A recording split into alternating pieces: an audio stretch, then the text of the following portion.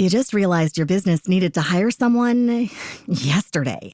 How can you find amazing candidates fast? Easy. Just use Indeed. Stop struggling to get your job post seen on other job sites.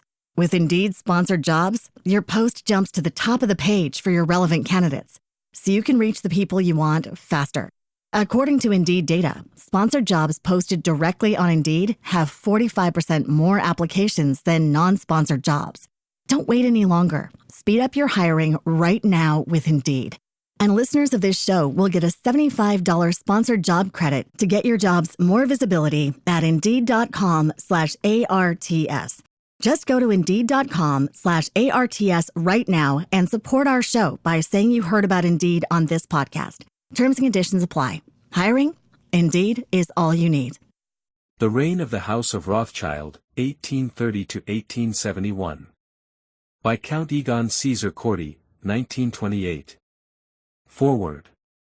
This volume carries on the history of the House of Rothschild as revealed by the relevant documents up to the peace that concluded the Franco-German War in 1871. In the writing of this volume, as in the case of the rise of the House of Rothschild, the Rothschild family have brought no influence of any kind to bear. My aim has been to portray without prejudice or partiality the positively fabulous part which the house played in the events of the 19th century. Original documents and letters that have been intercepted have occasionally afforded particularly illuminating revelations, although in the case of extracts from some of the letters it is necessary to bear in mind that the originals were probably carefully altered by the Rothschilds themselves, with the deliberate intention of making upon persons like Metternich a definite impression such as would assist them in carrying out their plans. Seen in this light, they are no less instructive and characteristic of the methods of the House, than the more ingenuous documents which undoubtedly constitute a large proportion of those used in this work. I must again point out that I cannot claim to have dealt with the subject exhaustively. But it has perhaps been possible, by means of the many thousand documents that have been collected, to present a series of varied but relevant pictures such as may afford a general impression which, in its surprising and fantastic effect, should give some idea of the nature, the work, the aims, and the power of this house during the 19th century.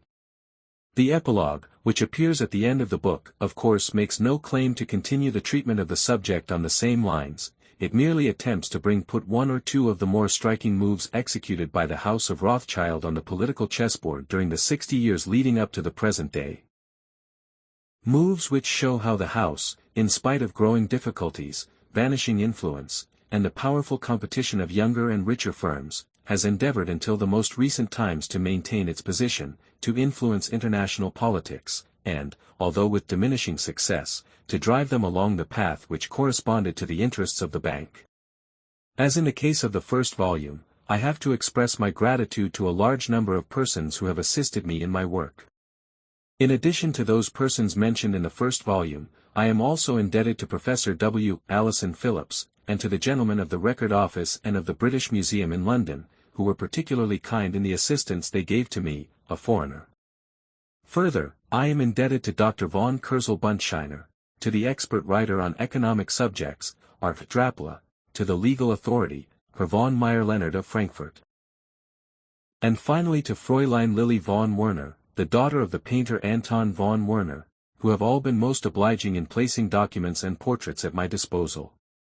I can but conclude by expressing the hope that this volume, which in my opinion reveals, as few others have done, the intricate activities of high politics as intimately observed from behind the scenes, will have a wide appeal. Synopsis of The Rise of the House of Rothschild. Meyer Amschel Rothschild, the son of a small Jewish retailer and money changer, who lived in the Frankfurt ghetto, was the founder of the Rothschild Bank, which became an important concern towards the end of the 18th century, especially as the result of the wars following upon the French Revolution. Meyer Amschel came into touch with court circles through dealing in old coins and antiquities, and established a special relationship with the Elector of Hesse, whose property he looked after to a great extent during the Napoleonic Wars, where he acquired credit, important connections, and financial profit. He employed his 5 sons in the family business. The house, which had become rich, made itself generally useful to Napoleon's enemies. His most gifted son, Nathan, who had emigrated to England, played a particularly important part in these transactions.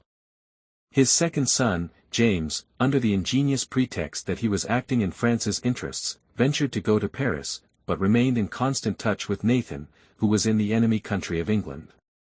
When Napoleon fell, the Rothschilds showed their hand and openly joined the side of the victorious Allies. During the Napoleonic Wars they had become immensely wealthy, particularly through handling the British subsidies to the Allies, with the result that they were able out of their own resources to assist with loans the states that had been impoverished by the war.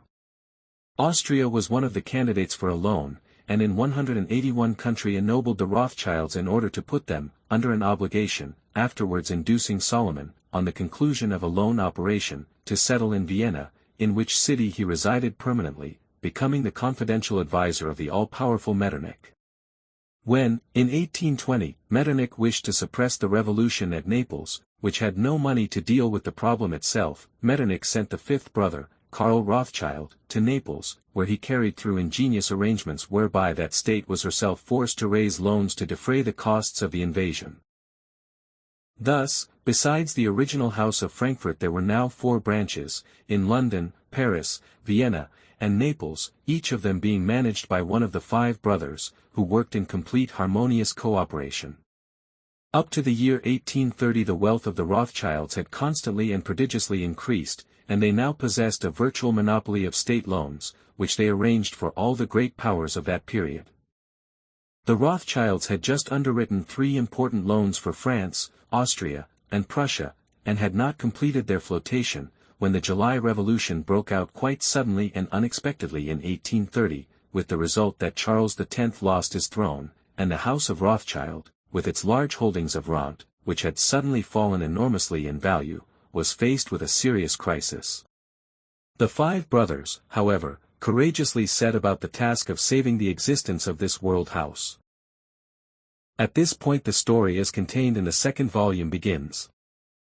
Chapter 1, Weathering the Crises of 1830. The sudden outbreak of the Paris Revolution of 1830, affecting, as it did, the whole of Europe, had placed the House of Rothschild in an exceedingly dangerous position.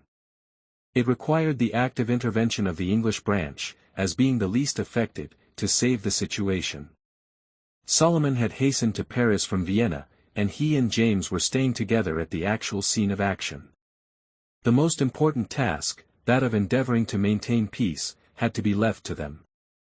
It was essential that Austria and France, whose large loans the brothers Rothschild had just irrevocably committed themselves to taking over, should be induced, in spite of the conditions in the French capital, to maintain peace, in order that the large quantity of loan certificates still lying in the Rothschild safes should rise in value and circulate again amongst the public. The brothers naturally endeavored, wherever possible, to relieve themselves of responsibilities which had become onerous in the depressed condition of the market. A suitable occasion arose in connection with their business with Prussia, where the last transaction, the conversion of the sterling loan of 1818, negotiated by the Prussian financial representative, Rother, was not to be concluded until the October 8, 1832. This was a case where they could set to work to secure the cancellation of a deal which could only have been profitable under really favorable conditions, and in the actual circumstances was bound to result in loss, owing to the impossibility of placing public securities on any of the markets of Europe. Nathan accordingly decided that it was essential that he should recover his freedom of action in that quarter. With this end in view, he determined, without letting Berlin know what was in his mind, to secure the goodwill of the Prussian treasury officials by meeting them in an important matter, as a special mark of his confidence. In connection with the loans concluded in 1818 and 1822 with the House of Rothschild, Prussia had deposited securities with the London Bank in the form of mortgage deeds and debentures, which Nathan was not required to return until many years later, when the amortization of the debt had proceeded according to plan. Nathan returned these in September 1830, perfectly realizing that at a time when nobody would accept them, the certificates did not constitute a particularly valuable security, while Berlin would be favorably impressed by Nathan's returning them so soon, and long before he was obliged to do so. His action produced the desired effect. Rother, who was president of the Seehandlung Bank, wrote to his king in great enthusiasm saying, "It is only the great confidence which Rothschild feels in the Institute, which your Prussian Majesty has entrusted to me, that has led the banker to take this step. Rother did not miss this opportunity of indicating to his sovereign that he had himself rendered a valuable service. He emphasized the fact that Nathan's action was all the more praiseworthy, as showing a special desire to be accommodating, having regard to the critical nature of the general situation.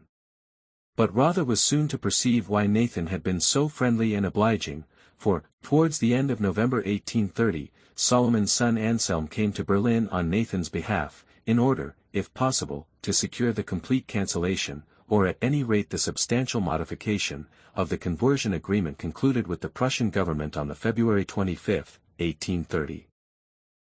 Although the ground had been well prepared, it was impossible for Rother, after taking so much credit with his sovereign for the satisfactory conclusion of the agreement, suddenly to suggest that it should be cancelled.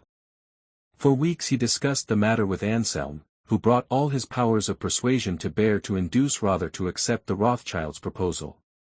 In mid-January Rother reported on the matter to his sovereign, pointing out that the banking firm of Nathan Rothschild in London had been placed in an unfavourable position, through recent political events, with regard to the agreement which had been concluded in much more auspicious circumstances. In consequence of the financial stringency from which the whole of Europe is suffering, wrote Rother, Baron Anselm, who is still here with full powers to act on behalf of the firm, has been putting forward with growing insistence various proposals for the partial cancellation, or modification, of the terms of the agreement made here on the February 25, 1830. In view of the circumstances, however, there can be no question of the complete or partial cancellation of the contract, such as the firm desires, and I believe that in the course of our written and verbal negotiations of the last month I have succeeded in persuading Baron von Rothschild that such a procedure would not be consonant with the honor of his house. These were fine words, but in his heart Rother had already accepted the Rothschilds' point of view and their proposals, which amounted to leaving a balance of £1,850,000 of 5%, securities unredeemed, and postponing to a later date their conversion to a 4% basis. Rother followed this emphatic statement with an entirely contrary recommendation, contriving so to gild the pill for his sovereign as to make it seem a positive advantage for Prussia not to take her stand upon the letter of the contract.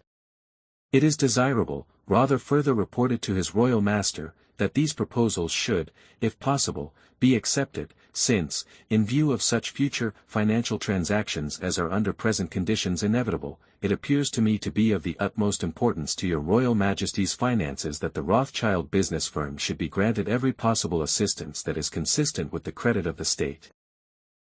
And the conversion operation under discussion would obviously involve the firm in such heavy loss as to produce a state of acute tension. If Nathan Meyer von Rothschild's firm were to be compelled strictly to observe the dates laid down in the contract, in spite of the unfavorable conditions now obtaining, it would necessarily endeavor to sell the new 4% bonds at any price in all markets, and thereby deal a severe blow to our public credit. Our experience has taught us that financial transactions in which the von Rothschild firm do not act as intermediaries, but as opponents, are apt to fall through, and schemes entered into with men of no substance, such as we unfortunately find on our bourse here, result in nothing. According to an approximate, and certainly not exaggerated estimate, the House of Rothschild has failed to place £1,934,400 of the new 4% loan. This is now quoted at 79.5, as against the contract price of 98.5. So that the firm stands to lose 19%, or about 2,572,752 Reichsthaler. This does not take into account the fact that some of the joint underwriters of these 4% debentures here and abroad, having suffered bankruptcy, are unable to take them up, whilst others, including business men of substance, are refusing to accept them, now that they have fallen so much in value, thus involving a further loss of at least 500,000 Reichsthaler to the von Rothschilds, so that the family will have to reconcile themselves to a diminution of their wealth by 3 million Thaler on this one transaction alone, unless business in public securities revives, a possibility which appears to be exceedingly remote in view of the growing general uncertainty. The House of Rothschild, or rather its principal negotiator, Baron Solomon von Rothschild of Vienna, really did regard this business, at the time, simply as a matter of honor, as, even if things had gone as well as they possibly could, there was no profit to be made out of them. I cannot but regret that, as a result of the concessions which he made, this excellent man should now have to suffer the reproaches of most of the members of his family. Thus, in spite of his opening words, Rother supported the Rothschilds' request, as he feared a damaging breach with the firm. King Frederick William, who had unqualified confidence in Rother, and understood nothing about financial matters, concurred in his recommendation. Anselm Rothschild perceived that there was reason to hope for far-reaching concessions, and suddenly increased his demands accordingly. He was now unwilling to accept any of the restrictions to which Rother had wished to subject his proposals. And he actually began to modify some of his first proposals in his own favor, this being attributable to the influence of Nathan, who had not entirely approved of the matter being left to the youthful Anselm, who was then only 27 years old, and at the beginning of March he sent Karl Rothschild, who was staying at Frankfurt, to his assistance in Berlin. Rother was now exposed to the joint attack of a senior and a junior Rothschild, and their persistence was gradually reducing the fortress to a state where it was ready to capitulate. At the same time, in order to support his brother and his nephew, in their arduous struggles in the interests of the firm, Meyer Amschel wrote from Frankfurt to the Prussian finance minister, Count Lotham. I hope that finance minister von Motz, of blessed memory, who knew me, gave your honor a not wholly unfavorable impression of me. And I hope that, never having had the opportunity of direct personal communication with your honor, your correspondence with my firm here and your other relations with them will have afforded adequate proof of my true manner of thinking. Your Excellency will be aware that since we have enjoyed the privilege and good fortune of entering into honorable business relationship with the Prussian government, our efforts have been tirelessly directed to devoting to it our best services and our whole possessions, uninfluenced by any private considerations. Though the most recent transaction has, by reason of the violent events that have shattered peace and order in many parts of Europe to their foundations, failed as yet to lead to a successful issue, so that we have to suffer not merely the disappointment of failing to carry through an operation, but also have to bear a considerable loss, yet we are able to rest in the firm conviction that we can face God and the world as honorable people as far as our business methods are concerned.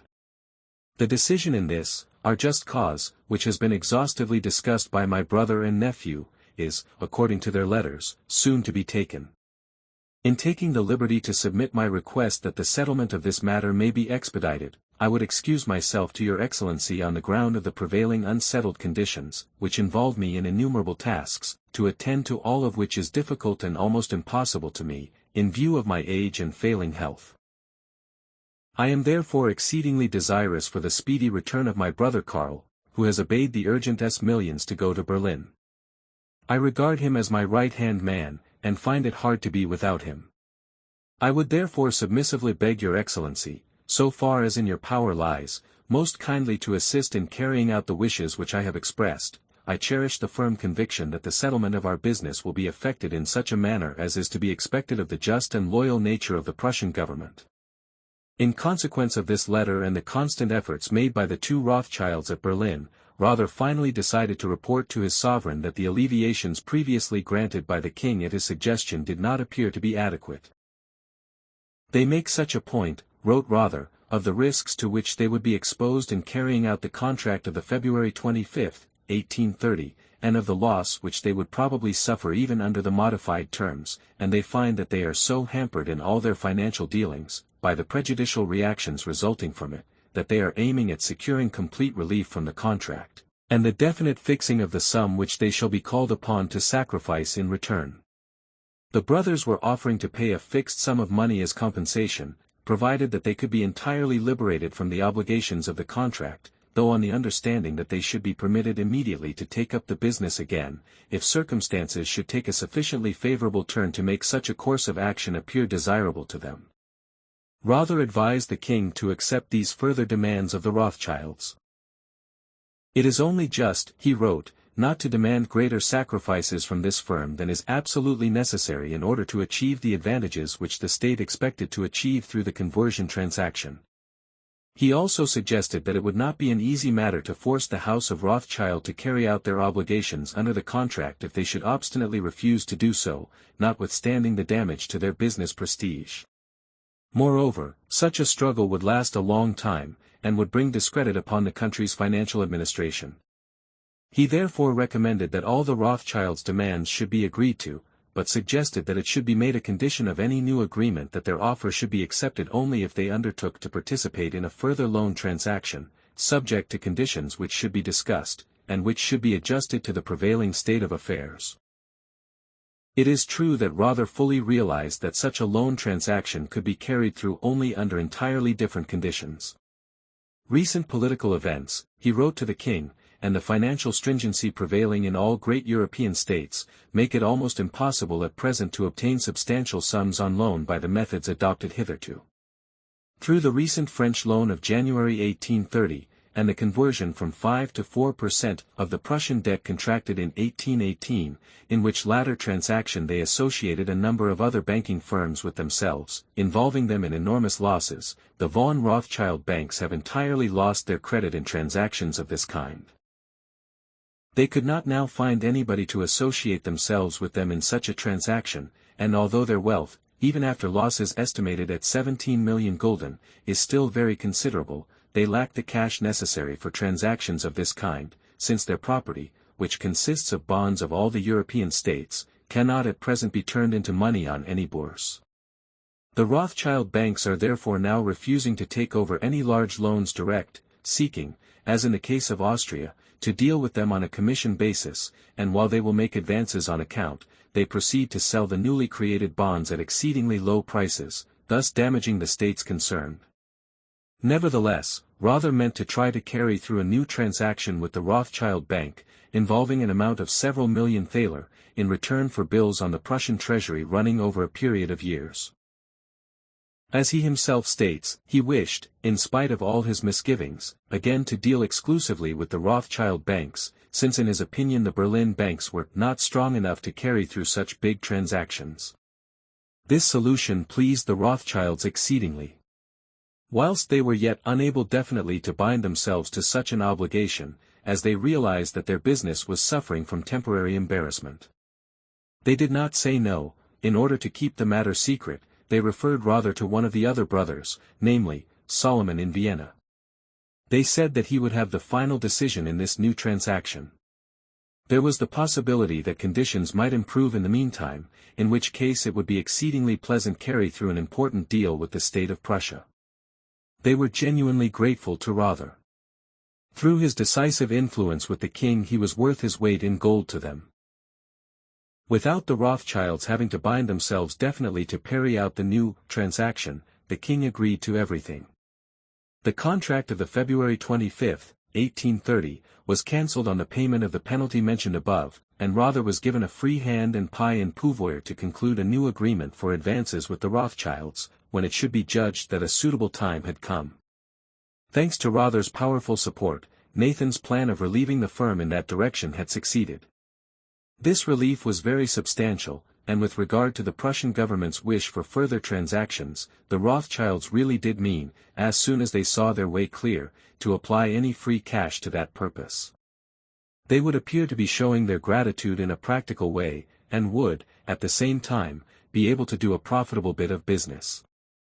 The news of these events came as a great relief also to James Rothschild, who was struggling in Paris to maintain peace.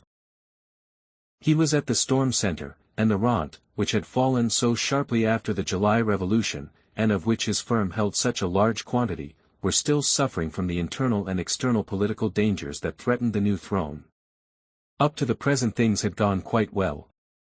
Practically all countries, including Austria, had acquiesced in recognizing the new king. The Tsar had held aloof longest, but the danger of military intervention by Europe, openly directed against Philippe's usurpation of the throne, had been averted. Baron von Prokesch wrote in his diary on the December 17, 1830, "It is all now a question of ways and means, and what Rothschild says goes, but her won't give any money for war." When rent began again to rise a little, the political situation again became disturbed, as the Paris Revolution had affected Italy. In the Papal States, and in the small states of central Italy, popular indignation broke out against the intolerant and inquisitorial suppression of all liberal sentiment. Early in February the Duke of Modena was driven from his country, the end of the temporal power of the Pope was proclaimed at Bologna, and even Marie-Louise was forced to flee from her pleasant retreat at Parma. The exiled monarch successfully begged Metternich for military assistance from Austria, while the rebels looked to France for help. They failed, however, to secure more than platonic support in that quarter. Although France indulged in emphatic diplomatic threats, Louis Philippe was secretly exceedingly averse from entering upon hostilities which would have brought him into conflict with one of the great powers, which had only just recognized him.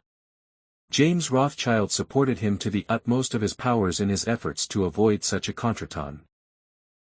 He remained on guard in Paris, feeling the pulses of the king and his ministers, and sent his brothers and nephews in all quarters of the globe his terse, characteristic reports of the political condition of affairs.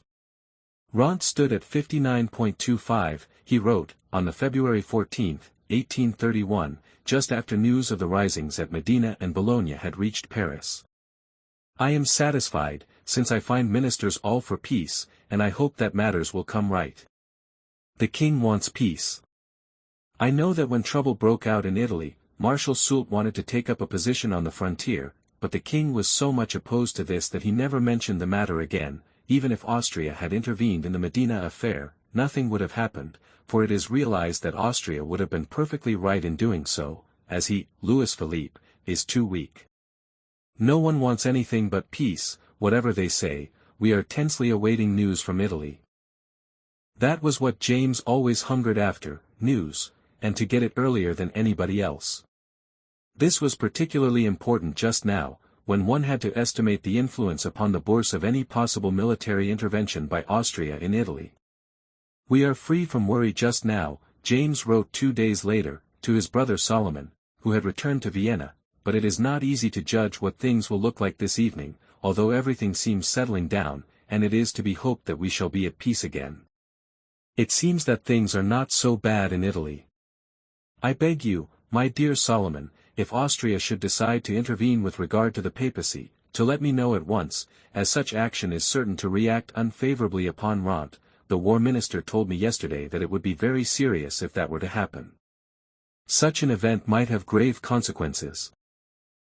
Solomon carefully extracted these sentences from his brother's letter, to show them to Metternich, so that, in considering the question of intervention in Italy, the Chancellor should realize that such action would produce a menacing reaction in France. The Rothschilds' interests were bound up with those of the Bourse in the elimination of any new inflammable material, so that it was natural that they should view with dismay the appearance of a new bone of contention in Italy that appeared likely to endanger the peace hitherto maintained, contrary to Metternich's expectations. Yet they could not fail to appreciate the fact that Metternich's inveterate hatred of everything that was revolutionary, or opposed to the principle of legitimacy, was a more powerful factor than their influence. Disregarding France's threats, Metternich sent Austrian troops across the Po to march against the rebels. This naturally produced a panic in London and Paris. Nathan in England, who had latterly been constantly suffering from illness, took a much more serious view of the situation. He had no regard for the Paris ministers, least of all for the Prime Minister Lafitte, the ruined banker, who had the hardihood to guide the financial destinies of a kingdom like France, after having signally failed to manage his own affairs. He expressed himself freely in a letter to his brother. Quotations have weakened because of a rumor on the stock exchange that France has declared war on Austria. I was with, name illegible, this evening, and he said, who can trust the French? They change every day. Then I went to Bülow, and he said, Rothschild, I believe your brother in Paris is being misled, for the king and his ministers never keep their word, they change every day. They write to Talleyrand here. Prussia and Russia write in a friendly way, and do not want war. The French, however, must decide for war. They write this unpleasant letter to Talleyrand, who is afraid to show it, and says he hasn't had a letter. In fine, they will probably carry on with intrigues until they are ready to declare war. I maintain that it is almost impossible to keep the peace unless these people destroy one another in their own country, and Lafitte, who no longer has influence, falls from power. Ouvrard has had considerable purchases made on his account. We shall probably have better news from Paris tomorrow. Harries here says that Peel will certainly be asked to join the ministry, that Wellington will become foreign minister, and that, unless France gives way, he is convinced that the British army will go to Germany. It would be as well for you to tell the king that he must hold himself aloof, and not trifle with England, for she is not to be trifled with. I shall go and see Talleyrand tomorrow. England has no faith in your ministers, who want nothing but revolutions, in which old Lafayette, and I know not who else, assists. Your king and his ministers have only to show that they don't want war, they must not change their tone from day to day. Go to the king and tell him that Peel, Palmerston, and Wellington are coming into power. By these last words Nathan wished to convey to his brother that the Tories would probably take the helm again in England, and that that country, therefore, was also unlikely to tolerate the support of revolutionaries in Italy or elsewhere. James, however, had received an exactly contrary report regarding developments in England from an influential French quarter. He was assured that, on the contrary, the Liberal Prime Minister, Grey, would remain in office with his ministry, and carry his reform bill. This view of the situation naturally gave the government in Paris more confidence, and caused it to harden in its attitude towards the conservative powers, such as Austria. The Bourse, sensitive as it was to any suggestion of war, immediately reacted to the chilly atmosphere. "Ront have fallen a lot today," James reported to Vienna, because there was a rumor that there would be a reform in England, and that a revolution would break out there, and that Austria had declared war. As a matter of fact, I believe that the fact that 80,000 more troops have been, or are to be, called up, and that France adopts a milder tone with Austria, indicates that Austria's intervention will not matter. England being in the position I have described, people will say here all the more emphatically, we trust Austria will not intervene. Saint Hilaire left today with most pacific instructions. He is to tell the revolutionaries that France is absolutely determined that Italy shall remain as she is, and Sebastiani and Lafitte are as friendly as they can possibly be. But what is the good of talking if people act the opposite? Lafitte sent for me, together with Purrier, Howman, Aguado, and the Treasury officials to see whether an operation could be arranged. He speaks confidently of peace. If he wanted war he would not have called us together. Lafitte's ministry was, however, already at its last gasp. The financiers had been called in to discuss the idea of saving the French treasury at the last moment by the sale of state forests. Louis Philippe had, however, already withdrawn his confidence from the Prime Minister, and secretly offered his portfolio to another financier, Casimir Purrier. The news which had leaked out to those who were in the know had produced a favorable reaction on the Bourse, as it had long lost confidence in Lafitte. The name of Purrier was as music to the ears of James Rothschild. It meant the control of affairs in France by a man who was both his personal acquaintance and his intimate business friend, and with whom he had for years discussed everything affecting business or politics. Delighted at the excellent prospects for the future, he hastened to let his family know the good news by a special courier. "My dear brothers," he wrote, "I am sending a courier because rent have risen, the 3%, here closed at 53.20, because it is generally stated that Purrier will enter the ministry. I was talking to Purrier this morning, and he says he will accept office only on condition that he, and not the king, is really first minister. He does not want war."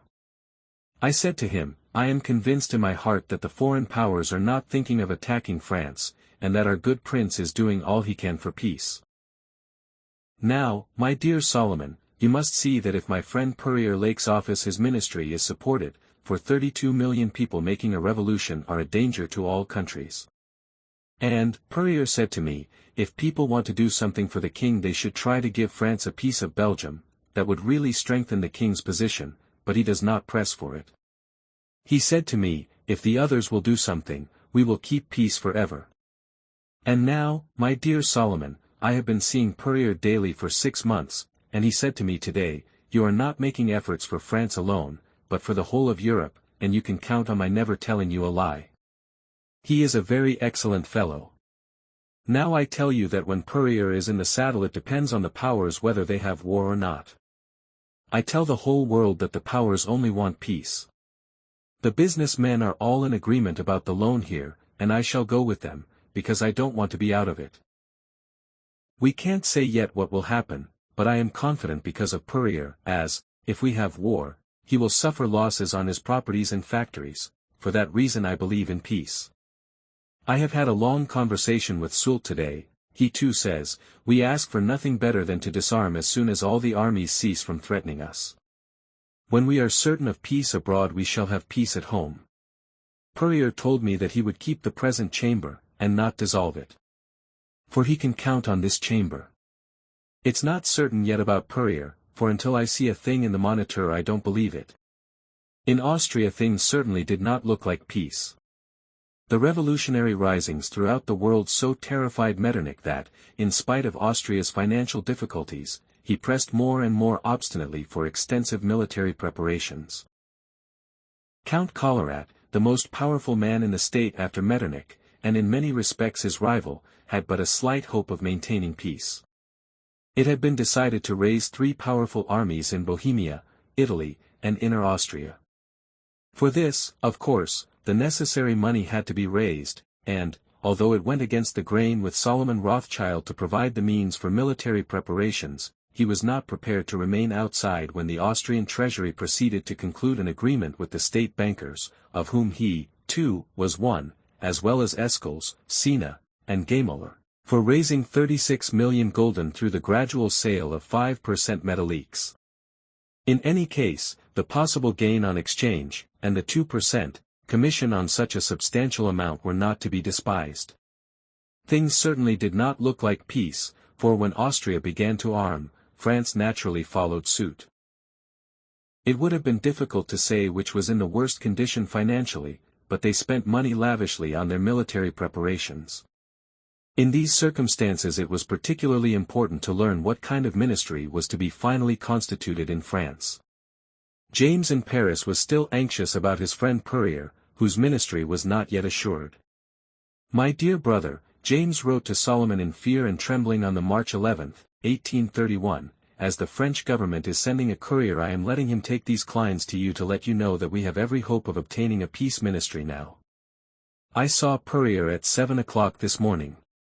He said to me, 'Nothing is settled yet, because I must have a talk with the king and explain to him that I will not take office as a war minister but as a peace minister, so that we can get the question of intervention properly settled, for if Austria intervenes in the Rome affair I will not go to war.'"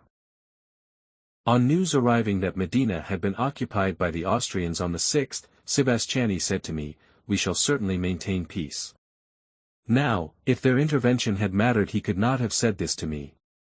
I must mention that 80,000 men have been called up, but this is more to keep the country quiet than in order to make war. I must admit that Purrier gives me confidence, for he has much to lose and is not, like Lafitte, a ruined man. A lot will depend upon the kind of attitude taken by Russia. My fine dreams of tranquility, peace, and everything else, are vanishing, for Purrier has just informed me that Soult will not agree to his becoming premier, so that the ministry cannot be formed. If this is a fact, the alarmists will turn it to account and make demonstrations in the streets, and the whole world will believe in war. The position is dreadful. I shall probably send you a courier if anything new occurs. Yours, James. James determined to throw all his influence into the scales to place Purrier in the saddle. He spared no effort. He went to the king himself, and urged him to ask Purrier to join the ministry. He pointed out that he was exceptionally competent and industrious, that he had pacific views, was well versed in financial matters, and was devoted to his country. Casimir Purrier was actually called upon to form a ministry on the March 13, 1831, and James had the satisfaction of seeing his efforts crowned with success. In the interests of his house he had to fight for peace in Paris, as Solomon had to at Vienna, and the appointment of Purrier, if it did not imply final victory, at any rate constituted a considerable success. He immediately reported the good news to his brothers and then turned his attention to the markets, observing their reaction to this event. "My dear brother," James reported in this connection, "prices are, thank God, beginning to rise, and we closed at 53.70. I am of the opinion that the advance will continue, for we have a peace ministry which will make every effort to maintain peace. They will not interfere in Italy, I hope. That is to say, we must contrive with the government here the mob does not get excited and say that we have sacrificed the Italian people. If the powers wish to maintain peace, they must strengthen the hands of this peaceful ministry, and prove that they do not mean to attack France. If it were only possible for Russia and Austria to make a declaration that Belgium shall remain independent and that France will not be attacked, in order to allay anxiety, for people here still believe that as soon as Russia has finished with Poland, France will be attacked. Now, my dear Solomon, you are in a better position to judge, and I beg you to get this matter cleared up. I went to the king and said to him, my family and all my property are in France, so that I am not likely to mislead your majesty or to lull you into a false sense of security, inducing you to believe that foreign powers want peace when they really intend war, and on whose account? I am convinced that the powers wish to restore order in Italy, and feel that they cannot stand by and do nothing, when the house is being fired under them.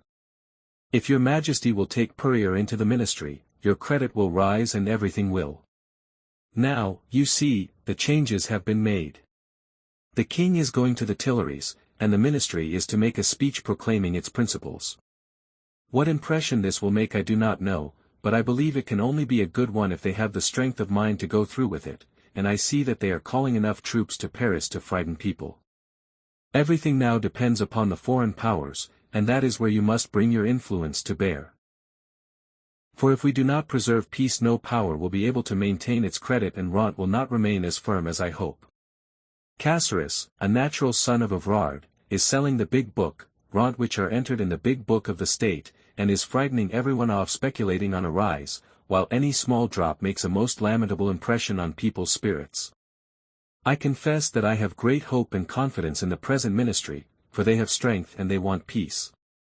Nathan also wrote from England to say that that country, in spite of the ministry, which was liberal and favored reform, would not merely refuse to encourage France in warlike undertakings, but would actually take drastic action if she did.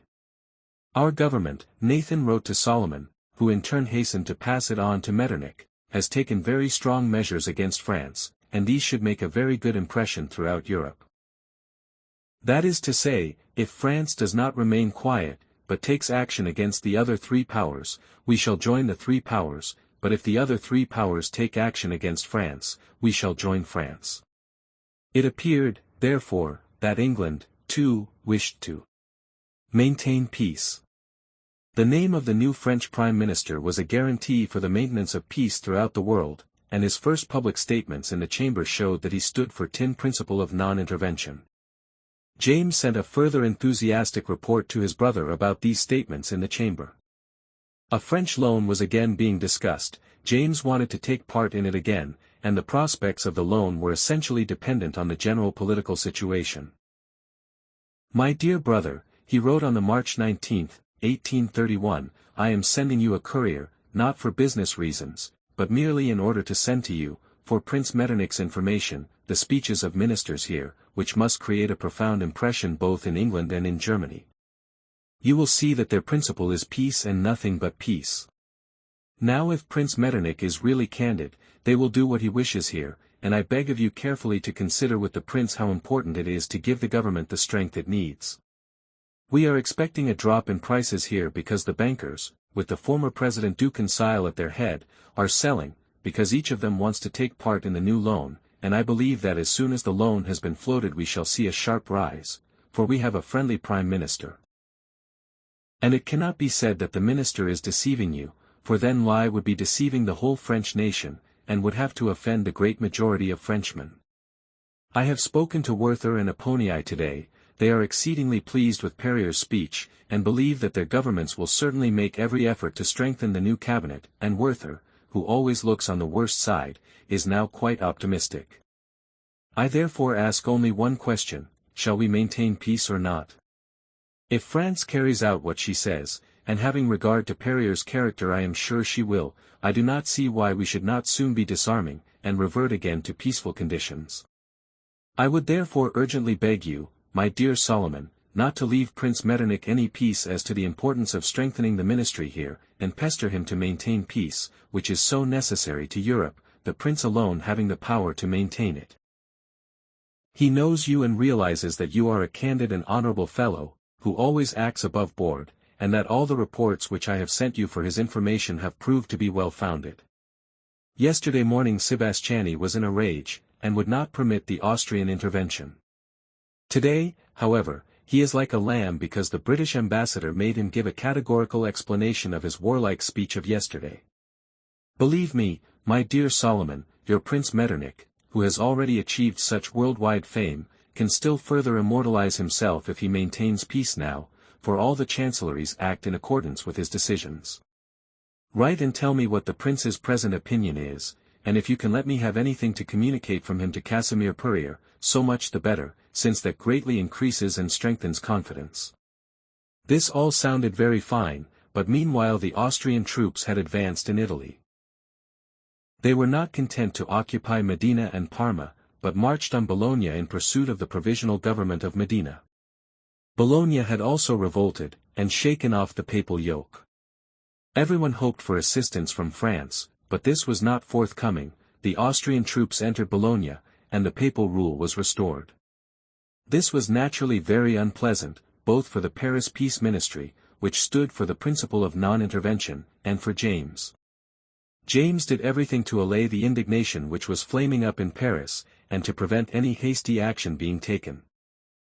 As I have already written, James reported to his brother at Vienna, people here were furious when the Austrians entered Bologna. It was not so much the occupation itself as Maison's statements. He has reported his conversations with the prince, which, it would appear, were exceedingly heated. It seems that the prince definitely said to him that they would not occupy Bologna until they had learned the result of the negotiations. That is what at first made Sebastiani so furious. However now, thank God, everything is much better. Yesterday the note was drafted which is to be sent to Austria. It contained the phrase, "Evacuate immediately Bologna." Pozzo, Granville, and your humble servant spoke to Purrier, suggesting that Austria would be offended, and regard the note as too strong. It was read to the cabinet, and they were all opposed to that draft. A fresh draft was made, which is very mild and excellent, but I heard that it contained the words, "Evacuate promptly." I saw Purrier about it. The note hasn't been handed in yet. I shall see that this is left out. If the prince will consider the position of the government here, I am confident that we shall have peace, for the cabinet here is making every effort to that end. Now, my dear Solomon, do what you can to help. The prince will see that I have truly described Casimir Purrier's character. If that excellent man remains in sound health, he will act like Villèle, and entirely follow out his methods, but he must have the prince's support. I hope that His Highness will be so gracious as to give you more favorable instructions, such as I can use with reference both to Casimir Purrier and also to the king. Everything now depends, my dear brother, upon ascertaining whether Austria is prepared to say, "Things are quiet in Italy now, we are evacuating Roman territory," and shall arrange a conference in Rome to which all ministers will be invited, with a view to re-establishing Italy's position. This will decide the question of peace or war. I beg of you to answer me on all these points, for in 18 days the loan comes up, and I want to know where I stand. France continued to be platonically indignant about the invasion of Italy. Now that the rebels had been everywhere suppressed, James felt that if only Solomon succeeded in persuading Metternich to exercise greater moderation, to withdraw his troops, and to settle the questions in dispute, more particularly in the Papal States, by means of a conference of ambassadors, much would have been achieved. They would then have reason to hope that the peace of Europe would not be disturbed, at any rate through the Italian trouble. But Italy was unfortunately not the only center of disturbance. Belgium, who after the July Revolution had freed herself from her unnatural union with Holland, was also struggling to maintain her independence, and hoping for French assistance. The Eastern powers, led by Austria and Russia, looked askance upon this revolutionary movement too. Metternich would dearly have liked to send troops into Belgium and Poland, as he had done into Italy, but this would have made war with France inevitable. England, who was not prepared to see a country so close to her islands under the rule of France or anybody else, proved a determining factor in this matter. The Conference of London, which dealt with the question of Belgium's independence and her king, induced France to modify her demands with regard to Belgium, and the Purrier ministry were more ready to agree to these concessions. The French gave up their suggestion of placing the son of Louis Philippe on the throne of Belgium, and proceeded seriously to consider Prince Leopold of Coburg, the candidate proposed by England. However, Belgium would not concur in the boundaries which had been fixed for her, or on the question of Luxembourg. Metternich was pleased by France's moderation, and James and Solomon were no less so. The government in Paris had sent a note to Austria which, as James put it, was happily phrased. He expected that when it reached Vienna Metternich would be pleased with it. James hoped that the confidence which Metternich had in Casimir Perier would be further justified, and that the Belgian affair would pass over without seriously endangering peace. Tilling certainly did not look well in Belgium. The news from that country sent the 3% French rent down to 46.70 on the April 1, 1831, a fact which James sadly reported to his brother Solomon. Paris wanted the Austrians to evacuate papal territory as speedily as possible. The prospects of peace varied from day to day, and James was anxiously watching the political barometer, and the reactions of the sensitive bourse. At the beginning of April reassuring news was received from Italy and Belgium. Although it was not justified by the facts, French rent immediately rose in value. "I have just been with Perier," James wrote to his brother in Vienna, on the April 9, 1831, and he said to me, "I am sorry to see rent rising so much, because things are still very unsettled." Apponyi's dispatches could not be more satisfactory, but one cannot help wishing that the Austrian forces would evacuate Italian territory as speedily as possible. "Yes, my dear Rothschild, we must show that there is confidence in us abroad too. Come and see me tomorrow morning at 9 o'clock, and we will discuss the matter at length. We desire and intend peace. Do reassure Prince Metternich on this point. The news from Belgium is not too good. They are unwilling to accept the protocol of the 20th, and would rather go to war. I will not stand aloof, but will act with the Allies. This question, which may be an occasion for war, must be settled, and we are doing our best. Now, my dear Solomon, I believe that rent may rise to 60, but they might fall again, because the situation is absurd. The signatures for underwriting rent at 100% are coming in strong, but how can the total of 120 millions be reached? Metternich did, in fact, give way in Italy, because he did not, after all, want to endanger Perrier's peace ministry, which might have been succeeded by a chauvinistic one. There was a powerful anti-war party within Austria too. It enjoyed the support of the Archduke Karl, as well as that of Metternich's opponent, Count Collerat, Minister of the Interior, and of Baron von Quebec, who kept pointing out the acute financial distress resulting from this continued military expenditure. The Austrian troops slowly evacuated the Papal States, retiring on the Po, and only left small detachments in occupation of Ancona and Bologna. Metternich also was not uninfluenced by the fact that the considerable hopes which he had had of Russia were not being realized. The Russians, against whom the Poles were putting up a stiff fight, made hints to Prussia and Austria in April 1831, that they should join in the campaign against the Poles, and such was Metternich's affection for the conservative Tsar that he was for a time inclined to lend a sympathetic ear to these suggestions. He tried to adumbrate this idea at a ministerial conference at which Count Collerat was present, but Solomon Rothschild had already heard of this scheme, and realized all the diplomatic complications involved. He was on good terms with Count Collerat too. Now that his intimate friend Metternich was contemplating a line of action that did not fit in with his plans, he went straight to Collerat to warn him against the Russian adventure, and to beg him to use all his influence against it at the conference, with the result that Collerat, who welcomed any opportunity of opposing Metternich, spoke emphatically against it. Metternich's attitude at this time led Baron von Quebec to make the following remark about him: Prince Metternich is an absolute weathercock, constantly veering between Tataschev, the Russian ambassador at Vienna, and war, and Solomon and peace. Belgium continued to be a center of unrest. The Belgian Congress refused to have anything to do with the Luxembourg question, or any of the other provisions of the Protocol of the January 20, 1831. A few hot-blooded orators were for throwing down the gauntlet to the rest of Europe, and the Dutch collected an terracing army on the northern frontier of Belgium. Louis Philippe was represented at the Belgian Regency by a special envoy, General Belliard, and the reports which he sent were disturbing. The effect was soon felt in Paris. Rent, James wrote to Vienna on the April 11, 1831, had risen, the 3% to 59 and the 5% to 89. Now they have suddenly dropped, and the 3% stand at 55.50 and the 5% at 84. This is all due to Belgium, and General Belliard, who has returned from Brussels, having reported that the Belgians are determined to march into Luxembourg, to go to war with the whole world, and not to give way on any point, their heads having been turned largely by Poland's attitude to Russia. Purrier and Sebastiani both tell me that they mean to stick to the Allies, and will not let the Belgians force them into war, but people here are afraid that the government may not be strong enough to restrain the nation, and that war may be the result. I must tell you, my dear Solomon, that I immediately read out your letters to Purrier, lest it should be said that Austria withdrew her troops from Italy on receiving a note from France, and he was very pleased. The Belgian problem was still a difficulty, and was to lead to further dangerous crises and complications.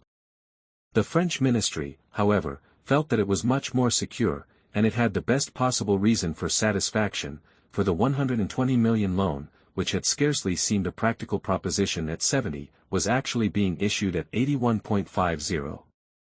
The company, reported James, yesterday took over the loan at 84, this means 81.50 for the public, at the repeated requests of the government. Most of the bankers find they can't make a profit, because they bear it in advance at very low prices. But what does that matter to us? It all increases the power and popularity of this present ministry, especially of Casimir Purrier, who wants to keep the peace, and that is our primary aim and object. The public did not consider the king's speech to the chamber forceful enough, although it is good as far as it goes. More is expected of a royal speech. He would not use the speech written by Purrier, but delivered one of his own compositions. He appears to set great store by making his own speeches. The outlook seems to be improving, as I have reason to hope that the Belgians will give way, and with God's help everything will go through satisfactorily. James continued to write in an optimistic vein, in their foreign policy I find that peace is the one aim of the government. Unfortunately the Polish affair is somewhat going to the heads of the French, but it does not affect Purrier, whom I saw early today, and who was absolutely delighted after yesterday's meeting of the chamber, in which he carried his electoral law by a majority of 300. The session is now closing, and we shall have a general election. Nathan was not so happy, Lai was troubled about Belgium, about Portugal, where Don Miguel was giving trouble, and about Gray's reform bill. He, too, was of opinion that everything would turn out all right, but, he said at the end of his report, unfortunately every trivial political occurrence upsets the business community. Nevertheless, the Belgian problem seemed to be on the verge of settling itself, through the choice of that clever prince, Leopold of Coburg. He was the candidate favored by England, and was looked on with more favor by France since he had become the suitor of the French king's daughter. I am very pleased, James wrote to Vienna on the 2nd of June, 1831, that we can now have the satisfaction of sending you better news. On receipt of the good news from England, Rot opened at 60.70, and stood at about this figure until the bourse closed.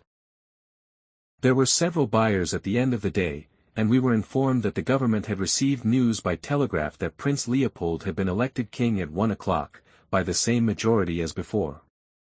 We had it put in the Temps, and the article is so well written that it really has done a great deal of good. It is generally believed on the bourse that the Belgian problem is settled, but from our own letters this is not quite clear. The Eastern powers, however, Austria, Prussia, and Russia, still adhered to the King of Holland, who refused to recognize the new Belgian kingdom of the Coburgs, simply treating it as non-existent. Herein lay the seeds of a first-class European complication.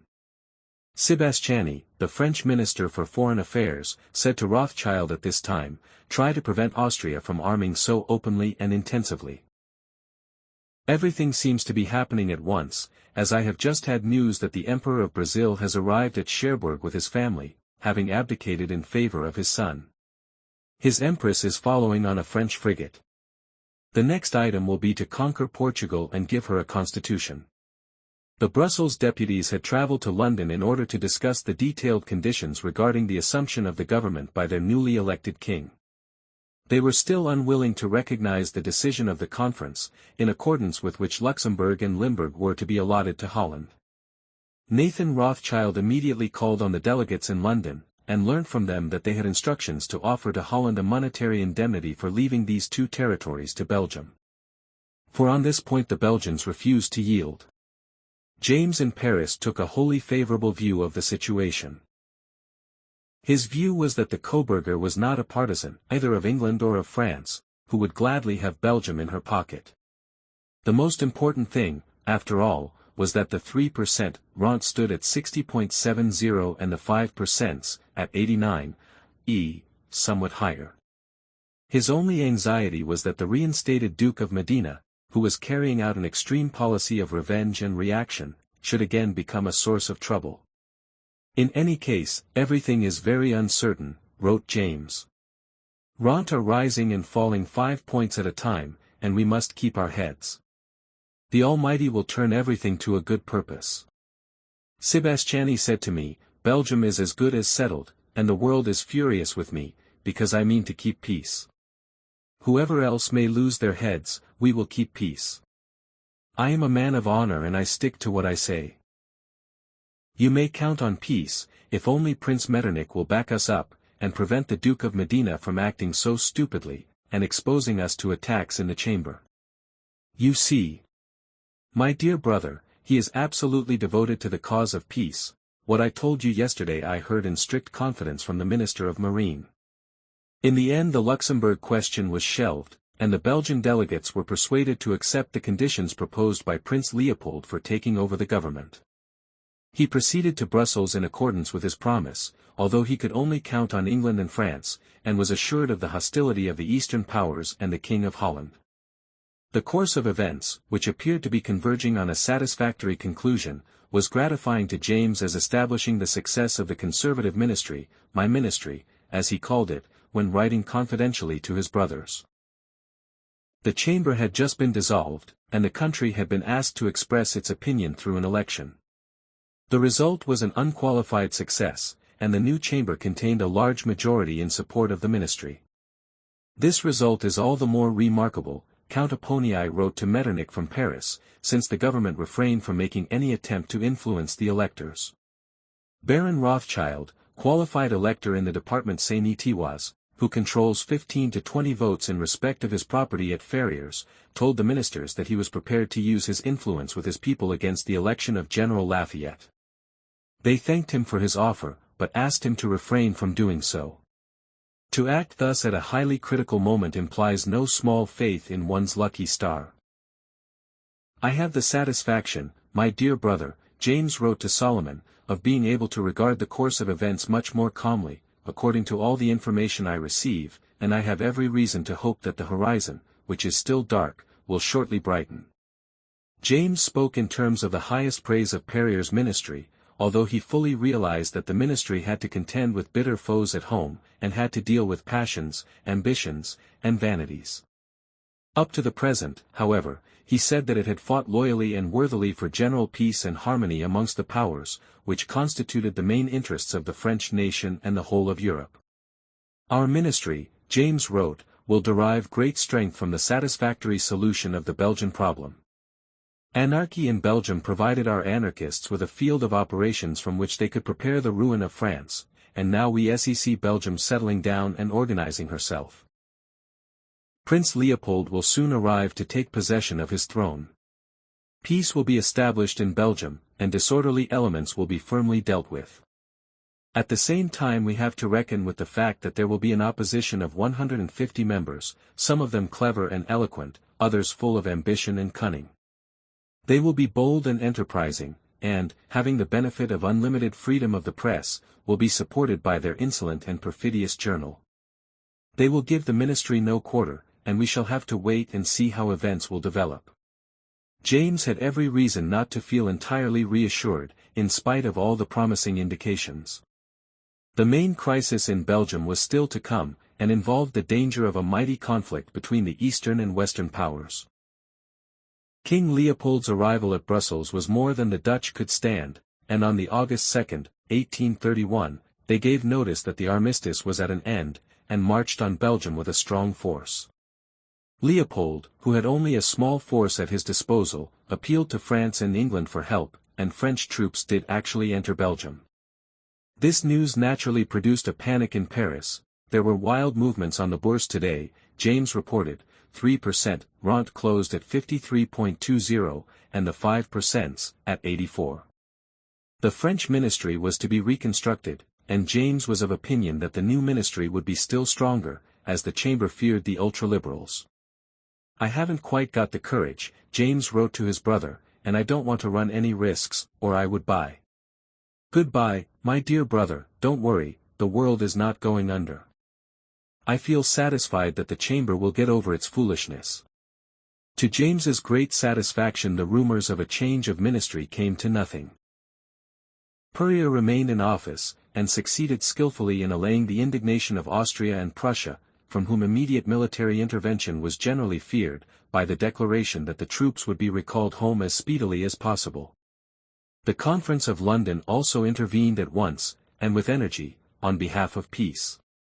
As early as the August 5, James wrote to say that the whole world believed that the difficulties in Belgium would speedily be ended by the strong and prompt measures that had been taken.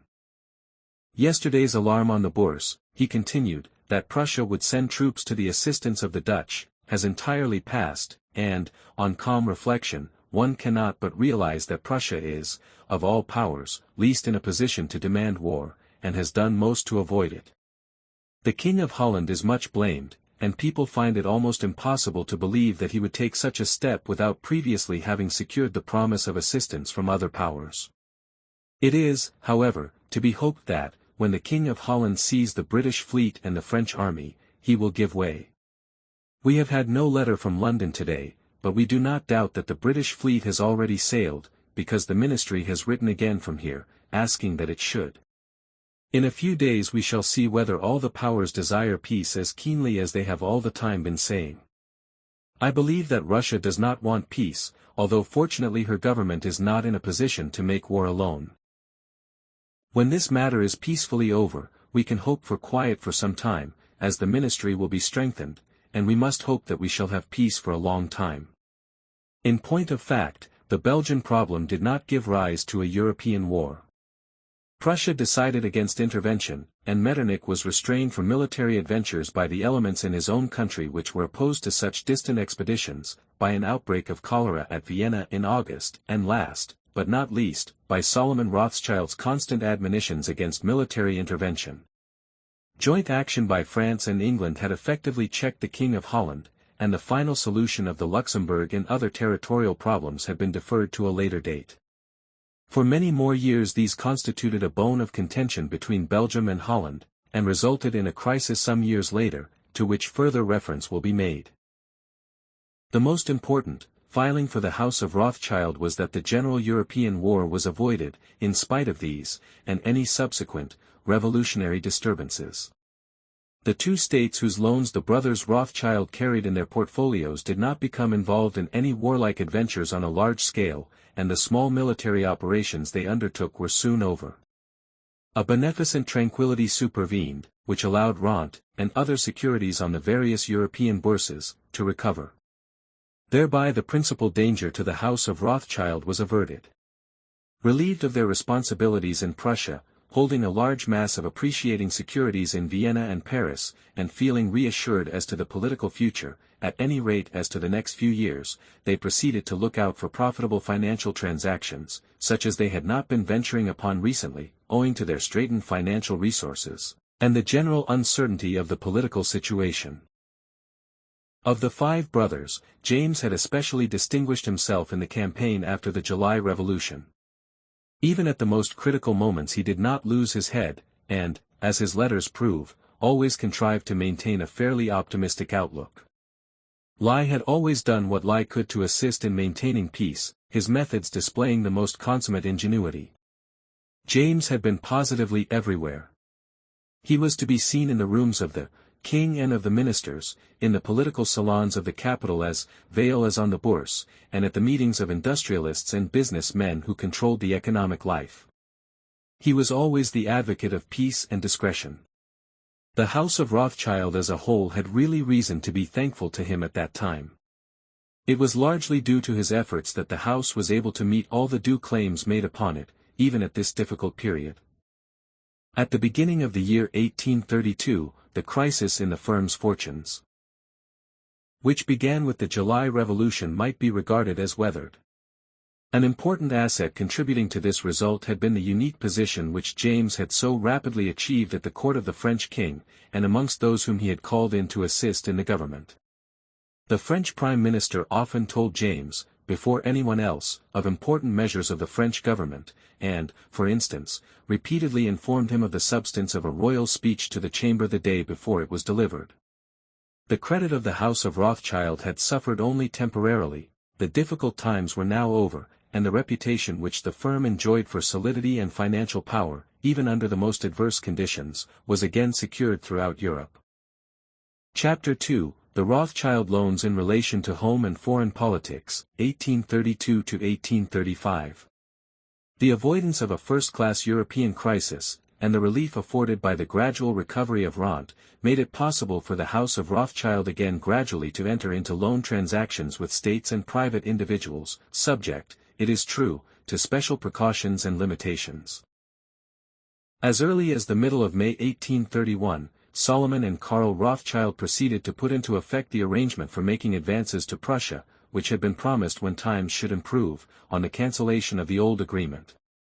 A contract was entered into for gradually providing an advance of 3 million thaler, and 500,000 were immediately paid to the Seehandlung Bank on account.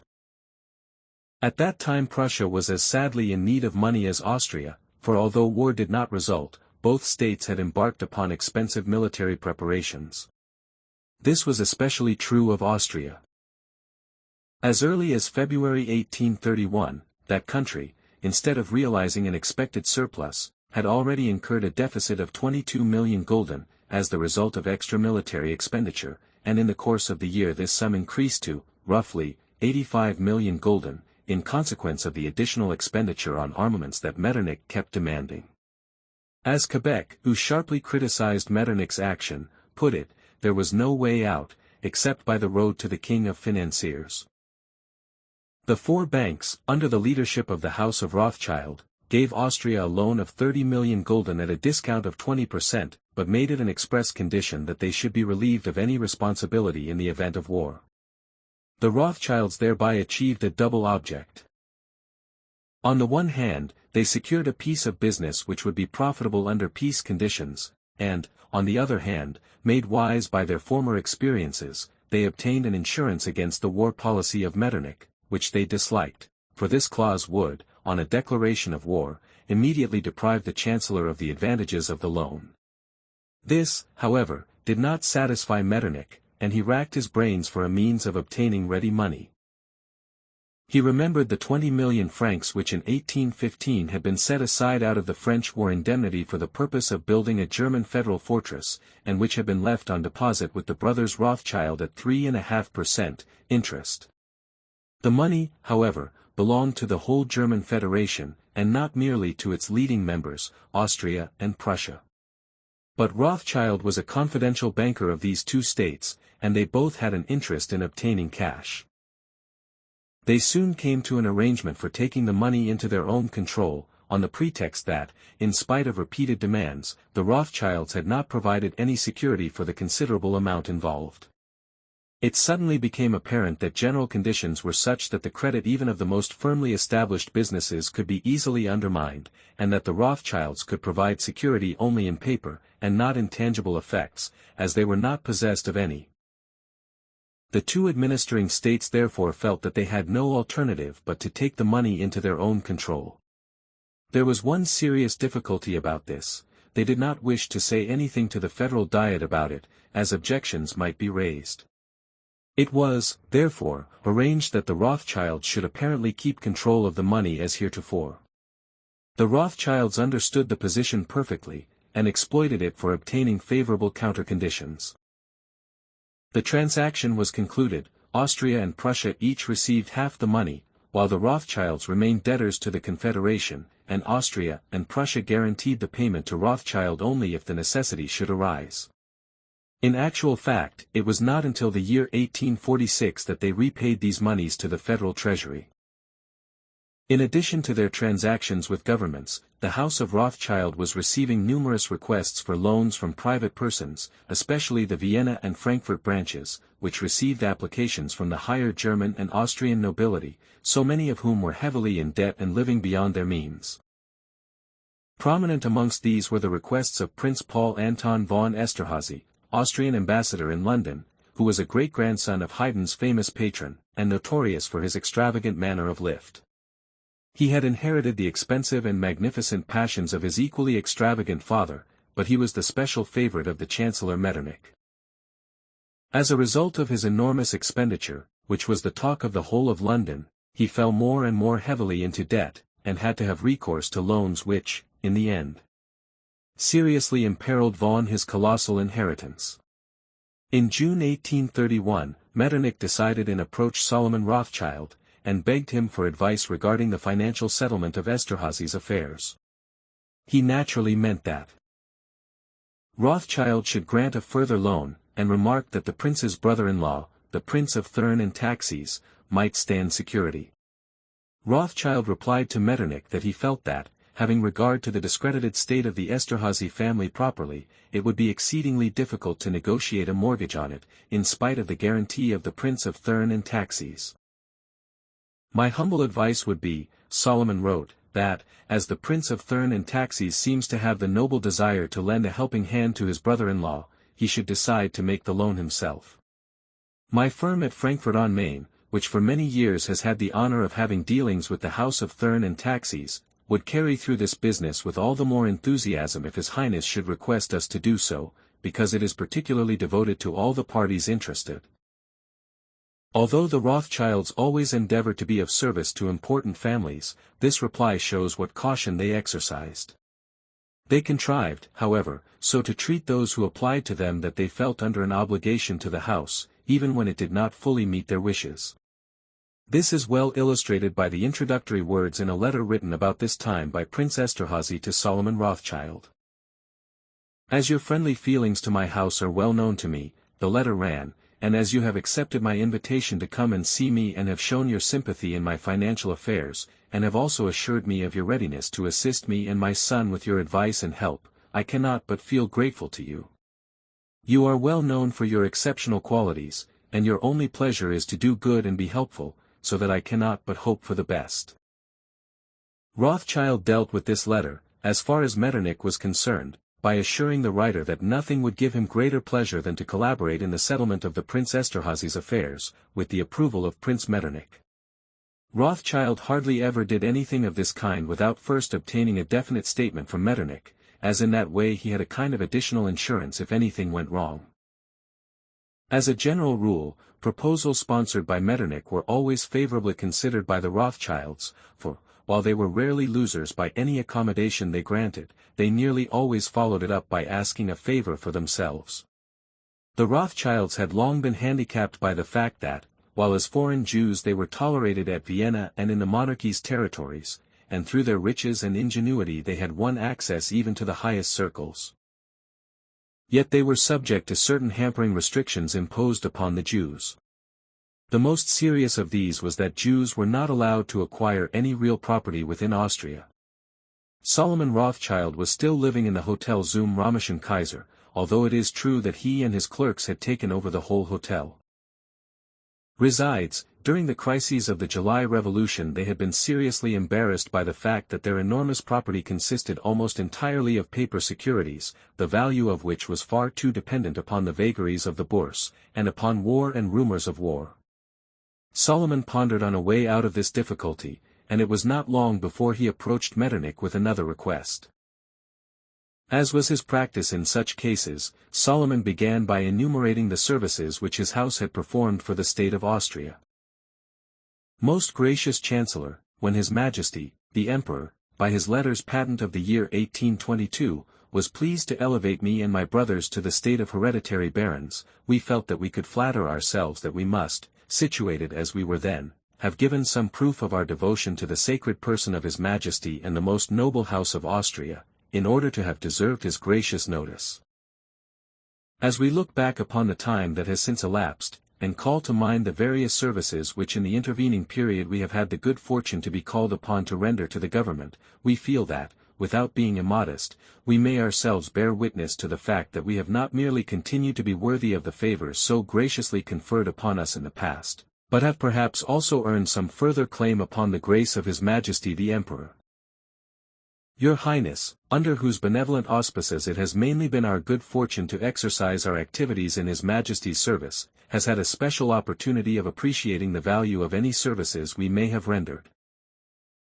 I shall therefore refrain from wearying you with a lengthy repetition of facts, but shall confine myself to the simple statement that, in all major operations undertaken by the Treasury during this period for establishing the credit of the state by measures that were both wisely and boldly conceived by the Treasury, the part played by us was always of relatively great importance, since we applied all our resources to ensuring their success. The Treasury is also well aware that at the most difficult times I have always been ready to devote my best efforts to His Majesty's service. Finally, Your Highness is alone in a position graciously to estimate the extent to which my house may, apart from its commercial activities, through its or her connections, have been in the fortunate positive mood to render useful services to the imperial government. The request that I am now venturing to make on behalf of myself and my brothers is that we should be most graciously permitted to purchase estates and other real property within the boundaries of the Austrian monarchy. I am well aware that this request is contrary to the provisions of the law. His Majesty may, however, of His grace, make exceptions in individual cases, and I feel that, if Your Highness will represent to His Majesty in a favorable light such circumstances as may speak in our favor, your kind intercession should not fail to prevail upon the most benevolent and most just of monarchs to grant our humble petition. Our hope that this request may be granted is strengthened by the fact that in putting it forward we are not influenced by the ambition of achieving greater prestige, our sole object being one that His Majesty must regard as being perfectly legitimate, namely, to convert part of the wealth with which a kind providence has blessed us into a form in which it will be remunerative whatever vicissitudes may befall us, and whatever may be the fate of the rest of our property, so that we may be able to leave at least a part of it firmly secured to our successors. We further desire, if His Majesty should grant our request, to be permitted to create entailed estates in respect of the properties to be purchased, these to be heritable only in the direct male line of each of the 5 brothers of the Rothschild family. We feel we should not altogether refrain from pointing out that the government will find the granting of our humble request to be not wholly inconsistent with its own advantage, since it cannot regard with indifference the possibility of attracting considerable capital sums to the country which will become subject to taxation, and it must be keenly interested to see landed property passing into the hands of owners who command the means, through the control of greater capital resources, of producing beneficial effects upon trade and industry. This request was entirely opposed to the current law. It involved the making of another exception, which was bound to provoke considerable dissatisfaction amongst other Jews, for it was certainly not proposed to grant this to them all. Metternich was strongly in favor of granting it, as the Rothschilds proposed to acquire property in Austria to the value of several million, and he felt that they would be more under his control if they had such considerable real property in the country, but it was necessary first to consult several other departments. As was so often the case, this request was pigeonholed, and in the end it fell into the background owing to the cholera epidemic, which reached Vienna at the beginning of summer, and spread in an alarming way. This disease, which was a particularly serious menace in the condition of medical science at the time, had approached the city from the north. The first cases occurred in the middle of August and produced a positive panic among the ruling classes at Vienna, especially as the emperor's personal physician, Stift, who was the supreme authority in health matters in the monarchy, had given an assurance that the illness would never reach Vienna, and did not admit that it was infectious. The helplessness and ignorance of the doctors was absolutely indescribable. All doctors in the government service were compelled, against their convictions, to accept Stift's view. But when, to the discomfiture of the emperor's physician, the first cases occurred at Vienna, the imperial family were thrown into a state of complete panic. Most of the imperial princes fled to the provinces, while the emperor and the rest of the court cut themselves off completely at Schönbrunn from the rest of the world. Count Collerat, Metternich's rival, took refuge at Ischl. Gensa's intimate relations with the Rothschilds had lately developed into the habit of a daily conversation. When, however, on the August 14, after a visit to his beloved Fanny Elsler, he called on Solomon Rothschild at the Römische Kaiser, as his custom was, to discuss politics and business, he was told that the Baron had left Vienna the day before on account of the cholera, and had left his manager, Goldschmidt, in charge. Metternich alone showed on this occasion, as usual, that he was not affected by panic, and that he was a man of personal courage. He remained quietly in Vienna, and availed himself of the opportunity of getting everything into his own hands, and stealing a march on Collerat. Collerat's flight had provoked the emperor's displeasure, but it required an official letter from the emperor to bring him back to Schönbrunn. He immediately opposed Metternich's policy again, asserting that the political unrest and financial difficulties which Metternich occasioned by his eternal military expenditure were, together with the cholera, proving the ruin of Austria. Under these conditions it would have been untimely to have put forward the Rothschild petition, and it therefore remained in its pigeonhole. During the next few months, business was more or less at a standstill at Vienna. Karl Rothschild at Naples, however, was engaged in carrying through a loan transaction which was completely in harmony with Metternich's political system, and which is specially noteworthy, having regard to the position of the borrower. The spiritual head of the Church, the Pope, was to follow the example of so many monarchs and princes of Christendom and contract a loan with the Jewish House of Rothschild on behalf of the Papal States. The various risings in the Papal States, which had followed upon the July Revolution, and had necessitated the intervention of Austrian troops in order to re-establish the temporal power of the Church, compelled the Holy See to take precautions against the repetition of such occurrences. This too called for military expenditure, and Metternich advised it, but a great deal of money was required, and the papal finances were at that time, completely disorganized. It was impossible further to increase the burdens of taxation upon a discontented people, the only way was to have recourse to a loan, and this was not an easy matter. Various quarters were sounded, but always without success. Thereupon, two ladies of the high nobility, who were devoted to the Holy Father, were commissioned to find means of obtaining such a loan. They were the Duchess Bassano in Paris, and the Countess Stefanori in Rome.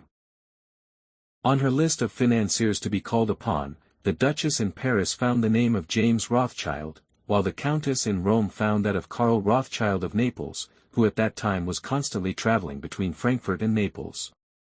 The Countess wrote to ask him to come to Rome to discuss a financial matter of the highest importance. Karl guessed what it was about.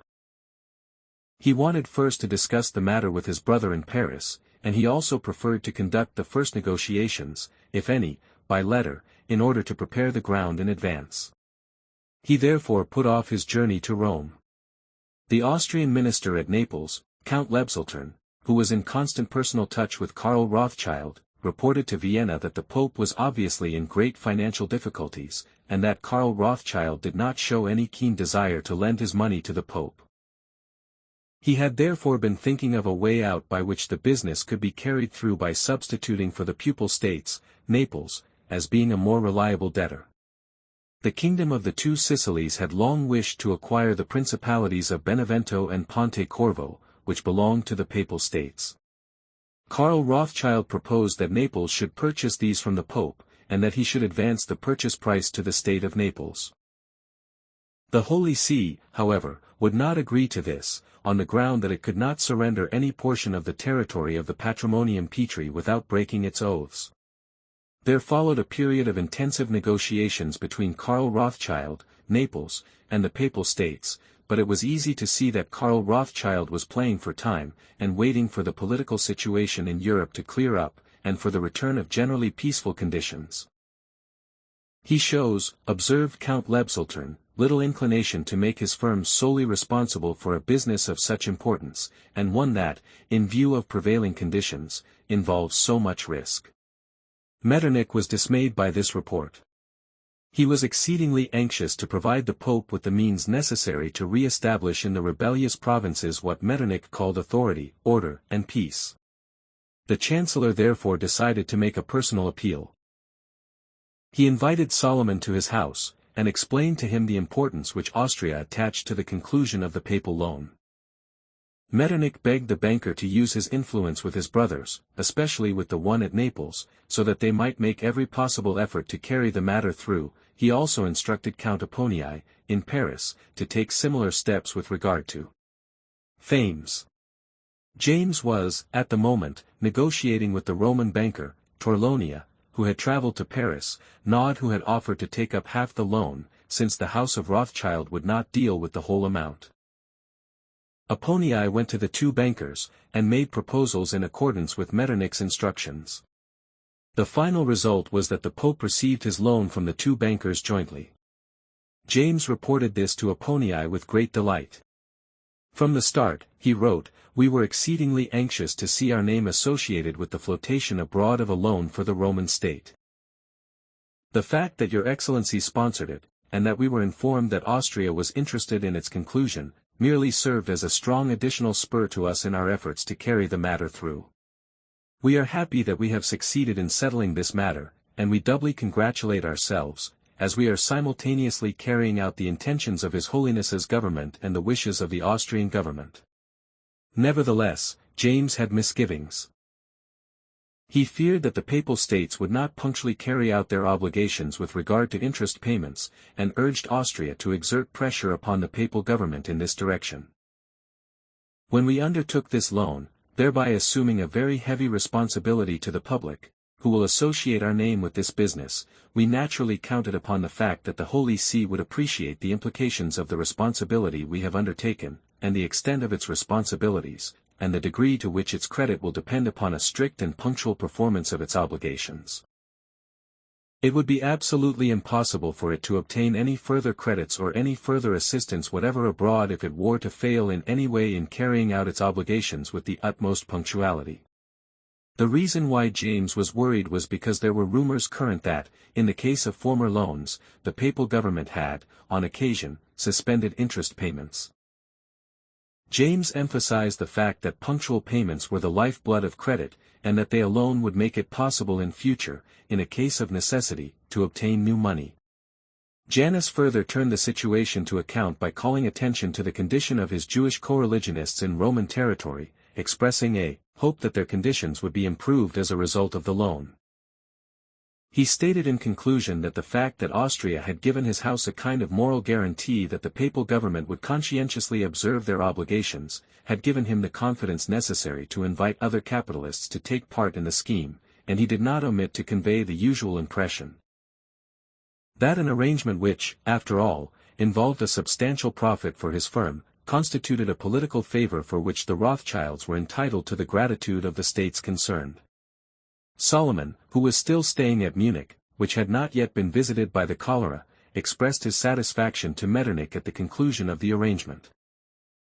As Your Highness, he wrote to the Chancellor, has shown so much interest in the welfare of the Roman state, and has seen fit to concern yourself particularly for the loan, it will give me especial satisfaction if the arrangements work smoothly, now that the matter has been settled, so that confidence, contentment, peace, and tranquility may be firmly established in the Roman state. The loan enabled the Papal government to raise a small army of a few thousand men for the better security of its temporal power, but the affair aroused considerable comment in the Christian world, especially when Pope Gregory XVI received Karl Rothschild an audience on the January 10, 1832, conferred upon him the ribbon and star of the newly founded Order of St. George, and permitted him to kiss his hand instead of his toe. And yet Rothschild did not even have himself baptized in return. Baron von Quebec noted these occurrences in his diary, with some extremely malicious comments. The much-dreaded wit, critic, and journalist, M. G. Saphir, might well have exercised his sharp tongue upon them. Saphir had made his position impossible in most of the places where he had lived and written, at Pest, Berlin, and Munich. He made so many enemies by his pointed and satirical style of writing that he was forced, as a result of assaults and unpleasantness of various kinds, to leave one town after another, and consequently soon found himself in material difficulties. He was an ugly little man with sharp features. His bald head had but one wisp of flaming red hair, which gave him a fawn-like appearance. He wrote with extraordinary facility, and his output was considerable. He was insanely vain, and violently persecuted anyone who showed him ill will. When he had money he spent it recklessly in giving most magnificent parties. Rothschild and Sina often footed the bill for such entertainments, for the very good reason that it paid better to have him as a dear friend than as a cheap enemy. The drain, however, grew irksome as time went on, and Solomon Rothschild began to wonder how the fellow, who was always short of money, could be provided for, and at the same time muzzled. He decided to try and secure Saphir, the revolutionary satirist, for Metternich's cause, and to get a substantial income provided for him, as a publicist writing in Metternich's interest. When, towards the end of 1881, Saphir again came to the banker, and complained of his lack of funds, Rothschild put this proposition to him, and asked him to state definitely whether he would agree to the condition that he should devote his talents to the good cause, i.e., Metternich. Saphir asked for a short time for consideration, and next day sent a letter to Rothschild clearly outlining his position. With reference to our conversation of yesterday, he wrote, "There may be a certain advantage in my putting my ideas into writing, as some of them, if put verbally, might convey the suggestion of flattery. You wash me to put forward a proposition. My reply is that your general European reputation for justice and fair dealing is such that I feel that I can leave the whole matter, and the settlement of all the conditions with full confidence in your hands. My literary efforts have always been directed to the service of the good cause. Possibly I was always right in my judgment as to what was the better cause. It will naturally be a satisfaction to me to have more scope for serving my country in accordance with my feelings, and it will suit me perfectly to be placed in a position in which I need no longer worry about considerations with which a man writing for his living has so often to concern himself, so that I can give free play to the weapons of my wit and imagination, since wit and satire are often effective where arguments fail." The eminent gentleman and subtle observer of our times and manners on whose behalf you were speaking, Metternich, will, with his profound knowledge of men and affairs, appreciate this point. I am, therefore, prepared entirely to devote myself with all my energy, and will, the enthusiasm of a man of honor, to the interests of the better cause.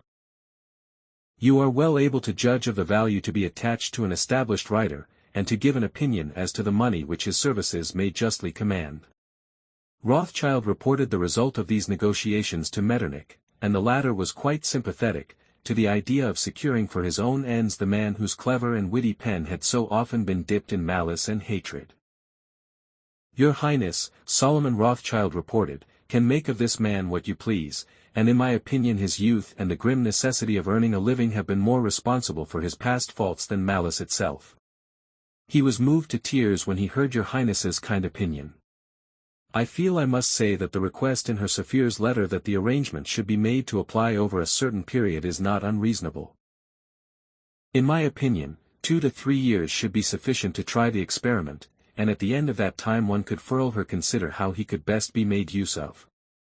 If your Highness should be pleased to grant him a couple of thousand gulden a year, so that he could draw 500 gulden quarterly, as he has no means and his business involves a certain amount of expenditure, I believe that he would not have been acquired at too high a price, and he himself would be satisfied.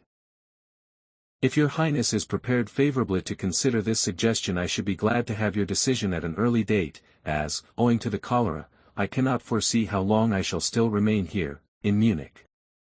Metternich agreed to take Saphir into his service, and proposed first to offer him 1,500 to 2,000 gulden for a year, on probation. Saphir asked that the period should be extended to 3 years, and Rothschild successfully supported his request. Thus Saphir secretly entered the service of the Austrian government, for the matter was at first kept a secret between the 3 persons concerned. His readers were certainly much astonished by the changed note in Saphir's writings, but Rothschild was highly pleased with what he had done. He had achieved a triple object. First, he had secured a substantial salary for a period of some years for a fellow Jew with dangerous gifts, who had been a constant drain on his purse. Secondly, he could show Metternich that he had gained a redoubtable writer for his cause, and, thirdly, he had secured himself against possible attacks in that quarter, as he could reasonably count on Saphir's gratitude. About this time Rothschild succeeded in rendering another important service a personal one. In 1831 the Chancellor had married his third wife, the beautiful and vivacious Countess Melanie Zihi Ferraris, whose family were often embarrassed owing to their extravagance, flew Emperor Nicholas of Russia, who had known the Zichy since the Congress of Vienna, lent here 400,000 francs, which he converted into a present on Metternich's marriage. However, a special arrangement had to be made, which was carried through jointly by Rothschild and Escals. Solomon Rothschild thereby earned the gratitude of the Chancellor's wife, and he also loaded her with points and flowers on every possible occasion.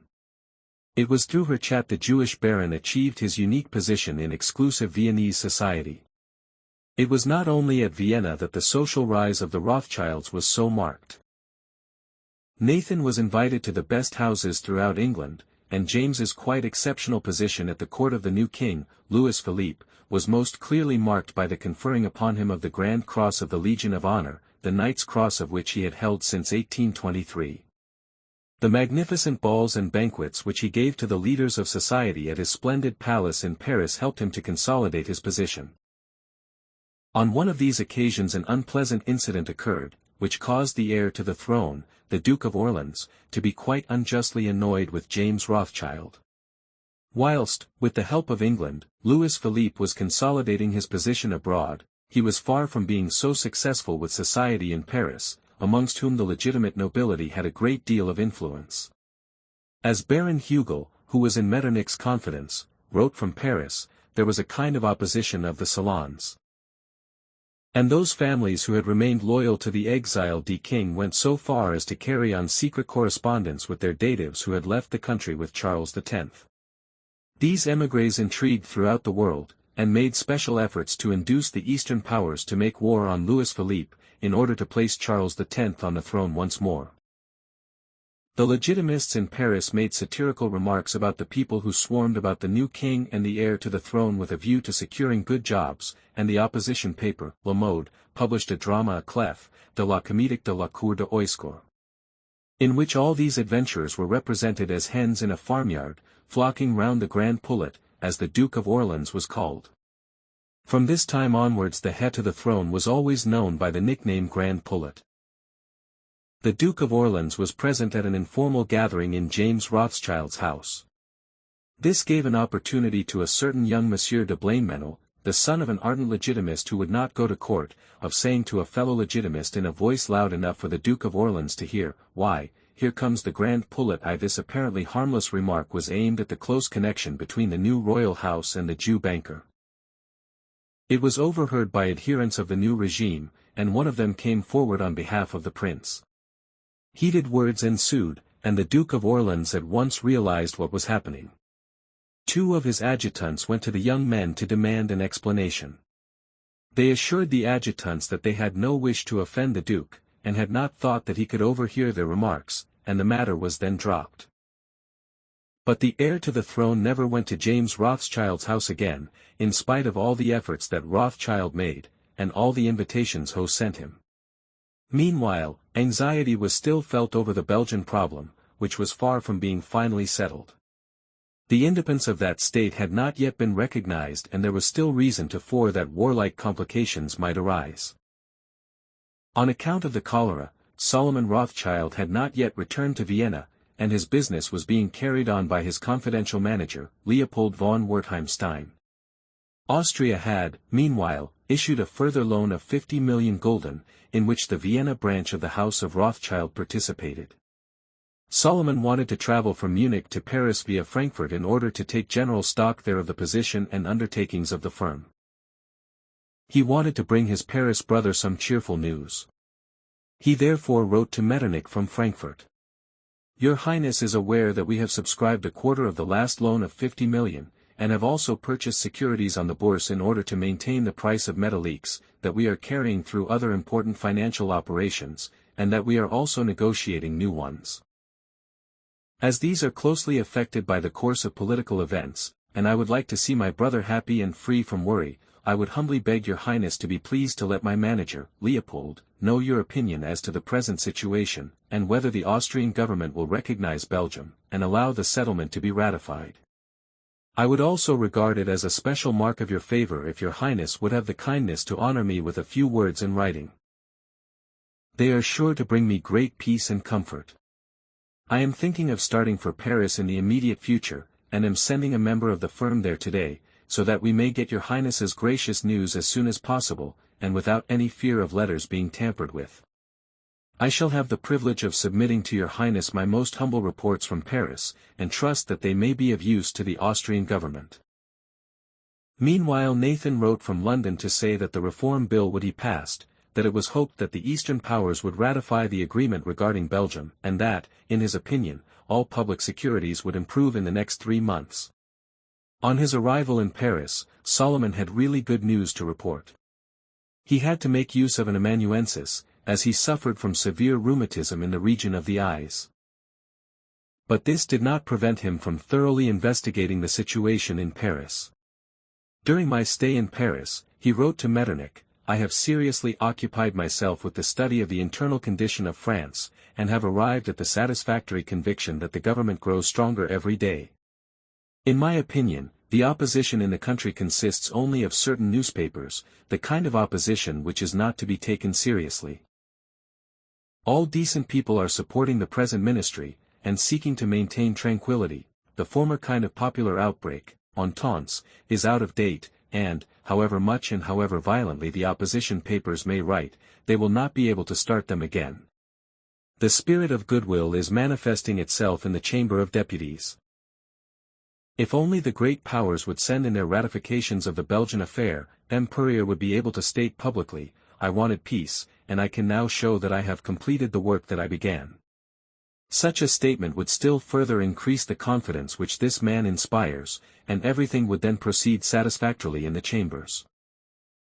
The opposition in the Chamber of Deputies is purely obstructionist in its tactics, partly because the deputies are afraid of being blamed when they return to their departments for not having effected enough economics, and partly because there are amongst them 100 to 120 people who, having no property themselves, do not wish others to have any either, and therefore press for economies and reductions. Unless the government should be disappointed with regard to the Belgian affair, the chambers can adjourn in 2 or 3 months, and the ministry can then deal with the internal situation for 12 to 15 months without any chambers, to great advantage. At the Senat time, trade will expand in all directions, and we shall have a firm and settled government, such as we have been accustomed to in the past. Such a happy consummation, however, can be achieved only provided that the speedy settlement of all points of dispute between Belgium and Holland is assured. There is confidence in the Present Ministry.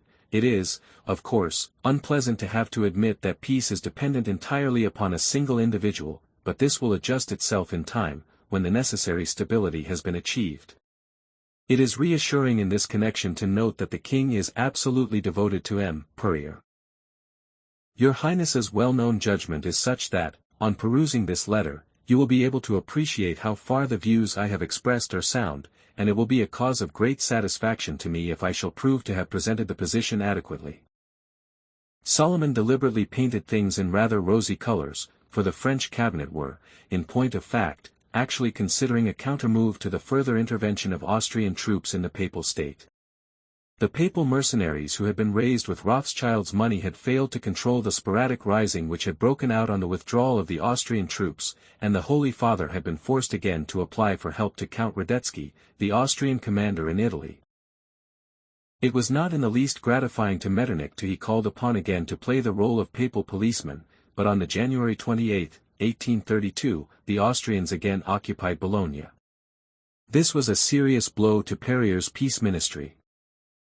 All Purrier's enemies immediately protested that such action was an attack upon the honor of France, and Purrier was forced, at any rate as a matter of form, to make a display of armed force in the Papal States, for, after all, the risings following upon the July Revolution had all counted on the support of liberty-loving France. A French squadron accordingly sailed into Ancona, and landed troops there to occupy the town and the citadel. Metternich strongly protested against this action, but there was no serious intention, either in Paris or Vienna, of making it a casus belli. French troops were simply to remain at Ancona until the Austrians had evacuated the Papal States. The powder magazine had very nearly been fired, but Metternich was less anxious for war than usual. As he could not rely with confidence on Prussia, or count with absolute certainty upon Russia, which was so distant from a possible theater of war in the West, he might have been left to make war alone. Nevertheless, the Rothschilds feared that he might go to war, and Solomon and James continued their efforts in Paris to eliminate this danger as far as possible. They again did everything in their power to stamp out the smoldering embers, as is indicated by a long and positively poetic effusion of Solomon's, who was particularly skillful at flattering the Chancellor. Most excellent Prince! How rightly your Highness appreciated my feelings in favoring me with the letter containing the glad news of the safe delivery of your most honored lady. No one could have heard the news of this happy event with more pleasure than I, who have so often witnessed the family happiness of your Highness, and who see in this dear child the confirmation of such tender and happy bonds. May the dear princess grow up in the likeness of her gracious mother, and sweeten the harsh labors of politics for your Highness. And may you for a long period of years continue to sec all your wishes crowned with success, as you continue in the possession of the most lovable of wives, and the most promising of children. Your Highness knows my loyalty of heart and my entire devotion too well to doubt the sincerity of my feelings, or to regard this letter as other than the expression of a loyal friend. I should have liked ere this to have allowed myself the privilege of sending your Excellency a few lines from here, but unfortunately, my eyes have been troubling me so much that I have been forced to give up even the most pleasant occupations. With just pride I number among them the privilege of being allowed to correspond with your Highness, for when one has had the privilege, as I have, of living so long in the neighborhood of the wisest and most lovable of statesmen. When one has, as I have, been in a position to appreciate your Highness's paternal disposition, one cannot but be acutely sensible of the loss occasioned by being deprived of this daily pleasure, and I must therefore seek such compensation as I can in the epistolary correspondence which your Highness has so graciously permitted. Politics here are proceeding on the same lines as ever. As your Highness has so rightly observed, Purrier made a great mistake in his action at Ancona. This is attributable not so much to a lack of honor as to weakness. He felt that he had to conciliate the opposition, and expected his action to win some of them over to his side, but, as is always the case with such half-measures, he has gained nothing with the one party, and has lost standing to a certain extent with men of goodwill. His intentions, however, are honorable, and he is concerned only for the maintenance of peace, in which his own position is so closely involved. He hopes that he may continue to enjoy your Highness's friendly and powerful support in his endeavors. You occupy a great position, my dear Prince, a position entirely worthy of your noble character and of your benevolent intentions, for it is only through the exercise of your judgment that stability can be maintained in Europe, as it has hitherto been maintained, thanks only to your Highness. Continue therefore, in your peaceful endeavors, my dear Prince, and do not allow yourself to be led astray by a mistake of Purrier's. From the path of high and noble endeavor which you have hitherto pursued. To your Highness alone is it granted to prevent the outbreak of all destroying war, and to extend the beneficent influence of peace over the whole of Europe. Continue to carry out this lofty mission, for in your hands lies the destiny of the world. You would not, my dear Prince, consider me capable of unworthy flattery, and you may regard what I say as the expression of an honorable man who has grown grey in business. You are the one and only competent statesman of our time. He more and more of a guide to Purrier. Let him have the benefit of your judgment and experience. You know how to appreciate the possession of real power. Purrier really has a hard row to hoe here. It is hard for a minister to stand up against this unrestraint of the press, to find his most secret plans published before they are matured, and his most carefully thought-out measures maliciously attacked by poisonous pens. Nevertheless, we comfort ourselves with the hope that this nuisance will bring about its own destruction, for it has already lost its influence with the more decent portion of the nation. I have taken the liberty of having some small things, such as are so tastefully produced in this country of fashion and frivolity, made for our gracious lady and her dear little princess, as a small token of my affectionate feelings. May I venture to ask that your Highness will be my gracious intermediary, so that I may hope to be forgiven by your most gracious lady for my liberty. The spectre of cholera appreciably spoilt the pleasure of Solomon's stay in Paris. He had fled to Munich from Vienna on its account, and the mysterious disease had now pursued him to Paris. During the beginning of April 1832 about 30,000 people developed cholera in the French capital, and about half of these died of the disease. Those elements which were hostile to the government and to the king exploited the excitement produced by the outbreak to cause fresh disturbances. During the night all the street corners were placarded with the following notice, which the astonished Parisians read next day: How to conquer the cholera epidemic. Take 300 heads of members of the Paris Chamber, particularly including those of Casimir Perier, Sebastiani, D'Argout, Louis Philippe and his son, roll them over the Place de la Révolution, and the air of France will be cleansed. A July soldier. The royal family and the ministry, however, displayed heroic courage on this occasion. The Duke of Orleans and the Prime Minister even visited the cholera victims in the hospital. This was to prove fatal to Perier, who contracted the disease a few days after his visit to the hospital, and died. James and Solomon Rothschild were affected, not merely by the personal loss, for the event was of profound importance to their political and financial schemes. The brothers were overwhelmed with terror of the frightful plague. Solomon took refuge in one of his brother's country houses near Paris, a fact which seriously limited his political activities and the scope of reports to Metternich. While Solomon and James were adjusting themselves to the new position resulting from Perier's death, Nathan in England was also experiencing a time of internal political stress. Since March 1832, the Reform Bill, which was so widely to extend the franchise and to abolish ancient abuses, had been the center of interest. Lord Grey was determined to carry it, in spite of the bitter opposition of the upper house. This could only be done through a mass creation of new peers, to which the king refused to agree, with the result that the Prime Minister resigned on the May 9. The conservative Duke of Wellington, who was opposed to reform, was indicated as the man to form the new ministry, but the country was passionately aroused in favor of the measure. At this critical juncture we find Nathan Rothschild again coming to the fore. On the May 12, 1832, when Wellington's candidature was the burning subject of the hour, he went to a friend of the Duke's, Mr. Arbuthnot, and poured out his heart to him. Nathan feared that on the fall of Grey's Liberal ministry, which in foreign affairs had always supported France against the Eastern powers, a conservative ministry under Wellington would act with the latter, and possibly give them a free hand against France. This would have meant the outbreak of the much-dreaded Continental War. Nathan, therefore, made every effort to bring Mr. Arbuthnot to his point of view, and to persuade him to use his influence with Wellington in the interests of peace. My dear Duke, Mr. Arbuthnot wrote, Rothschild has been with me. He came to tell me that if you let it be known, as soon as you meet Parliament, that, whatever may be your own opinion of reform, you are resolved not to disappoint expectations which are so greatly raised, and that your determination also is to do your utmost to preserve the peace of the world, you will surmount all your difficulties.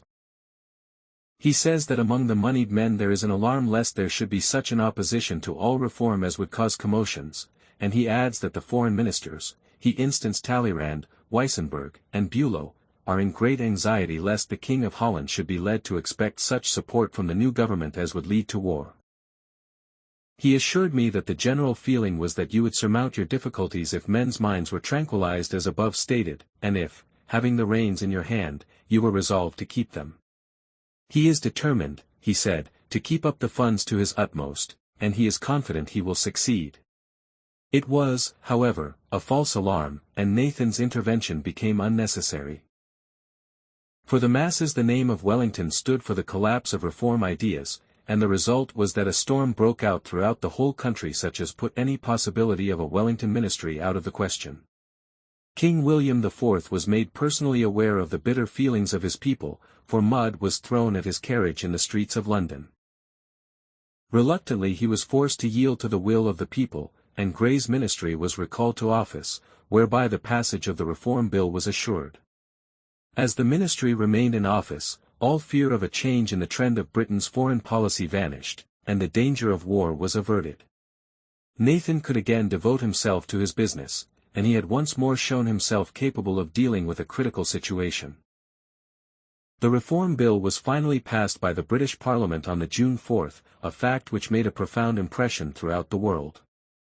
Austria, too, had been anxiously following the vicissitudes of Western politics, and Metternich, whose sentiments were very different from those of the Rothschilds, felt the passage of the Reform Hill as a personal defeat. But internal problems soon diverted his attention, especially the eternal financial embarrassments of the state. The last Metternich loan of 50 million, the interest of which was payable on a metallic basis, had scarcely been issued when a further loan was contemplated. Metternich sorely missed Solomon Rothschild. It was impossible to discuss politics and finance as comfortably with Leopold von Wertheimstein as with his sympathetic, supple, and experienced friend, Solomon. Wertheimstein faithfully reported to his master in Paris what was happening at Vienna. He told him that Sina and Gaymuller had latterly been selling Metalliques to an alarming extent, and that he had misgivings as to their maintaining their price, and was also thinking of selling. He also reported to Solomon regarding Metternich's wishes for a further similar loan. Solomon replied at length. His words constituted practically a rebuke to Austria's leading statesmen.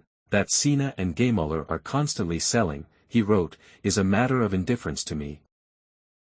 It is better that these gentlemen should sell out now that we are still in the month of June, so that the Metalliques will come to be held more and more by solid people. What I do not regard with indifference, however, is that Austria should issue a further Metalliques loan during the year 1832, which God forbid. You know that, taking the sum of our holdings of Metalliques at Frankfurt, Paris, London, and Vienna, that is, the holdings of the 4 banks which really constitute one bank, the total amounts to several millions. Now, you cannot ride 2 horses at once, if our firm were forced to sell. What price could we expect to get? We should be forced to realize our Metalliques, whether we wished to or not. What would the capitalists and the commercial world say to the issue of 2 Metalliques loans in 1 year, when the payments in respect of the first loan are not due to be completed until December? Such action might produce a sharp fall in Metalliques. The government would not be able to get further loans at a low rate of interest. A blow would be dealt at the credit of Austria's finances, and the government would fail of achieving its object. I therefore repeat that, if it is essential to get money, it is much better to issue treasury bills, and get in 12 millions of silver for the bank, as on the former occasion, a procedure which costs the government hardly anything and provides it with money for 6 to 8 months. Moreover, what would the public say to a new loan? There will be war, there must be war, as Austria is issuing another loan. Even if we were not forced to sell, as we should be, prices would fall sharply, and Austria's credit would be severely damaged. I instruct you, my dear sirs, to submit the whole contents of this letter to Prince von Metternich and Count Collerat, as it is my duty to inform them of my opinion and conviction as to what would happen if there were to be even a whisper of a suggestion that another loan should be issued this year.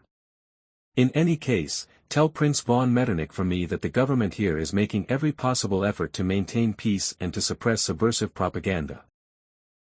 The government has gained in strength as the result of recent events, but the European powers must endeavor to establish it more firmly still. What are the opposition papers doing? On account of the handful of troops which have been sent to Tyrol, on account of the disturbances, they are daily preaching war between Austria and France in their papers. The Allgemeine and the Augsburger Zeitung are largely to blame for this. Prince Metternich should rap the Augsburger Zeitung over the knuckles, and have the other view presented in the Beobachter. The Austrian embassy here will report on yesterday's review. The review was a day of rejoicing for Paris. It is impossible to describe how splendidly the National Guard cooperated in the maneuvers with the troops of the line, and the magnificent reception that the King had from the men of the National Guard and of the line regiments.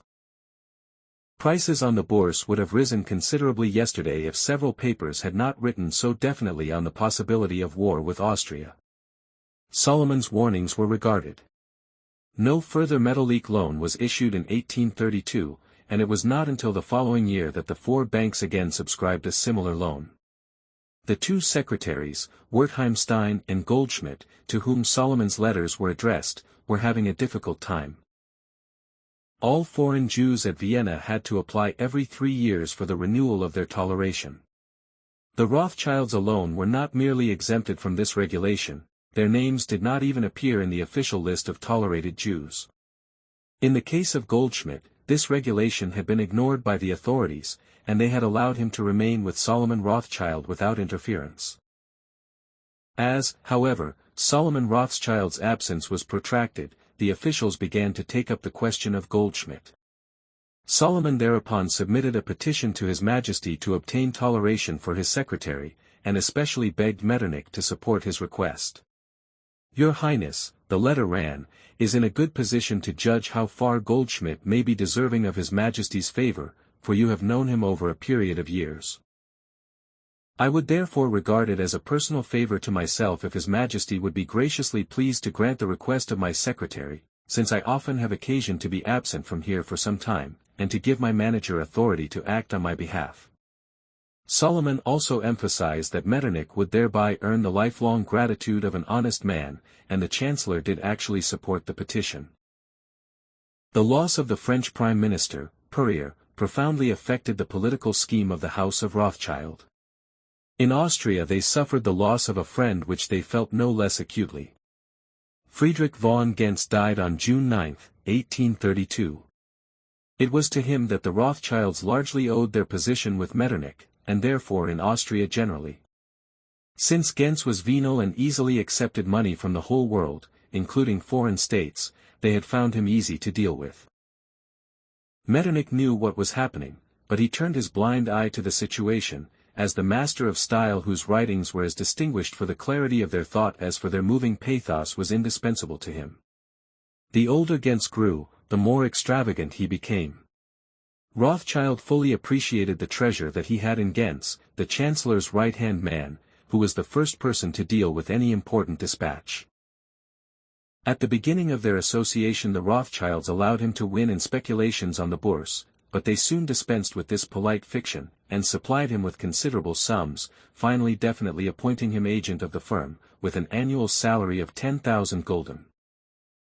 In return for this, Gentz was required not merely to send them regular political reports when Solomon was away from Vienna, he also frequently wrote long political memoranda which were circulated to the five brothers.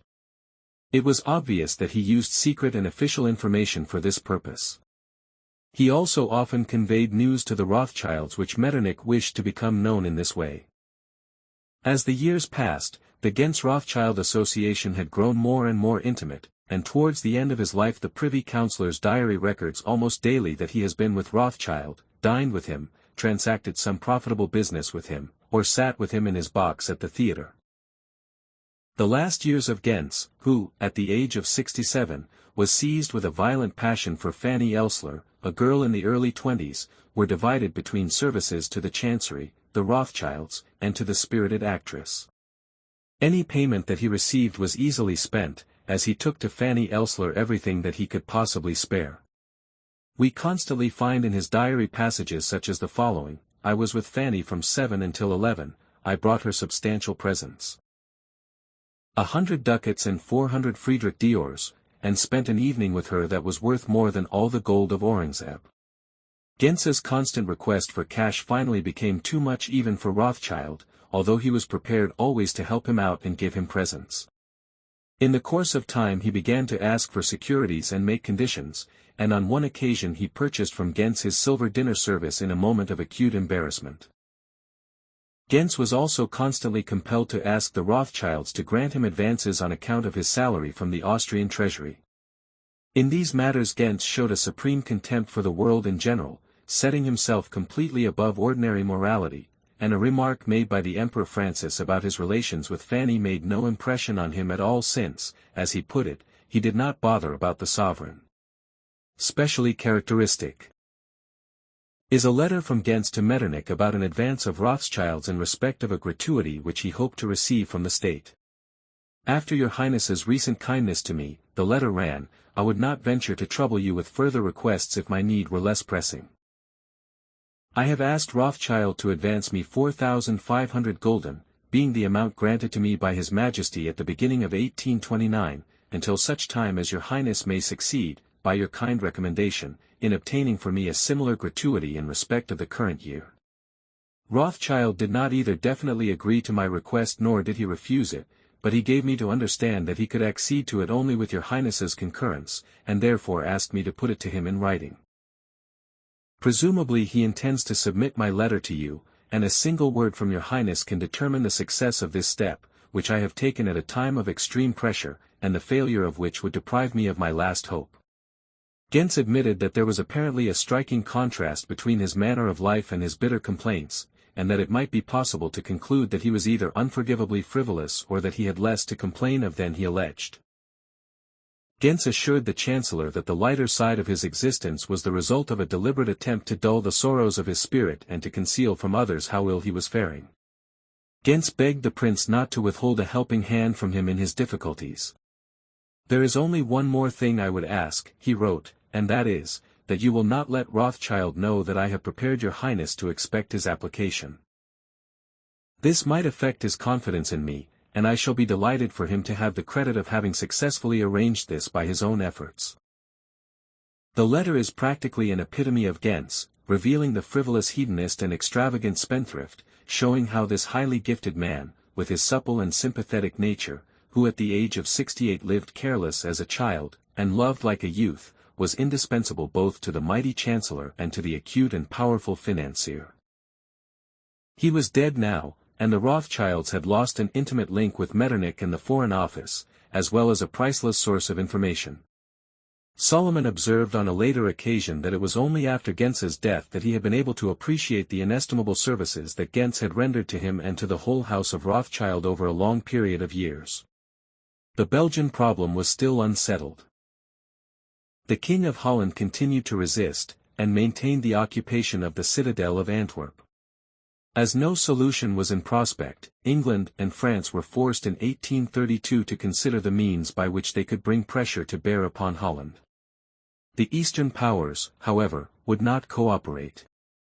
The Tsar, who had repeatedly helped to emphasize the opposition between East and West in the Belgian problem, was ominously inclined to support the King of Holland.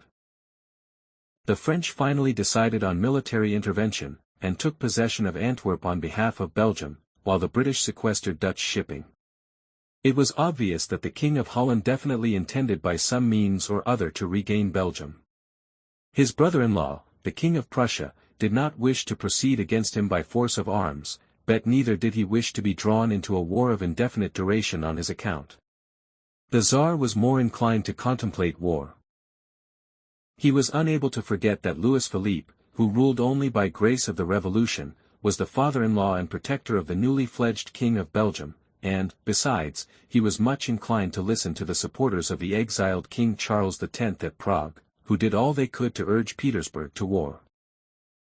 These French legitimists were naturally the most bitter enemies of the House of Rothschild, which, after the July Revolution, had at once gone over with flying colors to the camp of Louis Philippe.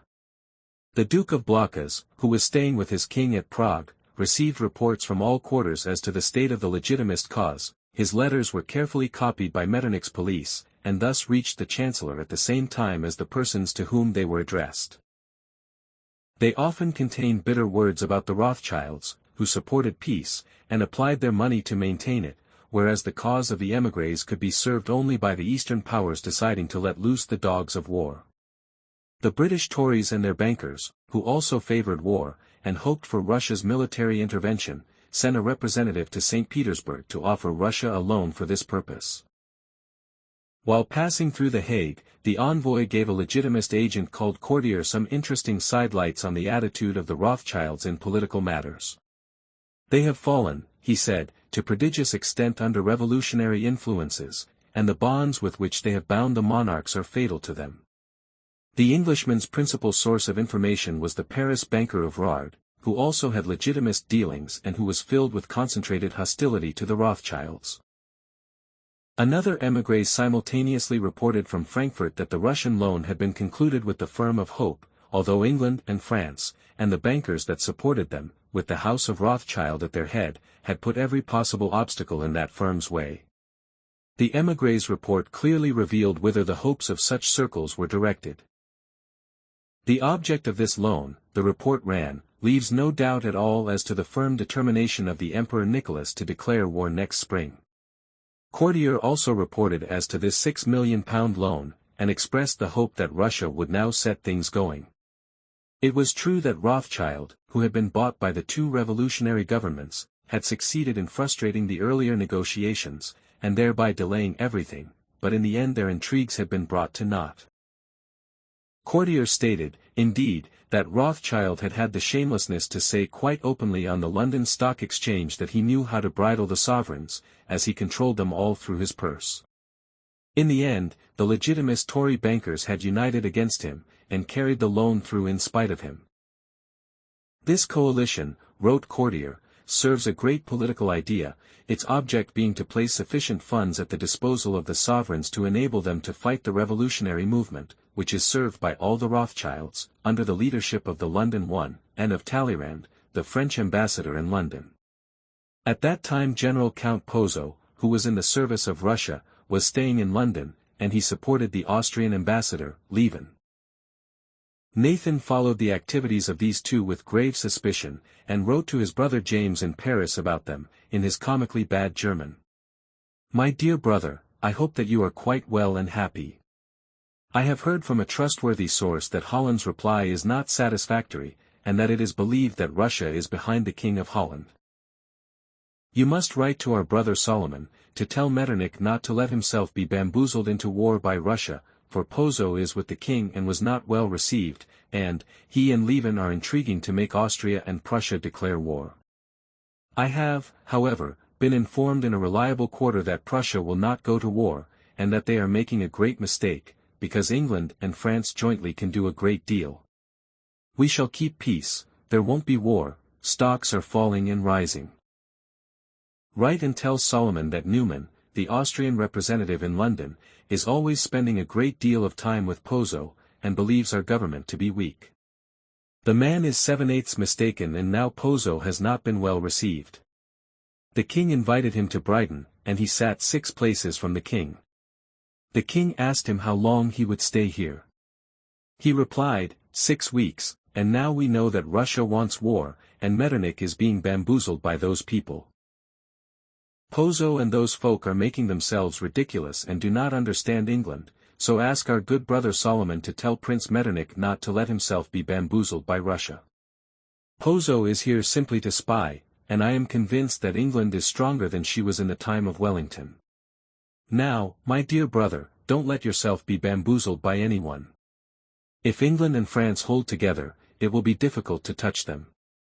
Write this to brother Solomon. The Rothschilds were again on the right side. The legitimists failed in their object. The money for Russia had been given to no purpose, and war was again avoided, although the Belgian problem still remained unsolved. In spite of all this, Solomon had succeeded in maintaining his good relations with Metternich, although Metternich was in the camp of the opponents of the world policy of the Western Rothschilds.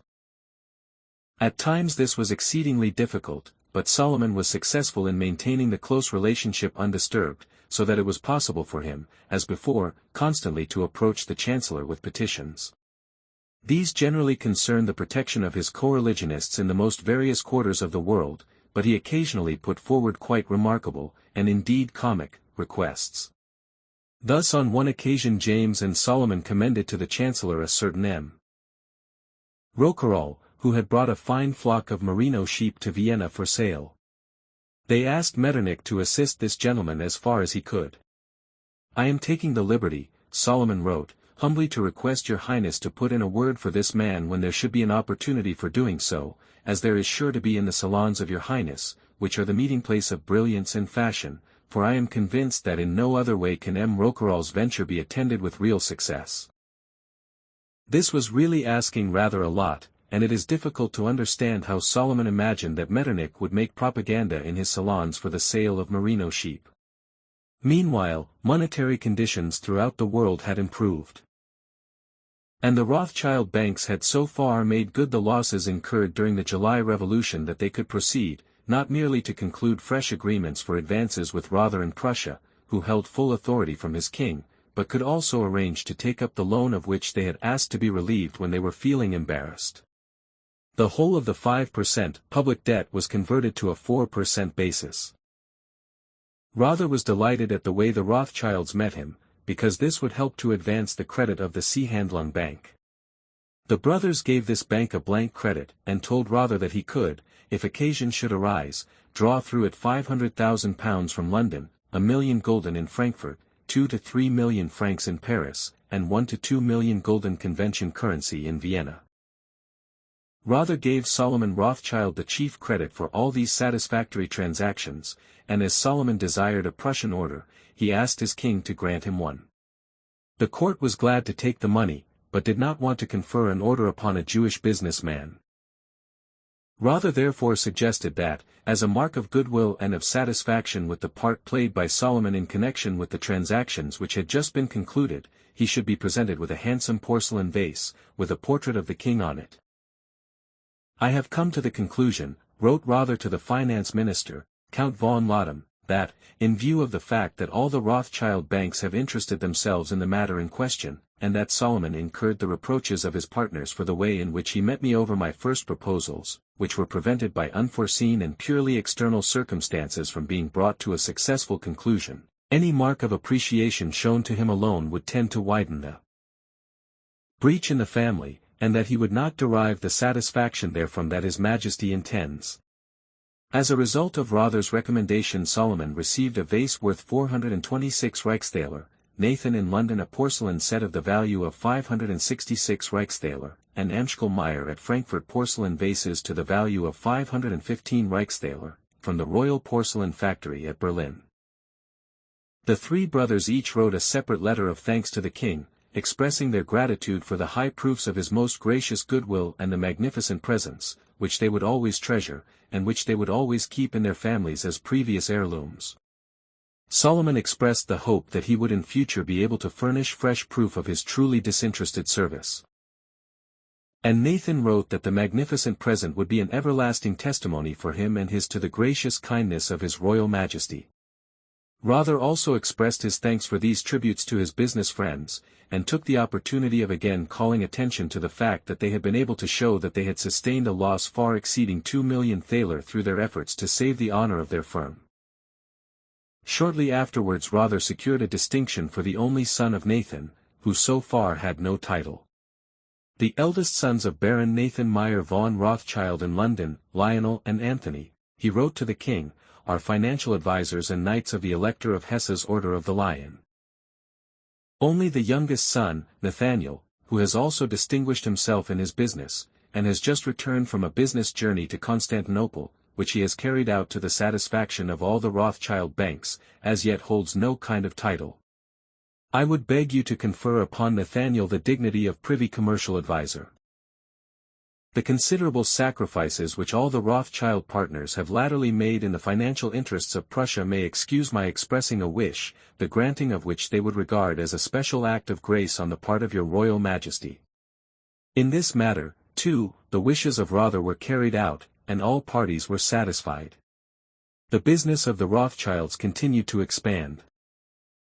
They were now lending, not only to the great powers, but also to smaller states, such as Greece, and the government of the Ionian Islands, these loans, it is true, being guaranteed by England and France, so that any risk was practically eliminated. The European capitals, however, still provided them with their main field of operations, Petersburg and Berlin being the only ones from which they were excluded. Vienna continued their main base of operations in Eastern Europe. Here they were so closely bound up with the regime of the Emperor Francis and his leading statesmen that any sudden change of personnel, seriously affecting the distribution of power, might have been a grave matter. Such a position was threatened when the Emperor Francis, who was 67 years old, suddenly became seriously ill. On the February 23, 1835, he was in the best of health and spirits, when he went to the theatre to see a new play called A Poor Woman's Will. At a council next day he suddenly felt ill, and had to take to his bed at once. The court physician diagnosed a slight inflammation of the lungs. But so little importance was attached to it that Metternich did not cancel a ball he was giving that evening. During the night of the February 26, however, the emperor's fever and pain increased, and next day he asked to be examined. His physician said that this was quite unnecessary, and would only worry him, but the emperor insisted on it. At 10 o'clock in the morning the emperor wrote out his will in pencil, in a calm and settled frame of mind, in the presence of Councillor Hesse and his confessor, Bishop Wagner. On the February 27 his fever increased and the lung trouble grew worse. He was bled 3 times, the Archduke Johann observing in consternation that the old man would be so weakened by the letting of blood that he must inevitably succumb. The emperor's brothers, the Archdukes Joseph, Karl, and Ludwig, urged a general consultation, to which the most famous doctors in the capital be called in, but the king's private physician, Baron Stift, would not hear of it, and became quite rude. As the emperor's condition grew steadily worse, everybody at the Hofburg absolutely lost their heads, according to the statement of the Archduke Johann. They wanted to call in Dr. Gunther from the hospital, but no carriage was to be found, so the emperor's personal attendant went off on foot to fetch him, and returned with him on foot, which took 2 hours. On the February 28 he was bled for the 4th time. Metternich was at first highly perturbed at the news from the Hofburg, but, after a conversation with Bishop Wagner, he was quite calm. The Archduke Johann noted Metternich's attitude in his diary, observing that Metternich's first alarm was due to the fact that he feared that the emperor's will would mean his fall. When, however, the Chancellor heard that the will had been made with the assistance of Bishop Wagner, he felt reassured.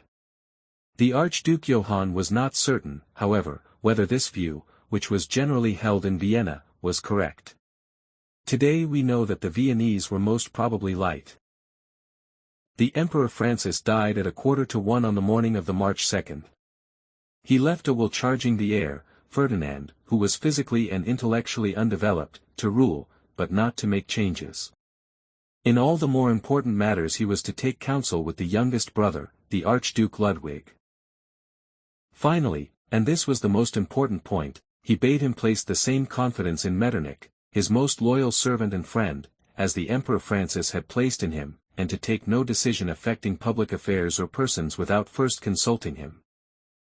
It is a significant indication of the Chancellor's intentions that the youngest brother should be recommended as the advisor and representative of the Emperor Ferdinand, who was incapable of properly performing his duties himself, when the clever and highly gifted elder brothers, the Archduke Palatine Joseph, the Archduke Johann, and the Archduke Karl, the victor of Aspern, were still alive.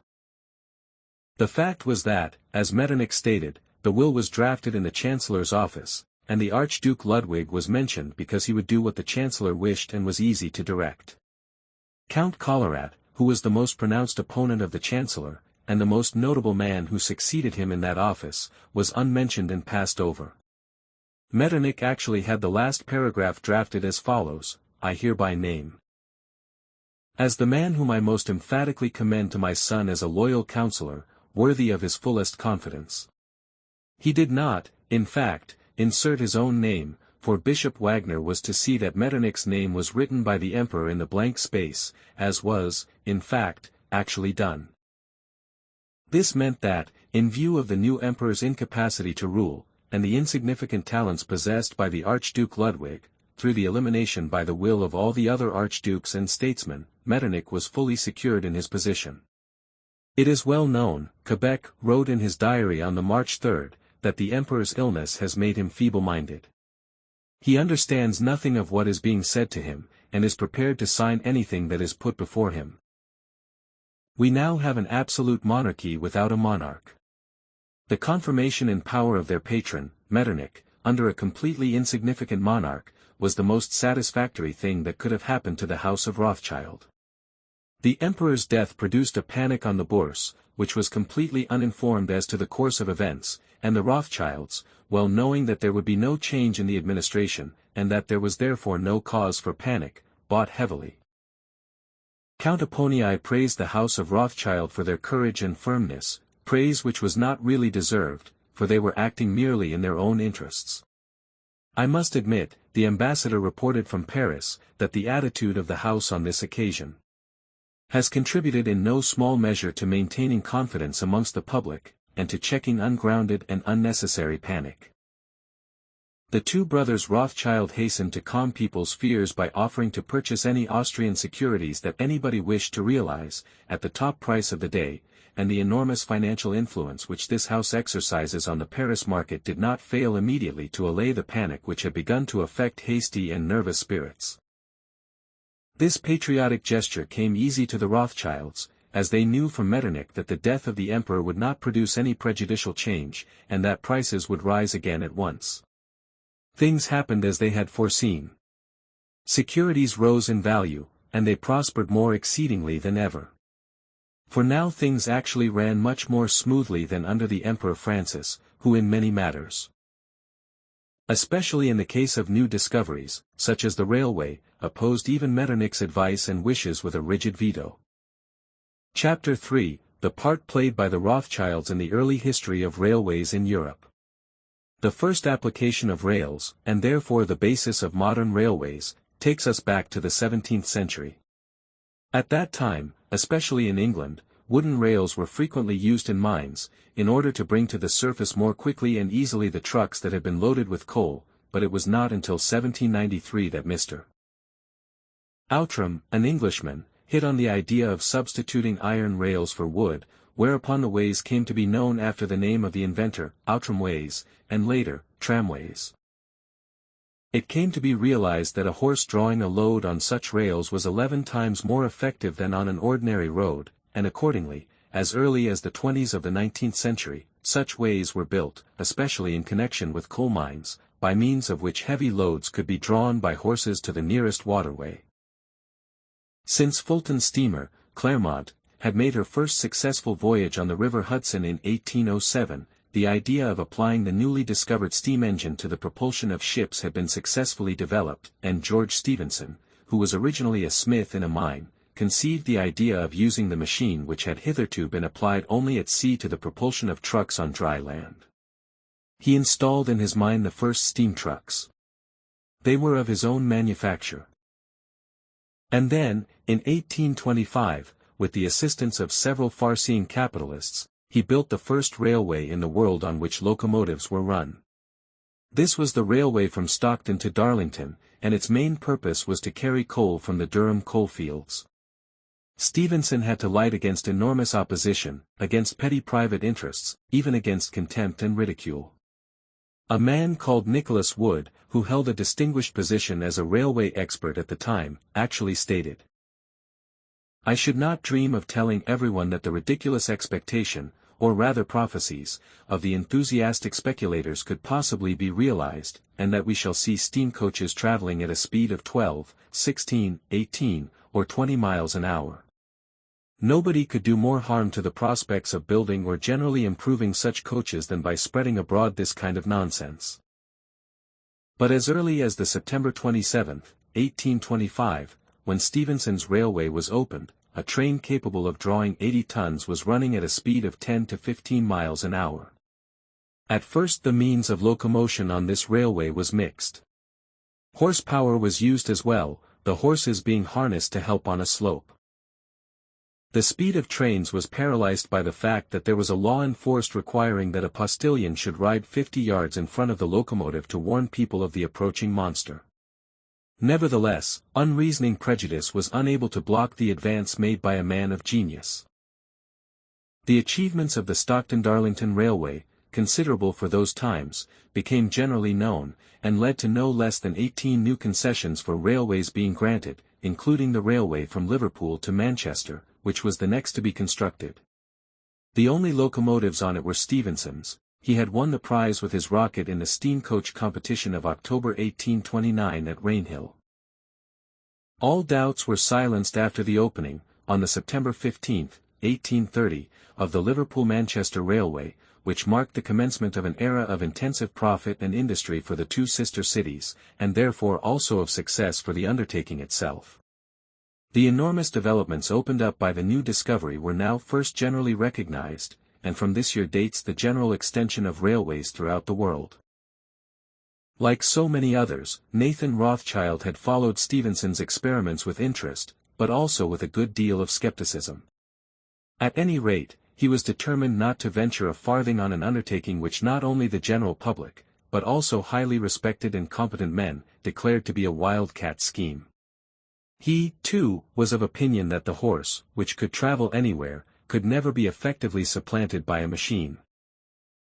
He was, therefore, quite pleased to see such firms as Glynn, Halifax, Mills, and Company, as well as the inexperienced provincial bankers, risking their good money in such highly speculative ventures.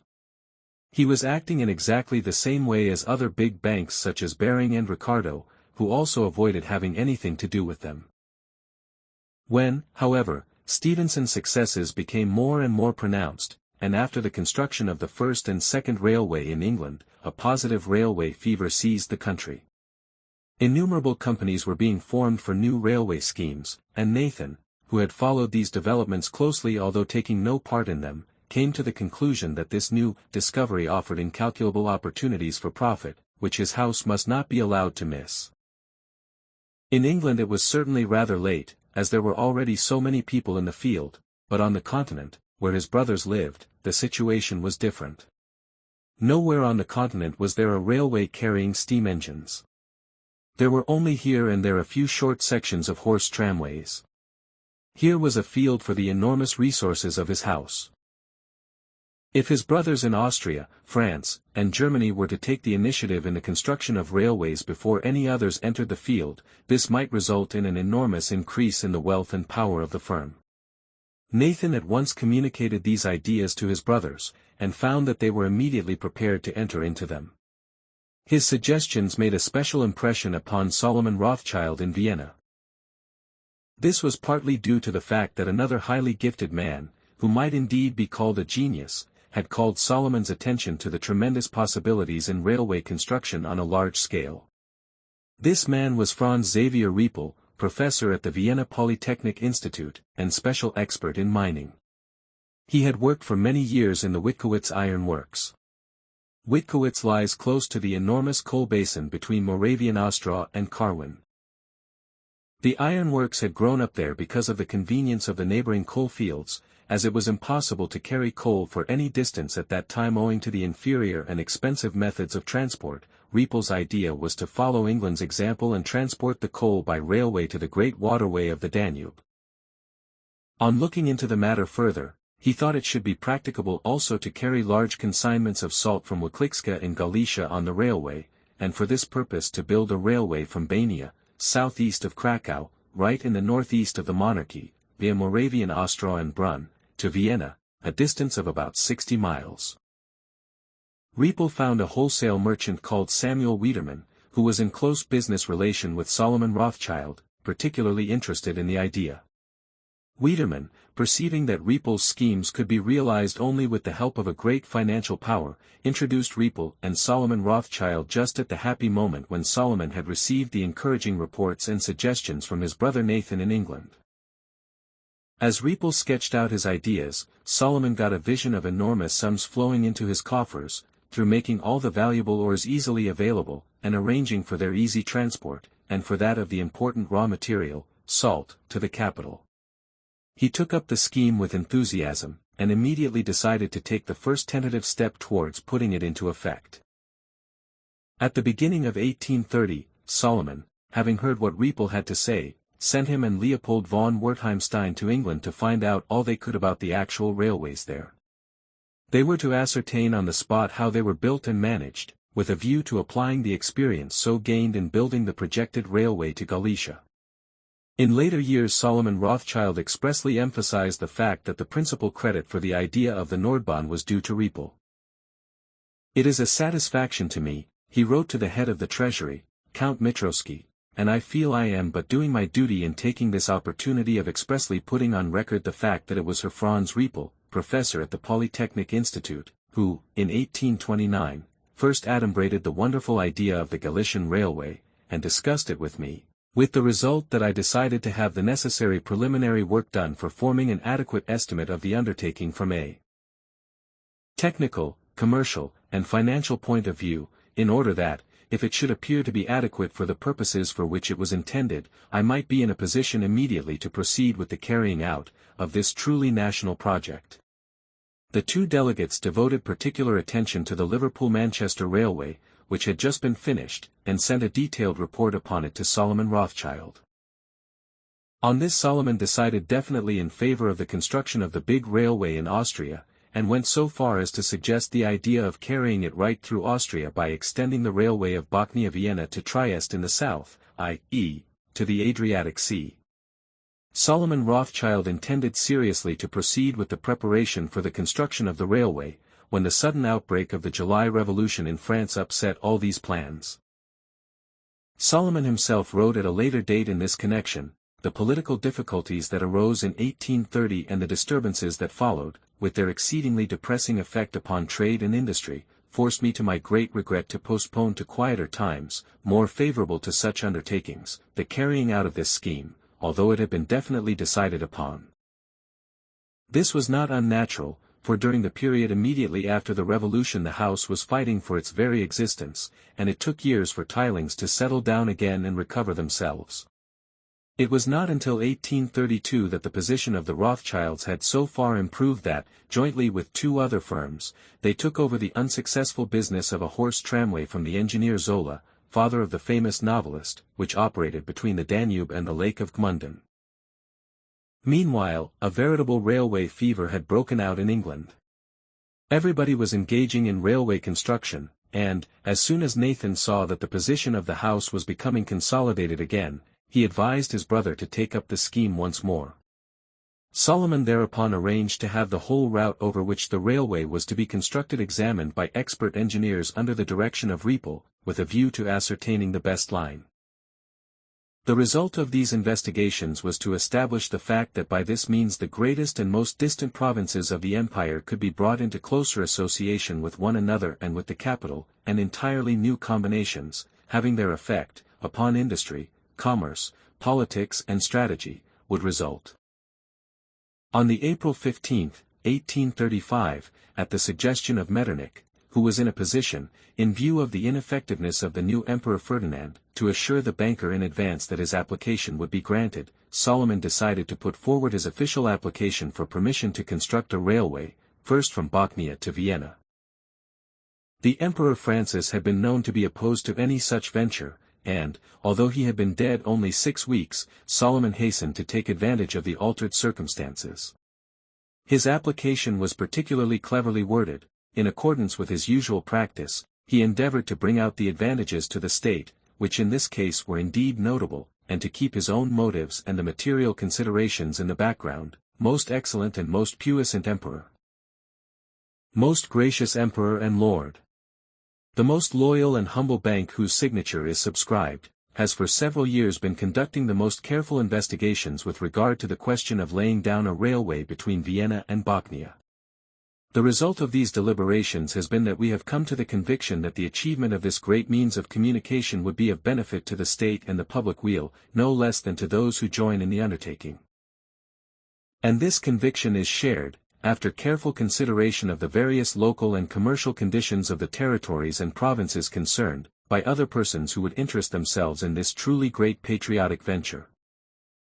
This mature conclusion having been arrived at, the undersigned, governed by the desire to be in a high degree useful to the imperial state of Austria, venture most humbly to beg your majesty that you may be graciously pleased to grant them a concession to erect this great railway from Bochnia to Vienna. And further most graciously to permit that the funds necessary for this great undertaking may be made available by means of a public company, and finally, having regard to the great and manifold preparations that will be necessary, most graciously to fix the period within which preliminary construction on the railway shall be completed at 3 years, and the period by which the railway shall be completed, at 10 years after your majesty's resolution. This humble application is based so strongly upon the interests of the common weal, and it is so clear that trade and commerce, the revenues of state and of landed properties, will benefit through the increased prosperity that will result from the intensive association of distant provinces. Finally, the motives which have led us, after the most exhaustive deliberations, to submit this proposal to your majesty's wise consideration in your loving care for your country and to request your most gracious sanction for it, are so entirely patriotic that the respectful undersigned feel that they may be permitted to hope that your majesty will graciously accept this, our humble petition, whereby the opening of your reign will be marked as one of the most blessed epochs in the history of our country's industry, and that you will, in your wisdom and your loving care for your country, be graciously pleased to approve and sanction it. In deepest devotion to your majesty, I beg to sign myself your majesty's most true and humble servant, per Pro S. M. V. Rothschild, Leopold von Wertheim-Stein. Vienna, April 15, 1835. This application was sent in the usual way to the official at the department concerned, Baron von Drosdick, with a hint from the Chancery that Metternich was favorable to its being granted, for his observations. Public opinion at Vienna was against railways. The Vienna newspapers of the period published opinions by a whole host of experts showing the madness of such undertakings. They proved that the human respiratory system could not stand a speed of 15 miles an hour. It would therefore be the maddest recklessness to venture upon such a journey. Nobody who was in possession of even half his senses would expose himself to such a risk. The first travelers would have to take their doctors with them. These experts declared that the travelers would spurt blood from nose, mouth, and ears, that they would be suffocated in passing through a tunnel more than 60 meters long, and that, not merely were the passengers in danger themselves, but that the spectators might go mad through the terrific speed of the passing train. Nevertheless, Drosdick's opinion was in favor of granting the petition. The construction of a railway, he minuted, to traverse 3 provinces from Vienna as the central point of Austrian commerce, would be a matter of such very exceptional service to the state from the commercial point of view, and, through his considerable personal resources, his vast credit, and his extensive connections, the banker Rothschild is so exceptionally suited for forming a public company, that there could not be any objection in the general interest against granting a concession for this new railway undertaking, and permitting the applicant to form a company. Whatever motives malicious critics may allege to have produced this favorable opinion, and the support of the government machinery which Metternich controlled, it was a noteworthy deed so warmly to support a scheme which most experts and public opinion generally condemned, and which was to be the starting point of a system that would revolutionize the world. The administrative system functioned most readily in accordance with the wishes of Metternich and Collerat, for the Emperor Ferdinand was nothing but a signing machine, and in this case these 2 statesmen were of one mind, the Archduke Ludwig being as usual more or less a cipher. His Majesty's consent was obtained under date November 11, 1835, granting Baron von Rothschild the concession to build the railway from Bochnia to Vienna. The postal service, which feared the competition of the railway, having quickly had a caveat inserted providing that the state postal department could claim compensation if its interests were damnified by the concession. Solomon hailed His Majesty's decision with joy and the sincerest feelings of gratitude. "Hail to the monarch," he wrote, "who has most graciously deigned to take this decision in the interests of the welfare of his people." However, at the same time he begged that the reservation in favor of the post should not be incorporated in the document granting the concession, as this would produce a struggle of private interests, such as would lead to constant disputes and complaints, since, if the postal contractors were favored in this way, innkeepers, stable proprietors, wagoners, smiths, etc., established on the line between Vienna and Bochnia, would be encouraged to make similar applications. Solomon suggested that the postal administration should be indemnified by the payment of a lump sum. This question was also sent to Baron von Drosdick for his opinion, but on this occasion he was not so far-seeing, for he minuted as follows: "Baron von Rothschild has not expressed the intention in any of his suggestions of carrying leather on this railway. This would appear to be an entirely different kind of business, and outside the actual scope of the undertaking. For this reason there is no occasion for entering into negotiations for compensation." In the end the postal question was settled by a compromise limiting the right to carry mails, and the concession decree of the March 4, 1836, was drawn up. The most important provisions were those laying down that even after the expiration of 50 years, for which period the concession was granted, the House of Rothschild should continue to be assured of absolute ownership in the railway, and that the concession should cease to be effective if 1 mile of the railway should not be constructed within 2 years, and if the whole railway between Vienna and Bochnia should not be completed within 10 years. Thereupon Riepel and Heinrich Sikorski, one of the most active collaborators in the railway scheme, were sent on another visit to England to ascertain what progress had been made there since the year 1830. Solomon Rothschild succeeded in obtaining a year's leave for Riepel, who was indispensable to him, from his duties as professor, undertaking to provide the full salary of a substitute. The next step was to raise the capital of 12 million gulden convention currency, which was estimated to be required for building the 60-mile railway. 12,000 shares at 1,000 florins were issued, Rothschild retaining 8,000 shares, partly for his own account, and partly for issuing to the numerous applicants who had come to him direct. Only 4,000 shares were offered for public subscription. Amongst the subscribers were some of the most important financiers of the day, such as Biedermann, Escels, Gaymuller, and Sina. Wertheim-Stein, Repi, and Sikorski, the real originators of the scheme, also took shares in it. The flotation was a brilliant success, although only 4,000 shares were offered, 27,490 were applied for. Applicants for small amounts had their shares allotted to them in full, but those who applied for larger amounts only had a proportion allotted to them. This prodigious success aroused the envy of the other bankers. Sina had come into the scheme, but he could not rest until he had obtained a similar railway concession for himself. Rothschild had secured the northern line. Sina therefore decided to try to obtain the concession for connecting the capital with the Adriatic. On the February 17, Baron George von Sina asked to be granted an exclusive concession for constructing a railway from Vienna to Raab, with a view to continuing such railway to the Adriatic Sea. Solomon was secretly informed by the Chancellor that the application had been sent in, and immediately recognized the mistake he had made in not having asked in the first instance for the concession for the whole railway from the north to the sea coast in the south, in accordance with Riepel's basic scheme. 3 days after Sina's application had been sent in, Solomon sent in a further petition to the departments concerned, and to the Emperor, asking that the priority for constructing a railway from Brody, through Vienna and Hungary, to the Adriatic coast, should be reserved for him. Rothschild explained in his application why the concession for the whole central railway from the north to the sea had not been asked for in the first instance.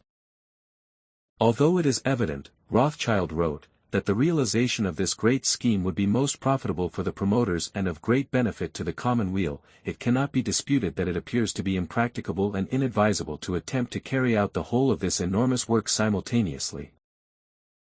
It is inadvisable to undertake an undue strain even in the achievement of what is useful, and it is only by the prudent application of sound principles that the good, the right, and the true is attained. Such was the view of the first proposer with regard to the matter under consideration, a view in which your humble servant concurred. Sina's and Rothschild's applications were now both lying at the Treasury to be dealt with. It was not as yet a question of granting the concession, but only of a provisional statement that such would be favorably considered. The Treasury fully appreciated the commercial importance of the proposed railway. It was of the opinion that the preference should be given to Baron von Sina, since Rothschild's Nordbahn was a venture of such importance, and one that required so much capital, and it did not seem desirable to expand it. The Treasury held that there was an advantage in making use of several independent contractors, as the resulting competition would be of benefit to the state and the public. Moreover, Baron von Droste-Minneted, Baron S.M. Rothschild, being a partner in the Frankfurt firm, who has not definitely settled here as an Austrian wholesale mint, should still, strictly speaking, be considered as a foreigner, and although there was no objection to granting him a concession for the Northern Railway in the absence of any application from our own countrymen, it is not unnaturally a matter of satisfaction to the government that an Austrian subject of perfectly sound financial standing should have come forward in connection with a similar important undertaking in the South. Public opinion would be gravely offended if, in the case of two similar offers, the preference were given to the foreign candidate. Another consideration in favor of Baron von Sina is the fact that he possesses substantial property in Hungary, that he is a baron, he is one of the Hungarian magnates, and that the greater part of the Southern Railway will be within the Kingdom of Hungary, so that through his connections he undoubtedly seems to be in a much better position to safeguard the interests of the railway for the important section which lies with Hungary than is Baron von Rothschild. The Treasury therefore proposed that Sina should be informed that they were prepared, if occasion should arise, to support his application to the Emperor for a concession, but that Rothschild should be informed that his application could not be granted, since another one had been received. Rothschild recognized that his original mistake in having failed to apply for the whole of the Northern and Southern Railway concession could not be entirely remedied, and he therefore requested that he should at any rate be permitted to build a branch line to Pressburg on the left bank of the Danube, connecting with his northern railway. Count Mitroski wanted quickly to get Rothschild's application for the Pressburg Railway passed, but Collerat opposed it this time, and finally both Rothschild and Sina were merely permitted to make such preliminary investigations on this section as would be required in connection with the granting of a concession. There was therefore nothing more to be done. Rothschild now saw that his work was provoking envy and malice on all sides. He had been kept out of the second half of the main scheme, and he now had to reckon with the fact that his respected banking colleagues would put every difficulty in the way of the constructing of the Northern Railway, except in so far as they were personally interested in the venture. He racked his brains as to the most effective way of countering this opposition, and hit upon the idea of associating the name of the emperor and of the leading ministers with his great scheme.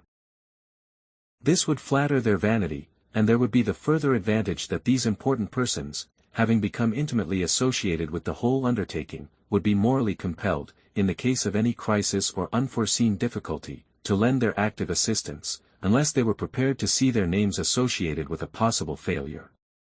His idea was to give the name of the emperor to the undertaking as a whole, and also to name the leading statesmen as patrons. This would have the value of a kind of insurance policy. No sooner said than done. He wrote the following clever letter to the emperor. The most obedient and loyal undersigned servant of your Majesty ventures respectfully to inform your Majesty that the main requirements for successfully carrying out the great national work, namely, the Vienna-Bania Railway, the construction of which your Majesty has most graciously deigned to authorize, have been met. The most obedient and loyal undersigned servant of your Majesty feels that he may venture in all humility most respectfully to request your Majesty that you may be graciously pleased to permit that the Vienna-Bania Railway shall be allowed to bear the auspicious name of Kaiser Ferdinand's Nordbahn. If a similar means of communication should come to be established between Vienna and Austrian Italy, the great Austrian monarchy would also possess an imperial southern railway, that is, one big railway connecting Galicia and Austrian Italy, as a remarkable monument to your Majesty's glorious government, and the memory of the benefits which you have conferred would be handed down to posterity, to your undying fame. Solomon Rothschild wrote at the same time a letter to Metternich that was also cunningly worded. Your Highness. Any great industrial enterprise, being of the nature of an undertaking of national importance, requires at its inception, and in order to attain to prosperity, to bear the mark of the approval of high authority. Such is the case with the proposal to construct the Great Northern Railway between Vienna and Bochnia, together with its 7 branch railways, all other conditions for its success having been satisfied. Appreciating this fact, the humble signatory to this letter has realized the importance, in the special interests of those who have ventured their money in this great undertaking, to take such steps as may be appropriate for inducing such statesmen as are the bearers of honored names to place themselves as patrons at the head of this national undertaking, which promises to bring the Austrian monarchy as much glory as it does advantage.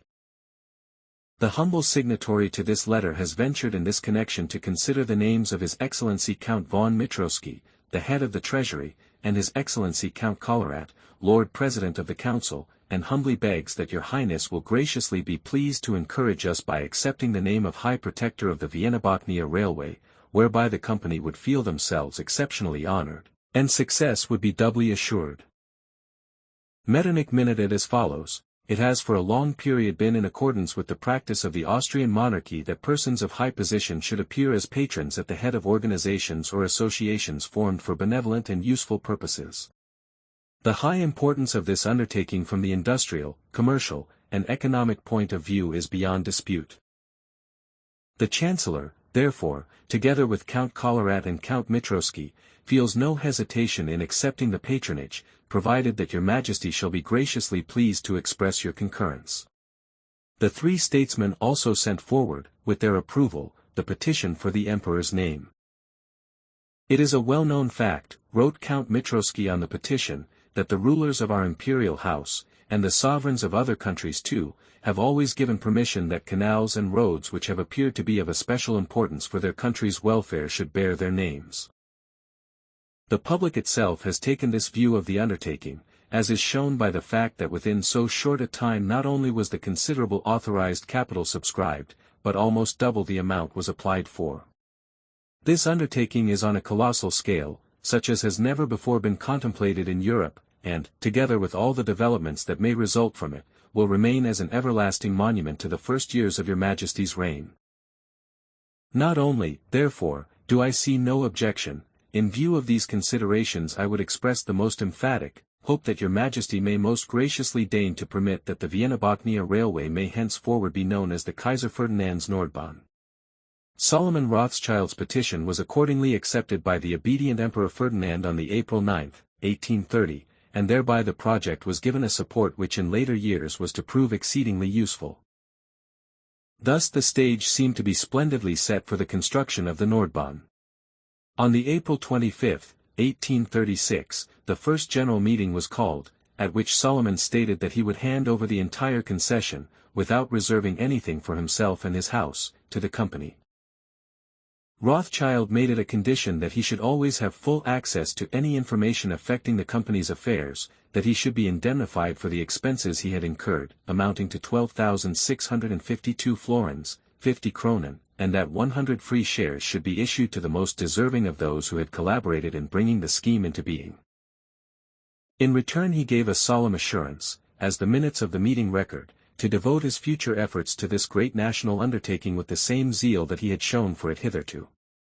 At the second general meeting the Articles of Association were submitted and adopted, and a provisional board of management was appointed, which Johann Baron von Sina and Daniel Baron von Escels were asked to join.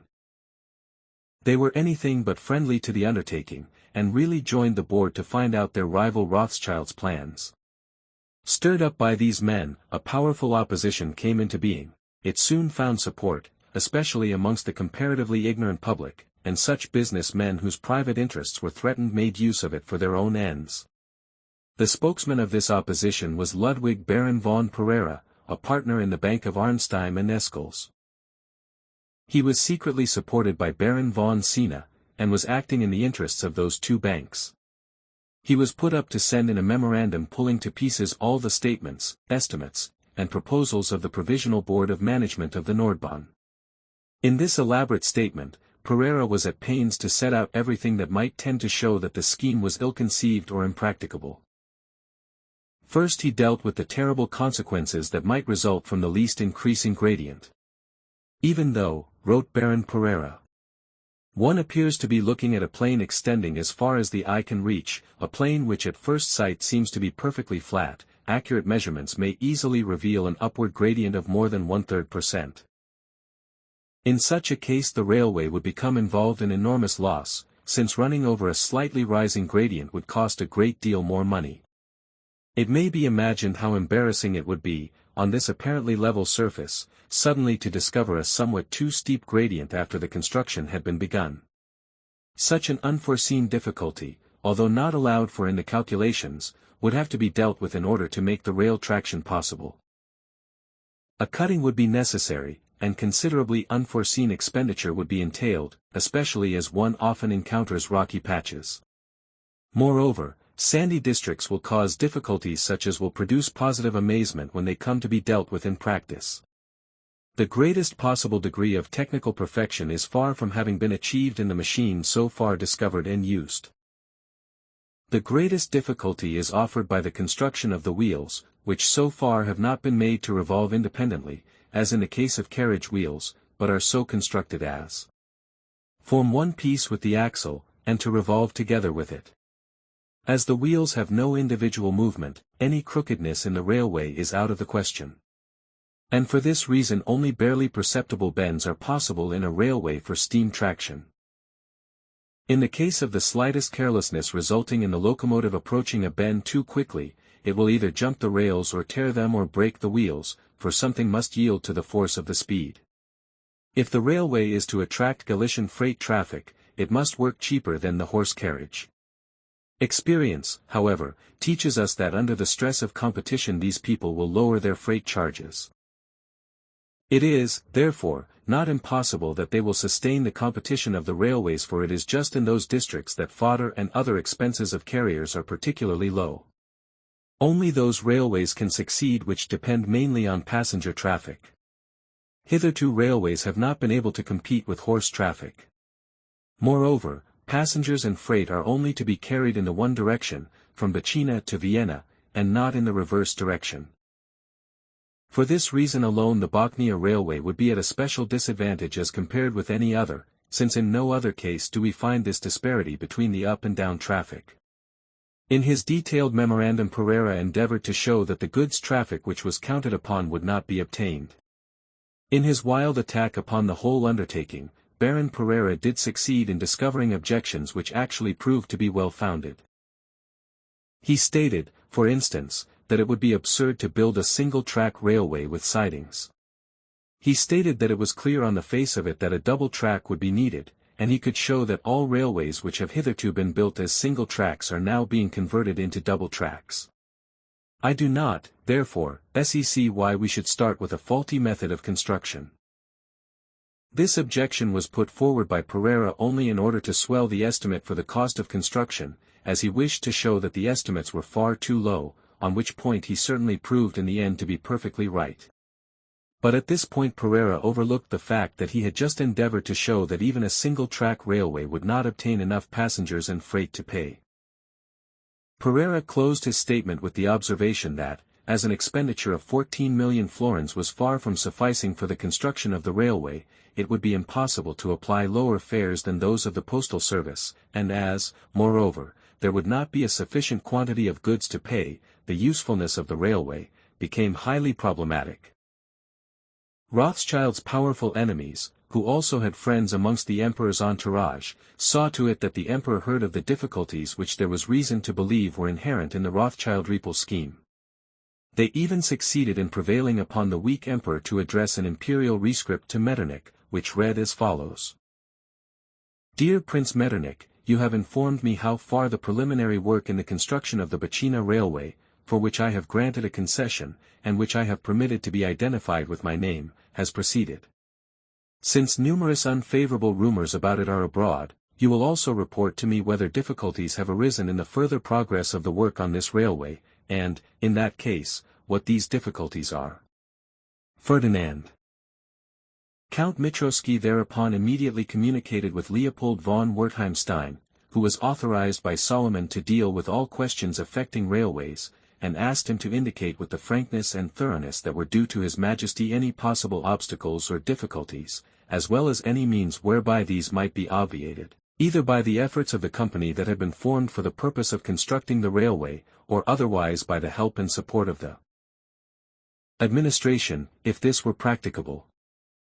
Rothschild, who was embittered and angry at the influences which had made themselves felt, had in the meantime made a statement that if the majority of the shareholders should really unexpectedly come to the conclusion that the railway scheme should not be carried through, he would defray all the expenses incurred up to that point from his own resources, so that all the shareholders would recover their original 10% deposit in full, it being, of course, understood that the concession for building the Kaiser Ferdinand's Nordbahn, granted to him by the emperor and transferred by him to the company, would cease to be their property and would have to be reconveyed by the company to himself, who would then have the free right to dispose of it as he pleased.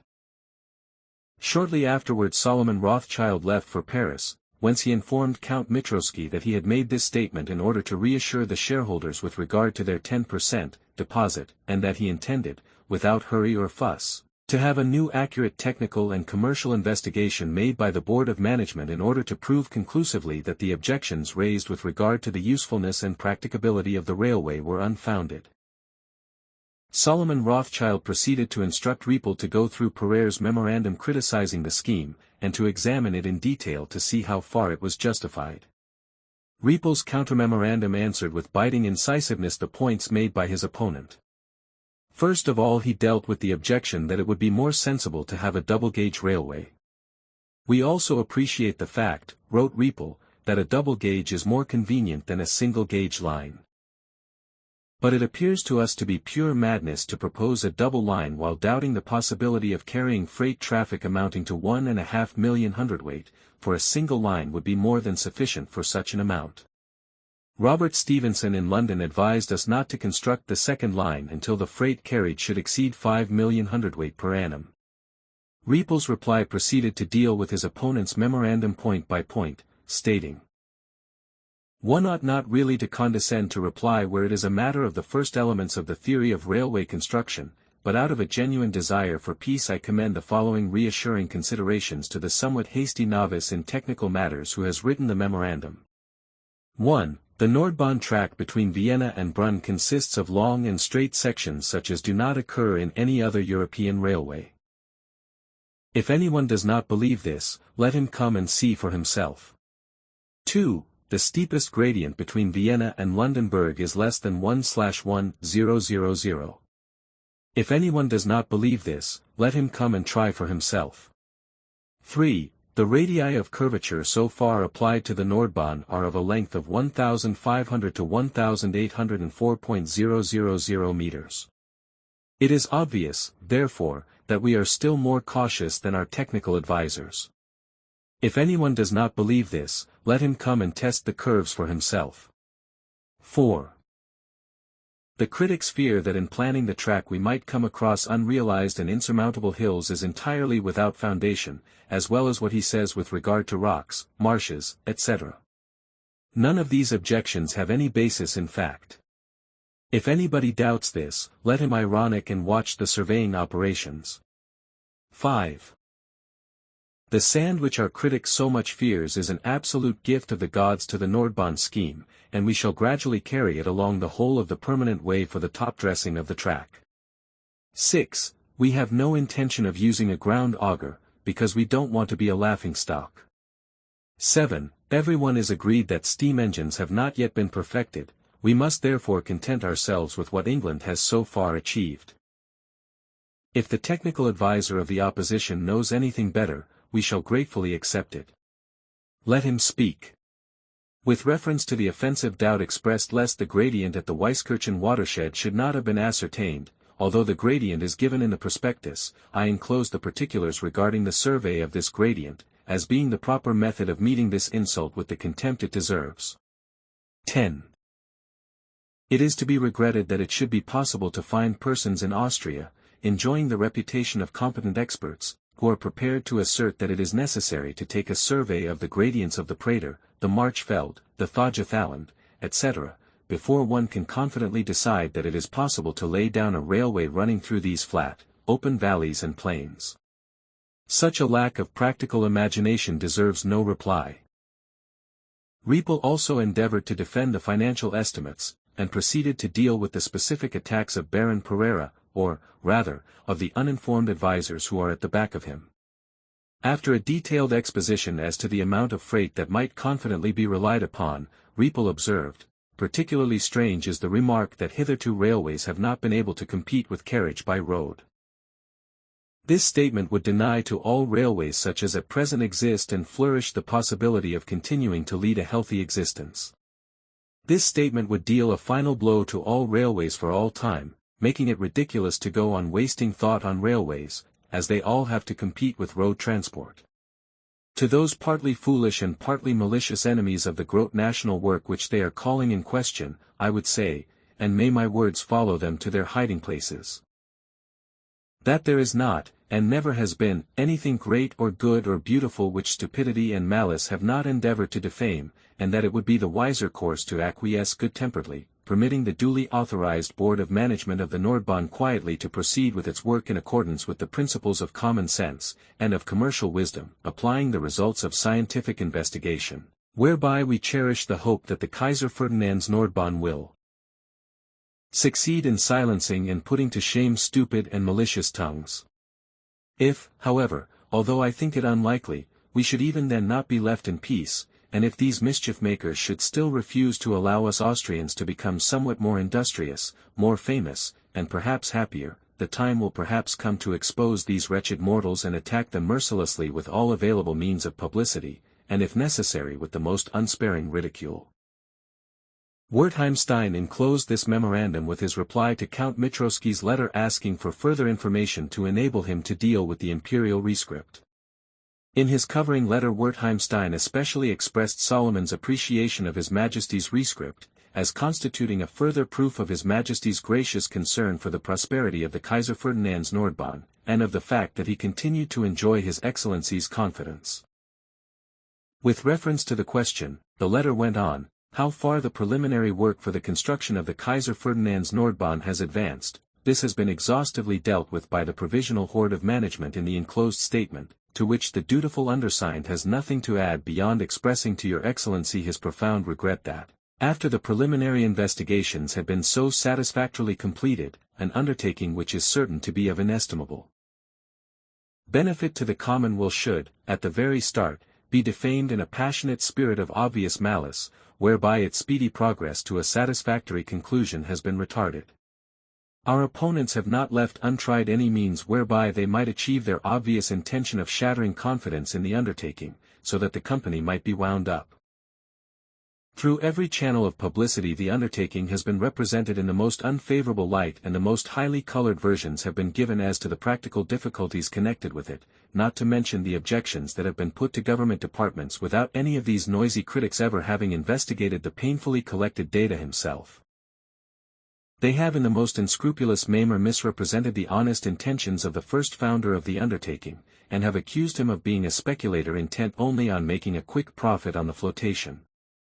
Finally, they have accused the truly public-spirited first sponsor of the scheme, Professor Riepel, to whose honesty, disinterestedness, industry, and export knowledge the writer feels Ho cannot testify too strongly.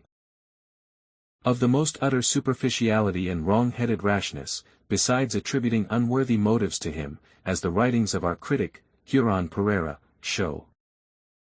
The natural consequence of all these mischievous activities was that the shareholders became nervous and suspicious, and general dissatisfaction began to be expressed, whereupon the Board of Management, as they have themselves dutifully reported to Your Excellency, decided once again closely to examine the whole scheme before undertaking the grave responsibility of embarking on the first definite work of construction.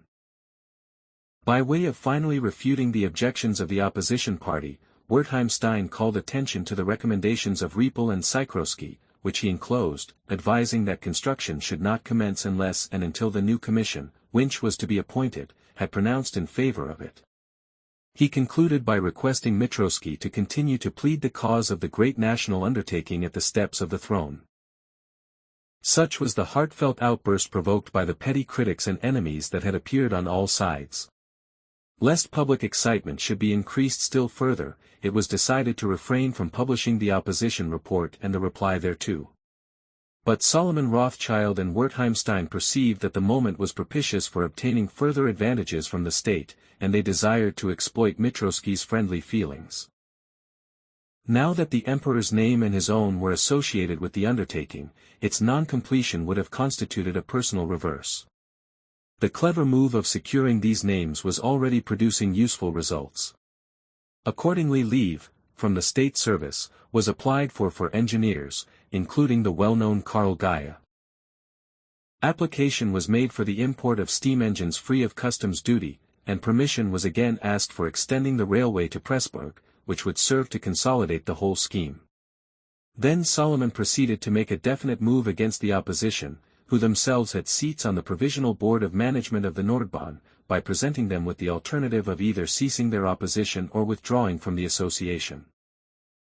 On the October 19, 1836, Solomon summoned a further general meeting, the third, at which the shareholders were asked to decide upon the plain issue whether the construction of the railway should be commenced forthwith, or whether the company should go into liquidation, in which case Baron von Rothschild would simply repossess himself of the concession which he had transferred to the company, and personally defray all expenses incurred up to that date, in so far as they should exceed the amount of 57,000 florins. The vote resulted in a complete victory for Solomon Rothschild. Of the 83 qualified voters, no less than 76 voted in favor of building the whole railway. The opposition on the Provisional Board of Management, including Sina, Escals, and Pereira, abstained from voting. As a result of the vote, the two former were also forced to resign from the Provisional Board of Management. The way had now been cleared for finally starting with the construction of the railway, but the rivalry between the two banking firms of Sina and Rothschild had become still more embittered. Count Mitrowski continued to give his active support to the undertaking. When the Nordbahn board requested that they might be lent the crown surveyor, Francesconi, Baron von Baldacci said there were 1,000 reasons against it, observing that, as the undertaking had been allowed to bear the name of His Majesty, there was no reason for granting still further favors. In sending this forward, Count Mitrowski minuted with some heat, "Your Majesty has already demoned straight to the Nordbahn, which is privileged to bear your Majesty's name, that you are prepare.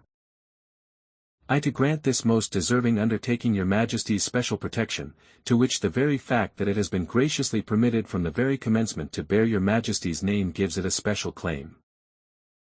The Nordbahn is the first considerable railway undertaking within the Austrian monarchy constructed with a view to the application of steam power, and its success, as being the first example of its kind, is bound to be a determining factor with regard to the possibility of other similar railways being constructed. Their requests should therefore be granted. The case of the Nordbahn therefore clearly shows that the higher authorities in the state, which have so constantly and particularly of recent years been subjected to abuse, took a far more enterprising and far-seeing view than so-called public opinion and the press. Had these prevailed, the great scheme which constituted the first important piece of railway construction on the continent and introduced an era of quite unexampled progress, would never have come to fruition. While the construction of the Nordbahn was in full progress, Baron von Sina received his concession for constructing the railway to the south towards Glognitz, as well as on the right bank of the Danube towards Raab, which finally disposed of any Rothschild hopes of getting the construction of the southern portion into their hands. However, the construction of the Nordbahn fully occupied them financially. The section Viennabrunn was opened in 1830, the outward journey being a trip of rejoicing and triumph. On the return journey there was a collision, which was the first railway accident in Austria. Gradually the government officials became rather more easy. At first, in order to obtain a ticket, it was necessary to secure a permit, or passenger card, from the police on the previous day. This had to be vice at Deutsch Wagram, the temporary railway terminus, and personally surrendered to the police after the return journey. On the opening of the section to Brunn these restrictions were abolished. The cost of constructing the railway did very substantially exceed the estimates which had been made at the time.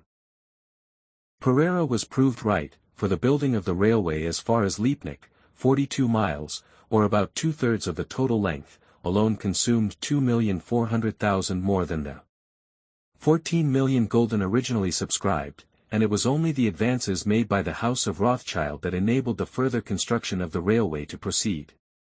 In the 40s Solomon Rothschild repeatedly applied to the government for support and financial assistance, but he got comparatively little help. The construction of the railway proceeded slowly, and it proved to be impossible to finish it in the 10 years provided by the concession.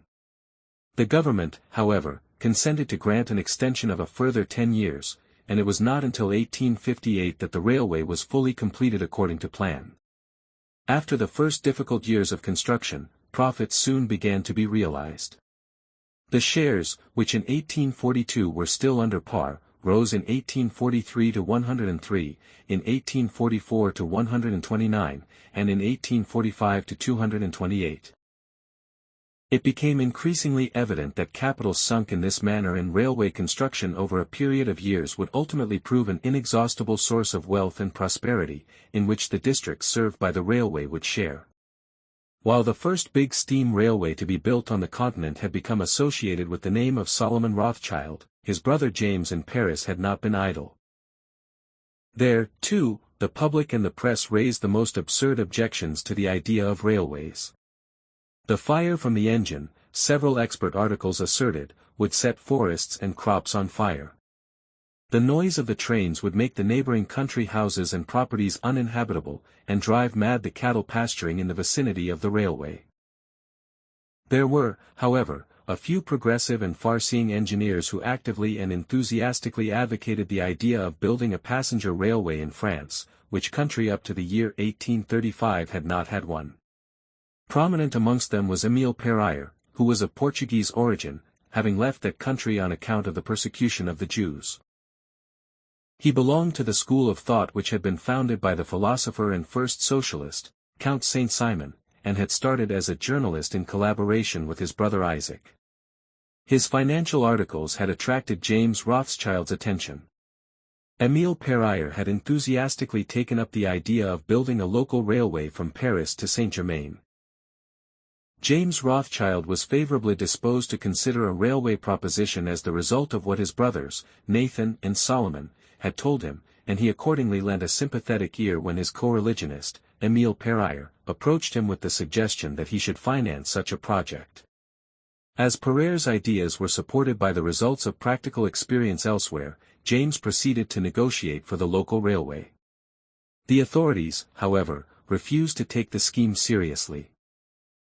Thiers commented, "We must give the Parisians this as a toy, but it will never carry a passenger or a parcel."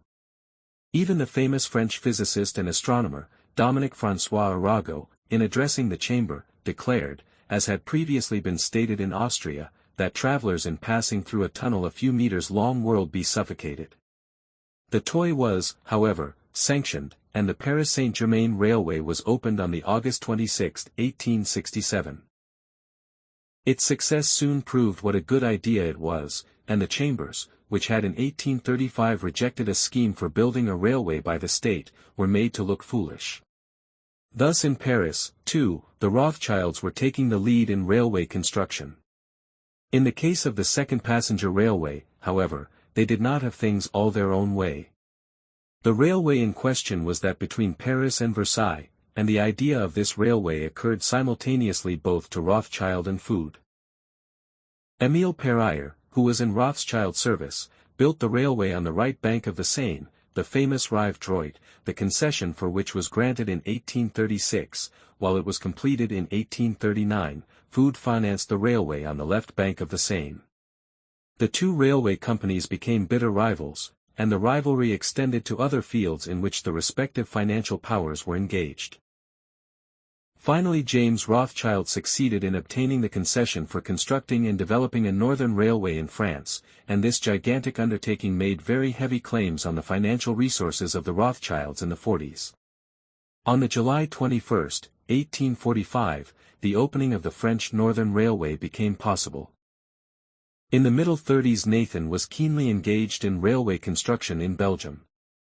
That far-seeing monarch, Leopold of Belgium, had taken a keen interest in railway schemes ever since he had acceded to the throne. In collaboration with George Stephenson, he had planned out a railway system radiating from Brussels, and the Belgian chambers, showing much greater wisdom than the French, passed the scheme as early as 1834. In this case the undertaking, which at its very commencement required 150 million francs capital, was carried out by the state. A large proportion of this money was raised, through the Rothschilds, in 1830, 1837, and 1840, with the result that the small state of Belgium secured a lead in railway construction, as is even now evidenced by the fact that, in proportion to her area, Belgium has a considerably greater railway mileage than other states. These first railway undertakings of the Rothschilds were succeeded in the years that followed by others which it would take too long to enumerate. We shall see how, later, they retrieved the opportunity they had missed of getting the Southern Railway of Austria into their hands. As is proved by their attitude to the first railways in England, it was not prophetic foresight or a love of progress that led the Rothschilds to embark upon the first railway ventures on the continent. The preliminary success that had been achieved in England had proved that substantial profits might reasonably be realized elsewhere. Yet, although the Rothschilds were guided in this instance, as always, by business considerations, they were indisputably the pioneers on the continent of one of the most daring and revolutionary discoveries of the human spirit, which has contributed more, perhaps, than any other to the cultural progress of our times, and has played the most important part in promoting understanding between the peoples. Chapter 4: Difference between the five brothers with regard to Spain. The Rothschild wealth had been preserved intact throughout the disturbances of the July Revolution. Indeed, the credit of the firm was more firmly established than ever, and it was seeking investment for the enormous capital sums it had accumulated. While his brothers in France and Austria were engaged in big railway schemes, Nathan was looking out for further extensive loan operations that would be in harmony with the main lines of British policy. Prominent amongst the states that ceded financial assistance was Spain, which was at this time involved in most difficult political complications.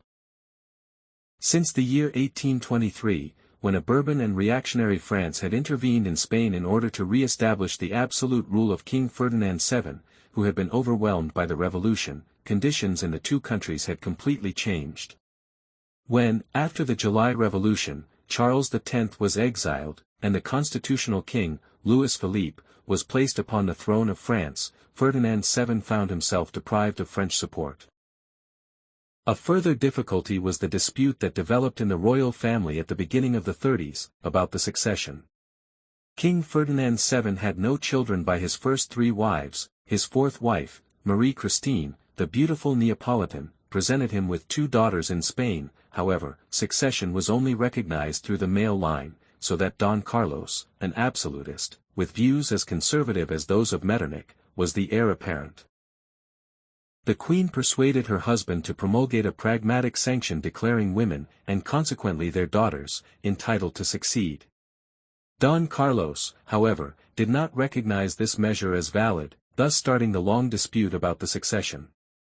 As Don Carlos, the pretender, was a declared adherent of the old regime, the young queen proceeded to look to the Liberal Party for support on the death of her husband in September 1833. The whole of Europe took sides in the dispute. In accordance with their general policy, the more liberal Western powers aligned themselves on the side of the Queen. They showed considerable reserve, however, and little inclination to intervene directly. The absolutist Eastern powers, and especially Austria, under Metternich, took the side of Don Carlos. At the beginning of the year 1835 things did not look too well for Queen Christine. The Carlists had made progress, and in January there had actually been a revolution. So great was the indignation in the capital at Austria's attitude that the court did not even go into mourning when the Emperor Francis died on April 11. Ministries constantly changed, and the struggle continued. Both sides engaged in this internecine struggle needed troops and money. The latter was generously forthcoming from various powers, but it was also wasted in a most lavish manner. Since 1823 loans to the extent of nearly 3,000 million reals had been issued. Soon official sources no longer sufficed, and private banks had to intervene.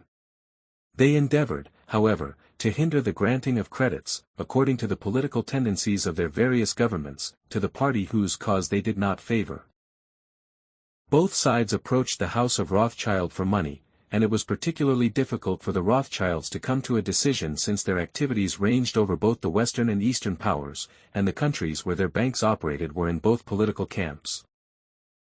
It is true that the fact that the brothers were simultaneously settled in the principal capitals of Europe, and were able to take concerted action on any matter, was, as we have seen, one of the principal reasons for the rise of the house, as one brother always kept the other informed of what was happening. They were all in a strong position to obtain reliable information, as they were able in the course of the business of administering the property of influential persons in the various countries to establish connections whereby they were always able to obtain the most recent and reliable information without any suspicion of bribery. Sometimes, however, this cosmopolitanism also involved them in difficulties. And in this particular ease there was a natural difference of opinion between the five brothers. Nathan was in a particularly awkward position, since England was most inclined to intervene actively. All half France had joined the so-called Triple Alliance, concluded on April 22, 1834, between England, France, Spain, and Portugal. The Austrian ambassador in Paris had received the first news of its conclusion from James Rothschild, to whom Nathan had sent a courier. Louis Philippe had no desire to pull the chestnuts out of the fire and to intervene actively in Spain on behalf of the liberal Queen Christine, as Louis XV had done on behalf of the absolutist King Ferdinand VII. The liberal policy forced upon Louis Philippe through the manner in which he had attained power was really most distasteful to him. He was not a constitutionalist from conviction, and privately felt that it would be exceedingly difficult to secure his throne in France against the wishes of the Eastern powers and without their support. Moreover, in the strictest secrecy of his own heart, he cherished the hope of marrying the heir to the throne, the Duke of Orleans, to an Austrian archduchess. James Rothschild, who was in constant touch with the monarch and his most intimate advisers, knew the king's attitude, and therefore wished as far as possible to keep himself financially out of the Spanish hornet's nest. It is unnecessary to observe that the Vienna, Frankfurt, and Naples brothers, who were further from the scene of action, and entirely under the influence of Metternich, wished to have nothing whatever to do with Spain. At that time the five brothers constituted a single firm. The action of any one of them affected all the rest, and herein lay the possibility of conflict. In spite of all considerations against such action, Nathan had two very good reasons for wishing to make a loan to Spain, i.e., to the Queen Regent, Marie Christine. He would be acting in accordance with the wishes of the British government, and it would work inconveniently as part of a large scheme he was planning, which promised to be an excellent piece of business. There were only two places on the continent of Europe where quicksilver was produced, while overseas sources were practically negligible. The two sources were the quicksilver mines of Idria, which the House of Rothschild had purchased from the Austrian government and worked, and the quicksilver mines of Almada in Spain, the products of which constituted an important revenue for Spain. A concern possessing both quicksilver mines would establish a monopoly and would be able to control the price of the metal. Such was Nathan's scheme, and he was now endeavoring to obtain the concession of the Almada mines from Spain in return for the financial assistance she was always needing, with a view to working them intensively. These mines had been owned by the Fuggers in the 16th century, and the idea appealed to Nathan of further emphasizing the similarity between the position and influence exercised by that house and by his own. Nathan sent his son Lionel to Madrid to carry out his plans. In agreement with the Queen Regent, the Spanish government had decided to auction the right of working the Almada mines, which at that time yielded only 16,000 to 18,000 cwts of quicksilver at 37 pesetas per cwt, offering a lease of about 5 years, in order that the productivity of the mines might be increased by the expenditure of foreign capital. Offers were to be sent in to the finance minister under seal, and then examined. The House of Rothschild employed their old tactics. They offered 5 reals more than any other offer, which should not exceed 54 piastres the hundredweight. The Spanish government was especially inclined to give the lease to the House of Rothschild, because Lionel had come with an offer from Nathan to lend the government 15 million francs at a low rate of interest, and this offer had been gratefully accepted. Moreover, the Spanish government much preferred dealing with the powerful firm of Rothschild, with its worldwide connection, than with the small native banks which were financially weak. The Rothschilds had shown an uncanny instinct in hitting on the figure 54, for the highest offer, which was made by the Spanish Bank of Zulueta, was exactly 54 piastres, and the Rothschilds, having offered 5 reals more, were indicated as the persons who should get the contract. A solemn agreement was accordingly signed on February 21, 1835, by Lionel Rothschild, and the Spanish finance minister, Count José María Torino. And the agreement also bore the signature of the Queen Regent, Marie Christine. To mark the occasion, Lionel was made a member of the Order of Isabella the Catholic. Torino had passed an adventurous life. At the time of the First Napoleon, in 1808, he had carried through the memorable alliance between Spain and England against the mighty Corsican. He was a man of liberal leanings, and advocated freedom of the press, the abolition of the Inquisition, and the dissolution of the innumerable spiritual orders scattered over Spain.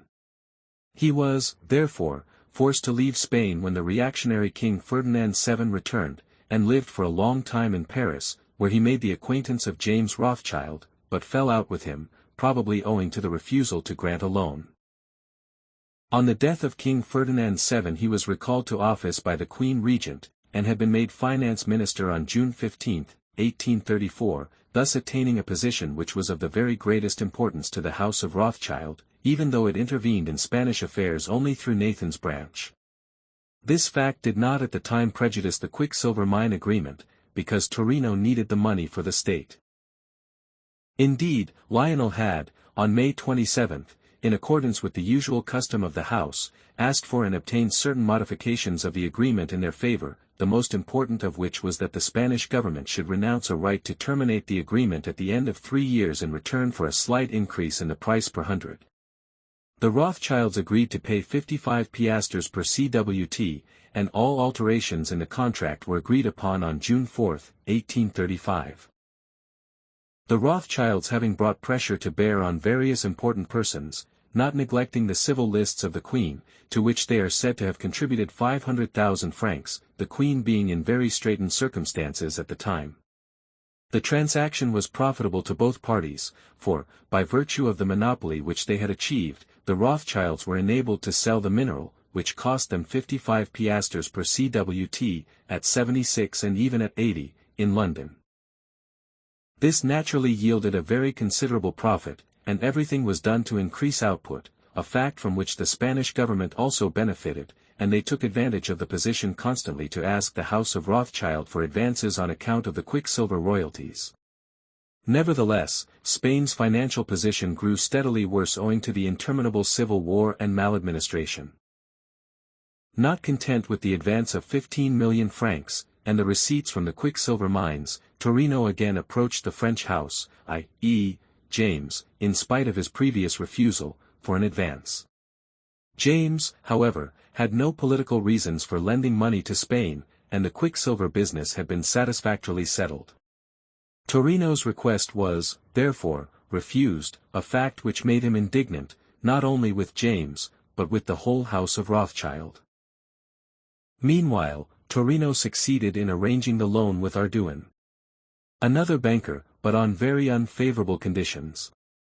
The course of the negotiations had further revealed to the Rothschilds the exceedingly unsatisfactory condition of Spain's nuances. The four brothers on the continent, who had, anyhow, resented Nathan's action in advancing 15 million, became anxious about their money, and reproached their brother. It was finally decided to bring every possible pressure to bear on the Spanish government to repay the money. This aroused Torino's hostility to the full, and he made every effort to put obstacles in the way of the repayment of the money by the Spanish government. In the end, and at the cost of much effort, the Rothschilds succeeded in recovering part of their money in cash, and part of it in the very doubtful bonds of the Arduin loan. They managed to do this, however, by the simple process of buying the obstinate finance minister. The man certainly proved expensive. He got 1,300,000 francs as a first installment, and a further 300,000 francs in the course of the negotiations, that is, a total of 1 million francs. After thus recovering the money which they had lent to Spain, the brothers had a discussion in Paris, at which they expressed their rage and indignation at the attitude of the Spanish government, and particularly at the contemptible ingratitude and unscrupulous avarice of Torino. They decided to take exemplary vengeance on him, and they succeeded only too well by means of a bare operation, to which further reference will be made. In order to settle these risky Spanish transactions, which had been far from going through to the satisfaction of all the brothers, James Rothschild went to see Nathan in London at the end of May 1835, intending to take advantage of this opportunity for negotiating with a business friend, Don Juan Alvarez y Mendizabal, in matters regarding Portugal's public finances.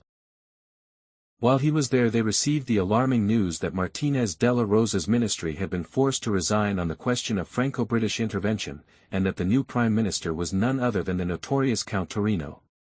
Nathan was terrified by this appointment, although the bad news was modified by the fact that Torino meant to ask Mendizabal, who was friendly to the Rothschilds, to take office under him as finance minister. The appointment of Torino, and the wretched condition of the public finances, as well as the unfavorable military position with regard to the pretender, Don Carlos, made Nathan nervous about all his commitments in Spain, including the highly profitable quicksilver mines. If Don Carlos were to come into power, it would be the death blow to all the interests in Spain of Nathan as being the supporter of the Queen Regent and her liberal adherents. He, therefore, made great efforts at this time to secure the armed intervention of England and France in Spain. However, all that he was able to persuade the governments to do was, in the case of France, to place the Foreign Legion at the free disposal of the Queen, and, in the case of England, to raise a volunteer regiment, despite the protest of the Tories. Nathan actively assisted in recruiting the volunteers, which without his money would have been impossible. Von Humlauer, charge d'affaires at the Austrian embassy in London, who was anything but well disposed to Nathan, heard of his activities through Kirchner, a clerk at the Consulate General, who had been engaged by, and drew his salary from, Nathan. This man was therefore quite definitely acting as a spy for Austria while being an official of an Austrian consulate. Humlauer, who distrusted Nathan, and rightly considered that Nathan did not take his duties as Austrian consul general very seriously, was anxious to keep a closer eye on the activities of the House of Rothschild by this means. Nathan was not aware that he had a powerful enemy in Humlauer, who often reported direct to Vienna in the frequent absence of the indolent ambassador, and thus had gained the ear of Metternich. Nathan generally called at the Austrian embassy on Sundays, and would talk to Humlauer if Esterhazy was away. On hearing of the expected fall of the Spanish ministry, and that Torino would probably become president, he called at the embassy, shewing every sign of alarm and distress. He stated emphatically that it was clear from a letter his Paris brother had sent him, that if the Eastern powers should prevent France from intervening in Spain, Louis Philippe would be finished and dethroned within a few weeks, if not days. Humlauer's view was that this was absolutely inconsistent with the reports from Paris, but he felt that Nathan was in a position to speak with such authority that what he said could not be entirely ignored. Moreover, the fact that James also was present in London indicated that the two brothers were taking important decisions. Prince Metternich had now received information from the most various sources to the effect that the House of Rothschild were supporting with money, not his candidate, the legitimist and reactionary Don Carlos, who was fighting the Queen Regent, but the Queen Regent Christine herself, who had been born of the foam of the Revolution, and in addition to all this he was now told that James had actually travelled from Paris to London in order to lend considerable financial aid in support of England's military expenditure on behalf of Queen Christine, in order that Spanish securities might rise in value. As Metternich was unable to speak personally to Solomon, who was staying in Paris, he decided to instruct his ambassador in Paris, Count Egon, to do so. He wrote a lettre particulière to the Count, explaining his suspicions of the brothers Rothschild, and instructing the ambassador to find out what the position was. Count Egon took the bull by the horns. Although he must have realized that he was scarcely likely to get a complete explanation in this way, he simply called on Solomon Rothschild to ask him about the matter. Egon's report on the meeting is exceedingly interesting, although Solomon can scarcely have revealed to the ambassador the fond sapz. When Egon explained to him that Metternich was uneasy regarding the policy of the House of Rothschild in Spain, Solomon Rothschild at first expressed his painful astonishment at such apparent mistrust regarding the attitude of his house in relation to the financial side of the Spanish question. He most solemnly protested his sincerity and his good faith, and assured Egon that precisely the converse was true, and that the rumors that were current were entirely unfounded. He followed this up with the somewhat far-fetched assertion, told to the Count under the seal of the strictest secrecy, and promptly retailed by him to Metternich, that Nathan, the head of the London branch, had allowed himself to be persuaded by the entreaties of his wife Hannah, daughter of the English banker Cohen, who had herself been brought into the matter by a complicated process of intrigue, to advance about 16 million francs to the Spanish government. The four brothers had highly disapproved of this operation and regretted it, but they had inevitably been involved in the transaction, since they were all partners and jointly responsible for the actions of any one member of the house. Solomon thus endeavored, by pleading female influence, to soften the effect of his painful confession that, in spite of all their assurances to the contrary, his house had granted a loan to the liberal regent of Spain, who was fighting against Metternich's protégé, Don Carlos. He proceeded to recount the further unfortunate vicissitudes connected with this loan of 15 to 16 millions, and the indescribable conduct of Torino in the matter. Here we give Spain, he said, our honest money, at a low rate of interest, such as anybody would have paid, and then we have to pay a bribe to the Spanish finance minister of 1,300,000 francs, and 300,000 francs to other people, and to accept quicksilver and rubbish, by this he meant the Arduin bonds, in place of payment. Thereupon the brothers Rothschild in London and Paris proceeded to work for a fall in Spanish funds, applying an amount of £1,800,000 to this purpose. The operation was completely successful, Spanish rent falling from 70 to 37, and the panic resulting from the terrible fall in value of Spanish securities in London was simply and solely the result of the Rothschilds' act of vengeance. Thousands of holders of Spanish securities lost 2/3 of their property, but the Rothschilds made far more out of it than the amount of the gratuity, en pots de vin, as Egon put it, with which they had bribed Count Torino. Tell Prince Metternich, Solomon Rothschild went on to say to Apponii, "The House of Rothschild has done all this for vengeance, and if Don Carlos is successful he will largely have the House of Rothschild to thank for it. My brother Nathan cannot stand London any longer, he is too disgusted with the Spanish business. He wanted, even without having cleared up his accounts and put his affairs in order, for which he did not feel sufficiently calm, immediately to leave for Frankfurt. James thereupon offered to help him to clear things up, and that is the real reason why James went to London. As soon as this business is settled my brother Nathan is going to Frankfurt to spend a few months there. This is the whole of our secret, and I am confiding it to you, but kindly bear in mind that, if it were to come out, we might be in personal danger, for how many there must be who would gladly murder us for the misfortunes they have suffered. We have already sent 3 couriers to recall my nephew Lionel from Madrid, as if anything were to leak out he would be in the most serious danger there."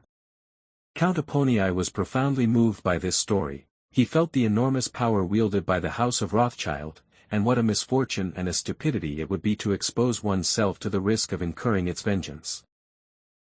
There were certainly many more innocent than guilty amongst the victims, but Count Apponii had grounds for satisfaction, since the fall in Spanish securities had naturally affected Count Torino's prestige, and the Queen Regent, Marie Christine, and her system, which was so vigorously opposed by Apponii's supreme chief, the all-powerful Metternich, had suffered a serious blow.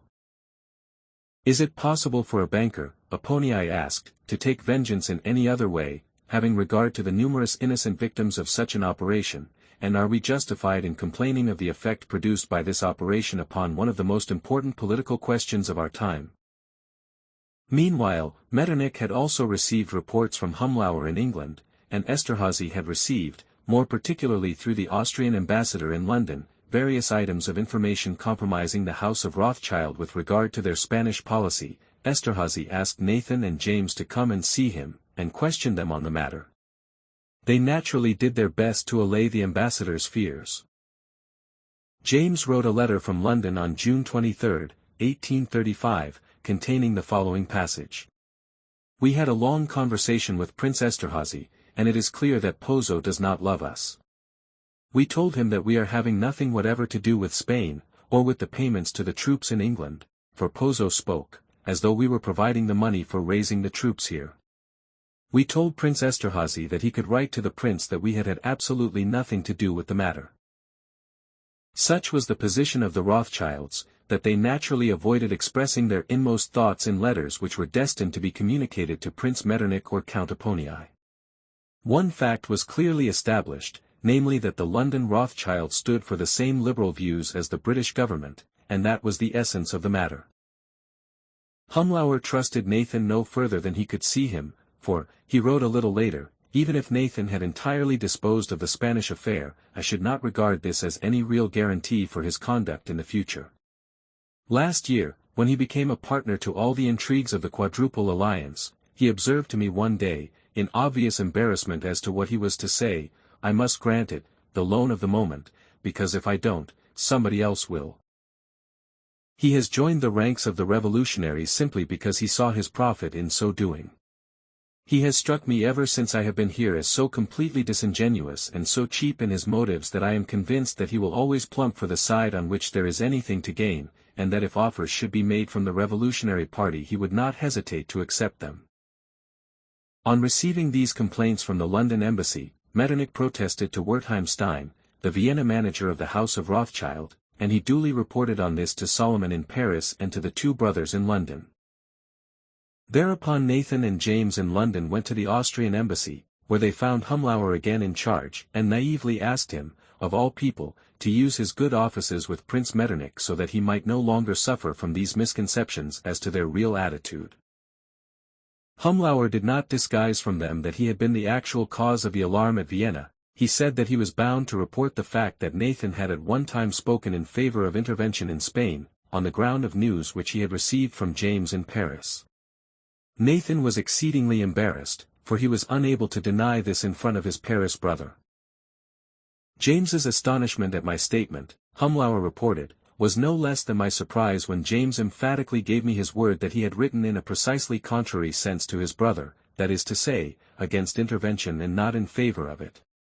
He had actually pointed to the possibility of Louis Philippe losing his throne as a consequence of intervening, and not of refraining from intervention.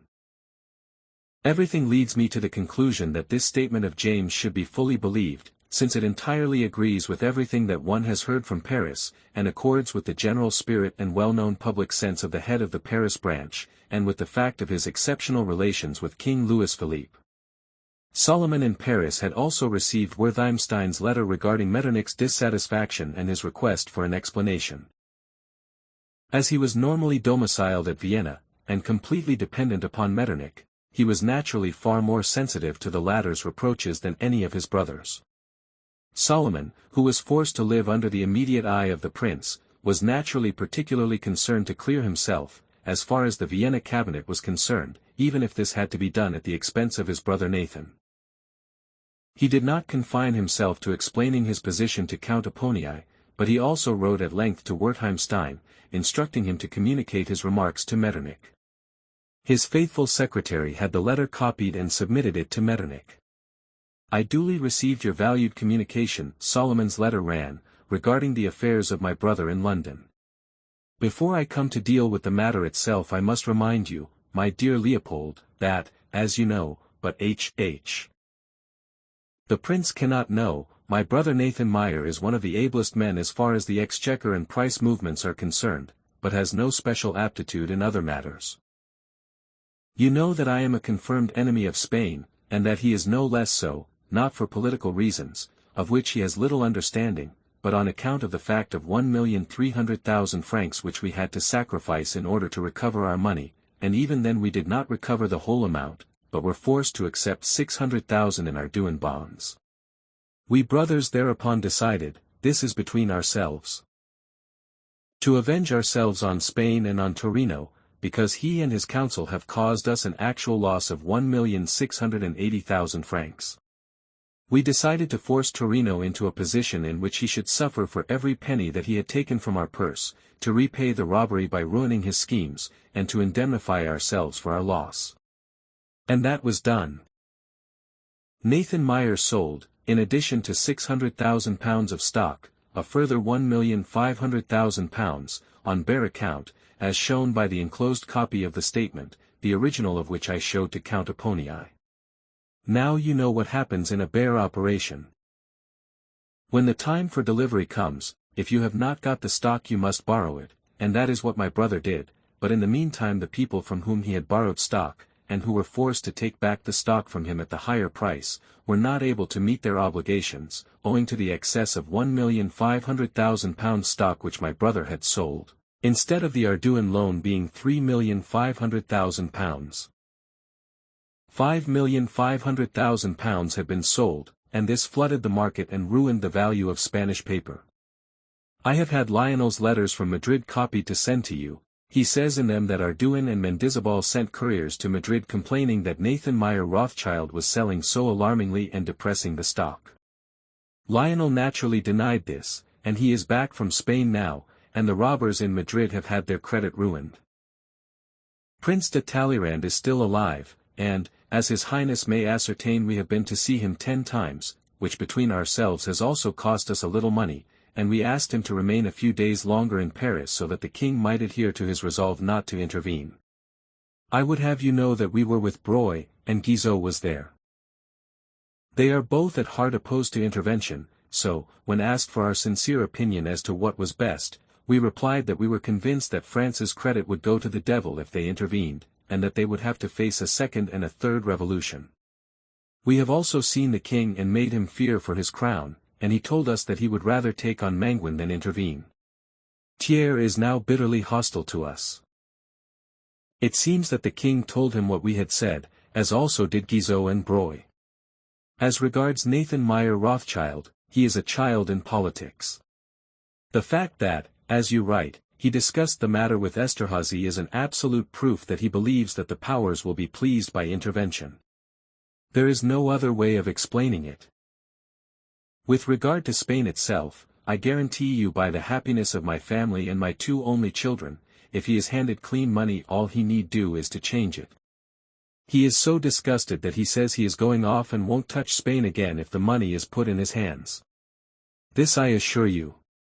For the sake of his health, and to have a little rest, he is going to Frankfurt when his son Lionel arrives in London. He will take Lionel with him for a few months to the family at Frankfurt. I am prepared to swear before God to the truth of what I am writing, which I want you to pass on to the prince. I take my oath upon it that it is all absolutely true. However, unfortunately the Rothschilds have broad backs, and there are constant articles in the papers. In other matters that are not concerned with the bourse, Nathan Meyer Rothschild is not particularly bright. He is exceedingly competent in his office, but, apart from that, between ourselves, he can hardly spell his own name. This brother of mine, however, is so disgusted with Spain that he can hardly bear himself, just like all of us, only perhaps he feels it more because he realizes that he made the advance of 15 million francs without asking any of his partners about it. You can, therefore, communicate my whole letter to the prince, assuring him that there can be no thought of giving the Spanish government a single farthing of credit. I myself do not yet know when we brothers will meet. Whether the affair of the Spanish loan will cause a split we shall see. I am 60, my brother at Frankfurt is 62, I have only 2 children, and if I live very carefully I can live on the interest of my interest. I have fortunately only got to provide for my son, as my Betty is as rich as her father. I do not mean that I intend to give up business, but only to see to it that I can sleep peacefully. The Spanish affair has completely ruined my nerves. It is not the loss of money, for, even if the whole 15 million francs had been lost, my share would have been only 3 million, but the unpleasantness which we have had with this business. Now Nathan Meyer Rothschild has 4 grown-up sons, and Karl has 2 younger boys, so they manage on the basis of a dozen heads. Because my father has so disposed we shall probably have to remain together, but I must confess that it has all very much tired and exhausted. Your S. M. V. Rothschild. I have sent your letter of 15th to London, as James is in London just now to deal with accounts. I must beg you to show the letter only to the prince, as we and Nathan Meyer Rothschild are getting anonymous letters threatening our lives for having so much depressed the Spanish bonds, and I am afraid to go out at night. This letter was characteristic in more than one respect. It shows that the Spanish affair did really trouble Solomon exceedingly, and that the false position it placed him in with regard to Metternich was so painful to him that he had even thought for a moment of separating from his brothers and withdrawing from business. It is evidence of the conflict of conscience from which Solomon was suffering, and of the development of a crisis in his relations to his brothers in the West. This was, however, only a passing move. Fundamentally the maxim laid down by the old father, Meyer Amschel, still held: all the brothers shall stand together in everything, all shall be responsible for the actions of each one, and the desire for profit and constantly to increase the power of the house was greater than any misgivings or any consideration for Metternich. Solomon remembered Psalm, "Behold how good and how pleasant it is for brethren to dwell together in unity. For there the Lord commanded the blessing, even life for evermore." Whilst the Rothschilds had at first been disappointed in Spain, they had succeeded in their principal object, the acquisition of the quicksilver mines, and the loan affair with Torino had been dealt with adequately. By their bare operations in Spanish securities they had not merely recovered the amount spent in bribing Torino, but had made a profit besides. The final result, therefore, had been, as Solomon himself had to admit, that his much abused brother Nathan had achieved a financial gain to the general benefit of the House of Rothschild. So far, so good, but Solomon wanted to ascertain who had spread the rumors which had made such an impression on the imperial court of Vienna, or, rather, on Metternich. It did not take him long to find out, for he had his confidential agents everywhere. Especially he had friends whose interest it was immediately to bring in any news that might be of value. Prominent amongst these was Count Carl Pozzo di Borgo, the old bitter enemy of Napoleon, whom he had hated since they were boys together in Corsica. The Count, who was 70 years of age, was at that period Russian ambassador in London. Notoriously avaricious, this 70-year-old diplomatist had amassed a large fortune in the course of his career, but his desire for money was insatiable. He had been connected with the Rothschilds when they had been engaged in the issue of the Austrian metalliques. 2 days after he had sent the above letter to Vienna, Solomon received a detailed letter from his brother Nathan, putting him in full possession of the facts regarding the part which Pozo had played. He at once took the letter to Count Egon, and wrote another letter to Wertheimstein in Hebrew. Paris, June 26, 1835. I enclose a copy of a letter from London, the original of which I showed to Count Egon, requesting him to write to Vienna confirming the fact that he had seen the original here. See that Pozo is the source of all these slanders. I may be permitted to explain to my real friends the origin Pozo's deep and bitter hatred of the House of Rothschild. You will remember that in connection with the Metalliques loan, which immediately rose to a premium of live, and then of 10%, my brother James wrote to me at Vienna stating that Pozo wanted to be given 1 million gulden at the issue price. James added himself that he was counting on Pozo getting at least 500,000. You will remember that I had very few Metalliques left, and why should I make a present to Pozo of 40 to 50,000 florins? To Pozo, one of the world's worst misers, who has had so many profitable dealings in rent with our firm. Pozo's suggestion was accordingly refused, James telling him that unfortunately I had none. He has since been our bitterest enemy, and makes a profitable business out of damaging us. I got my brother James to go to London to get all these accounts cleared up. Thereupon Pozo springs the yarn that James went to London to pay the ruffians who were going from there to Spain. In the enclosed copy of a letter from Nathan regarding part of the account, the original of which has also been seen by Egon, you will find an item of about 1,600,000, of which we had to allow Torino and his gang to rob us, in order to recover our money. I am also sending you a Madrid newspaper, which contains proof that we were against the intervention, as well as an extract from Lionel's letter, which the Count has also read. It is not interested motives that lead me to make such efforts to clear myself of suspicion in the eyes of the Austrian cabinet. No, as God is my witness, I am actuated by love, respect and devotion. Were I dealing only with that miser Pozo, who, because he did not get his 500,000 florins, has become our deadly enemy, he would see how little his lies worry me. Solomon's intention was that all his remarks should be duly conveyed to Metternich so as to re-establish himself in Metternich's good graces, even if he did so at the expense of his brother Nathan. Nathan was far away and outside Metternich's range. Meanwhile, the position in Spain had undergone a profound change, and this was attributable in no small degree to the influence of the Rothschilds. His overwhelming financial difficulties and the vicissitudes of the campaign against Don Carlos had forced Count Torino to resign in favor of Mendizabal, who succeeded him. This man, who was a Jew by race and religion, had passed an adventurous life. Having a highly developed financial sense, he had been an army contractor early in his career, and had then entered the service of the rich Madrid banker, Don Vicente Bertram du Lis, who, as we know, came to be closely connected with the House of Rothschild. It was through him that the Rothschilds made the acquaintance of Mendizabal. Mendizabal succeeded in ingratiating himself with Don Pedro of Portugal, to whom he was able to render important financial services. In these transactions Mendizabal worked in close alliance with the House of Rothschild, which arranged a loan of £2 million to Portugal in April 1835. Later on Mendizabal was compelled, for political reasons, to emigrate to London, where, through Nathan Rothschild, he was brought into touch with members of the British government. He also speculated on his own account in Spanish securities, and made a great deal of money. He was still heavily involved in these securities when the Rothschilds decided to bring about the great Spanish slump. Mendizabal would have been ruined had not Nathan given him previous warning of what was going to happen. This very man was now Prime Minister in Spain, a highly satisfactory circumstance for the Rothschilds, especially as James, as well as Nathan, was on the most friendly and personal terms with the new minister.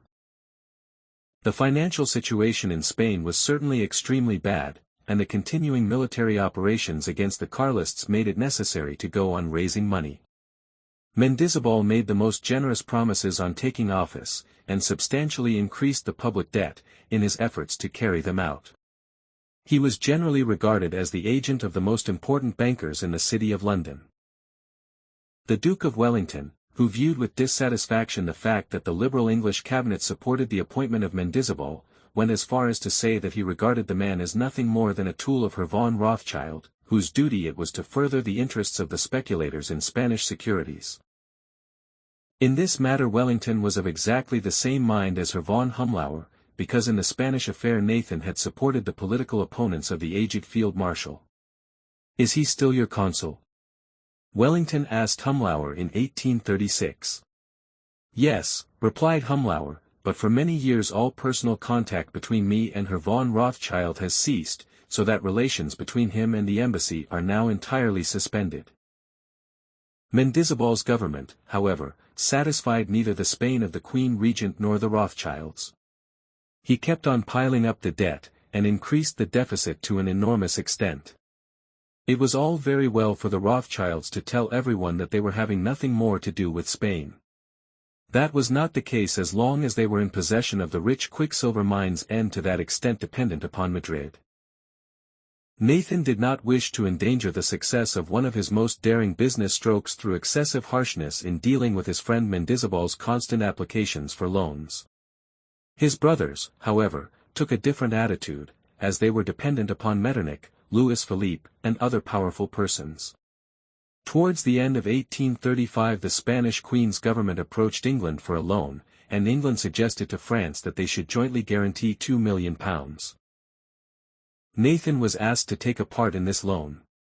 He saw that by doing so he would win favour at Madrid, while the guarantee of the two powers made the loan a perfectly safe one, but, in view of the great dissatisfaction that had been caused by the previous loan issued behind Metternich's back, he decided on this occasion to put his cards on the table so far as his brothers and Metternich were concerned. In view of a statement that has been made to me by one of our most intimate friends in the cabinet, he wrote to his brother James in Paris on December 20, 1835, "I am hastening to send you this express letter to inform you that our government has proposed to France that she should join in guaranteeing a loan to Spain of £2 million sterling. Our government's proposal is for a joint guarantee, and they have so far had no reply from the French cabinet. If France will not agree to the proposal it is highly probable that England will give her guarantee alone, if not for the whole amount, at any rate for a part. Under such an arrangement, my dear brother, we should be running no risk at all, in my opinion, for if France and England give their guarantee, it will be like the Greek loan. Please forward this letter at once to our brother Solomon at Vienna, as I am very anxious to know what uncle thinks of this matter." By uncle he meant Metternich. It is interesting to note that Nathan was kept informed by his most intimate friend in the British cabinet. He was certainly useful for such business. It was difficult for Solomon at Vienna to persuade Metternich to acquiesce again in the plan of granting a loan to the enemy of his protégé Don Carlos, a loan which, in any case, was bound to be fruitless. For Metternich would not change his opinion, especially in a matter involving the fundamental principles upon which his policy was based.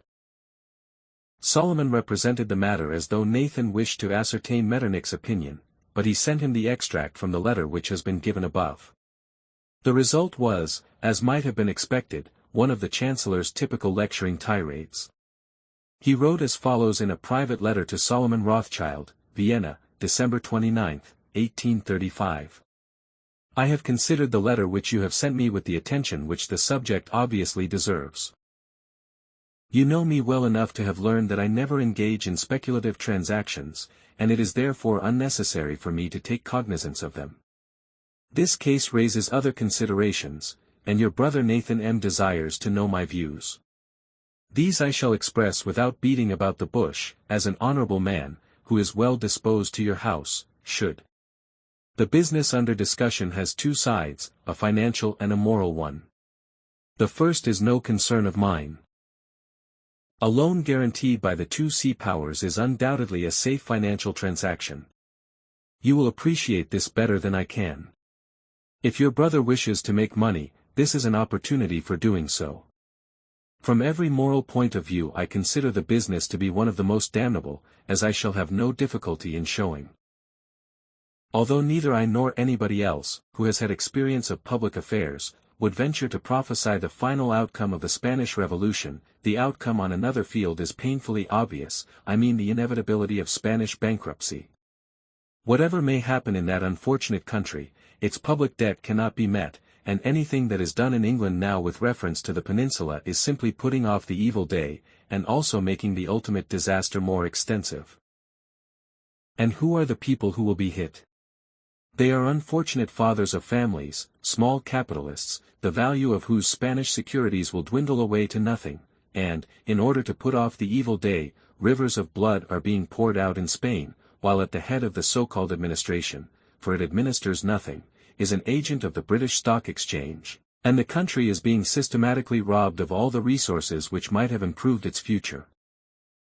Such operations may bring blood money, but that money can bring no happiness. The loan in question can serve no other purpose but to meet obligations due in London for one term. Spain will receive not 1 farthing of the money.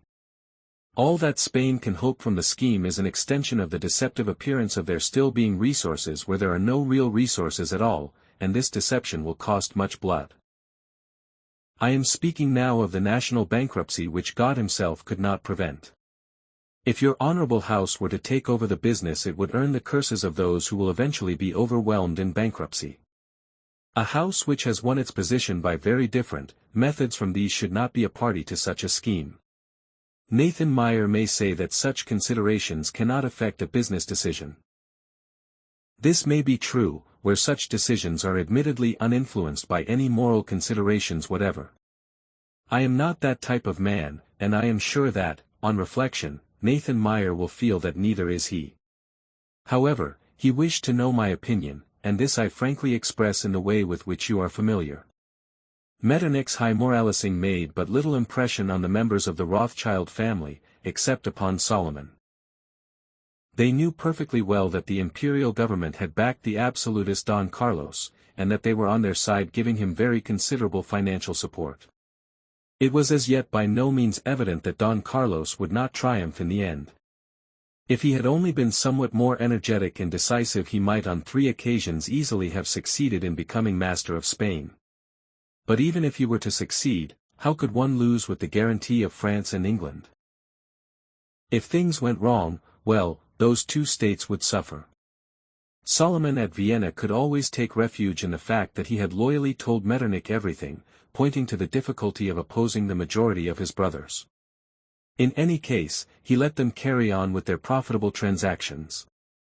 At least such was the view of Herr von Humlauer, the enemy of the Rothschilds at the Austrian embassy in London. He was constantly sending hostile reports about the Rothschilds to Vienna regarding their Spanish transactions, and keeping everybody in a state of alarm.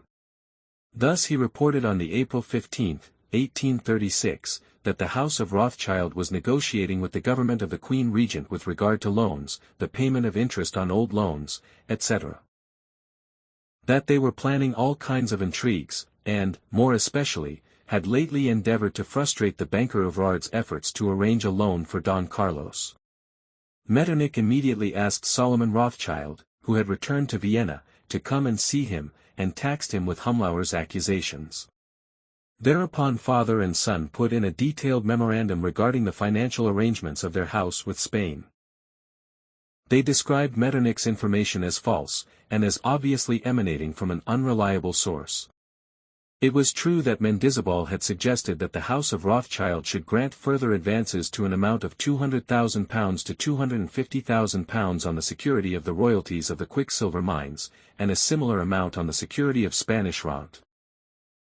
The House of Rothschild had, however, refused to do so, although the mines in the south of the country were far from the scene of action in the Civil War, and therefore offered adequate security for repayment. In spite of everything, this attractive suggestion had been turned down.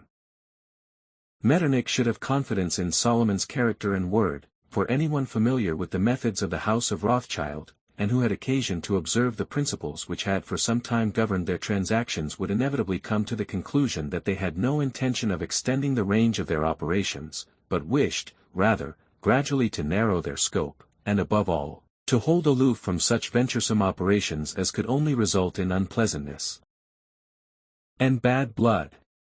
Thus the London branch of the House of Rothschild had kept entirely aloof from industrial undertakings such as canals and railways, which in England, more than anywhere else, had been the subject of the most unrestrained speculation. No sensible man, therefore, could seriously believe that the House of Rothschild would invest a large portion of its wealth in stocks which, in the view of even the most zealous partisans of Isabella, offered only a highly precarious security, and rested on no solid foundation. The position of the House of Rothschild was such that it could not absolutely stand apart from all transactions in Spanish funds. Its relations with the public and the nature of its business forced it to engage in them even against its inclination. Such operations, however, were essentially stock exchange transactions, and did not constitute real investments such as would bind the House of Rothschild to the interests of that country. Finally, I would take the liberty, Solomon's letter continued, to observe to your Highness that all the rumors and ondits, current about the House of Rothschild and its relations with the Spanish government, should be accepted only with the greatest reserve. They are generally the result of that slanderous malice to which anybody who exercises a certain influence is inevitably exposed. Persons interested in speculating on the bourses. And the habit of speculating in negotiable securities is extending to all classes of society, frequently make play with the name of the House of Rothschild, and try to interpret its actions in the sense of their own operations, as this increases their confidence in making a profit. This memorandum, except for one inconsistency, was very cleverly drafted. The inconsistency lay in the fact that the opening paragraphs, which stated that Mendizabal offers had been refused, described them as being very attractive and fully guaranteed, whereas 2 pages later Spain's guarantees were described as highly precarious and unsound. The truth was that, in view of the fact that Spanish securities were falling away to nothing owing to the civil war and the maladministration, the Rothschilds were really not at all anxious to invest too much money in that country, except under the guarantee of states such as France and England. But, having regard to their position in the quicksilver mines, which they did not wish to sacrifice at any price, they had to exercise a certain restraint in this matter, and were, therefore, compelled to engage in certain transactions. Humlauer in London continued to send Metternich in Vienna reports hostile to the Rothschilds. He went so far as to accuse the British government also of intrigues, and of capable connivance with the Rothschilds. The ministry, he reported on April 26, 1836, is to such an extent dependent upon the House of Rothschild that it will shrink from no sacrifice of honor or profit to induce that firm to pay the interest due on the Spanish bonds on May 1, in order thus to prevent the immediate collapse of Spain's finances, which the government could not survive. In spite of the pressure of the British government, however, the Rothschilds were very much disinclined to commit themselves too deeply in Spain, especially as the possibility of intervention in that country was more remote than ever. Louis Philippe, in particular, declared that nothing would move him in the attitude he had taken up with regard to Spain.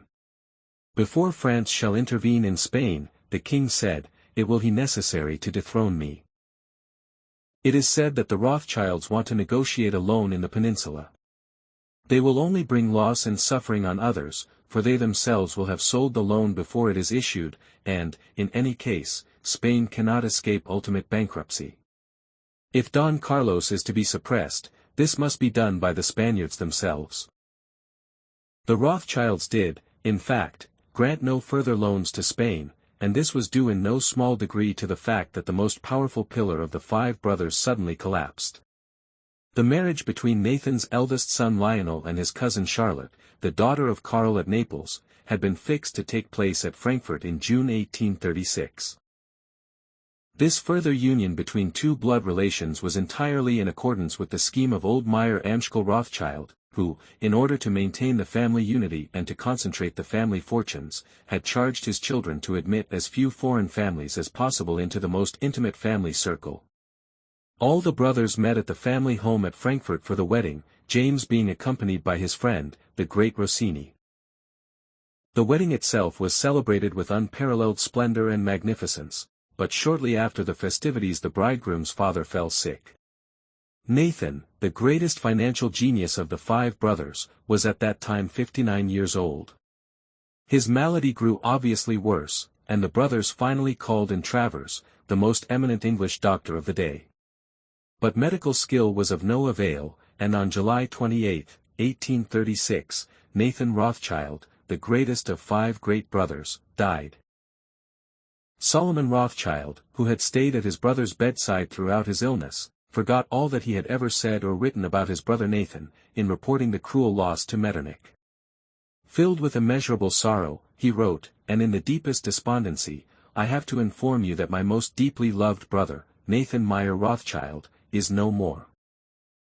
It has pleased Almighty God to call him in the best years of his life, and just at the moment when he should have been taking pleasure in the happiness of his eldest son having but just pronounced his paternal blessing upon his marriage with the daughter of my brother Karl, and might have enjoyed the festival of our family reunion.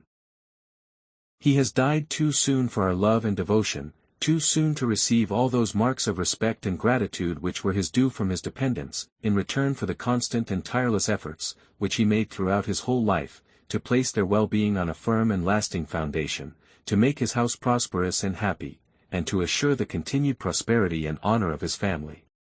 Heaven would have it so.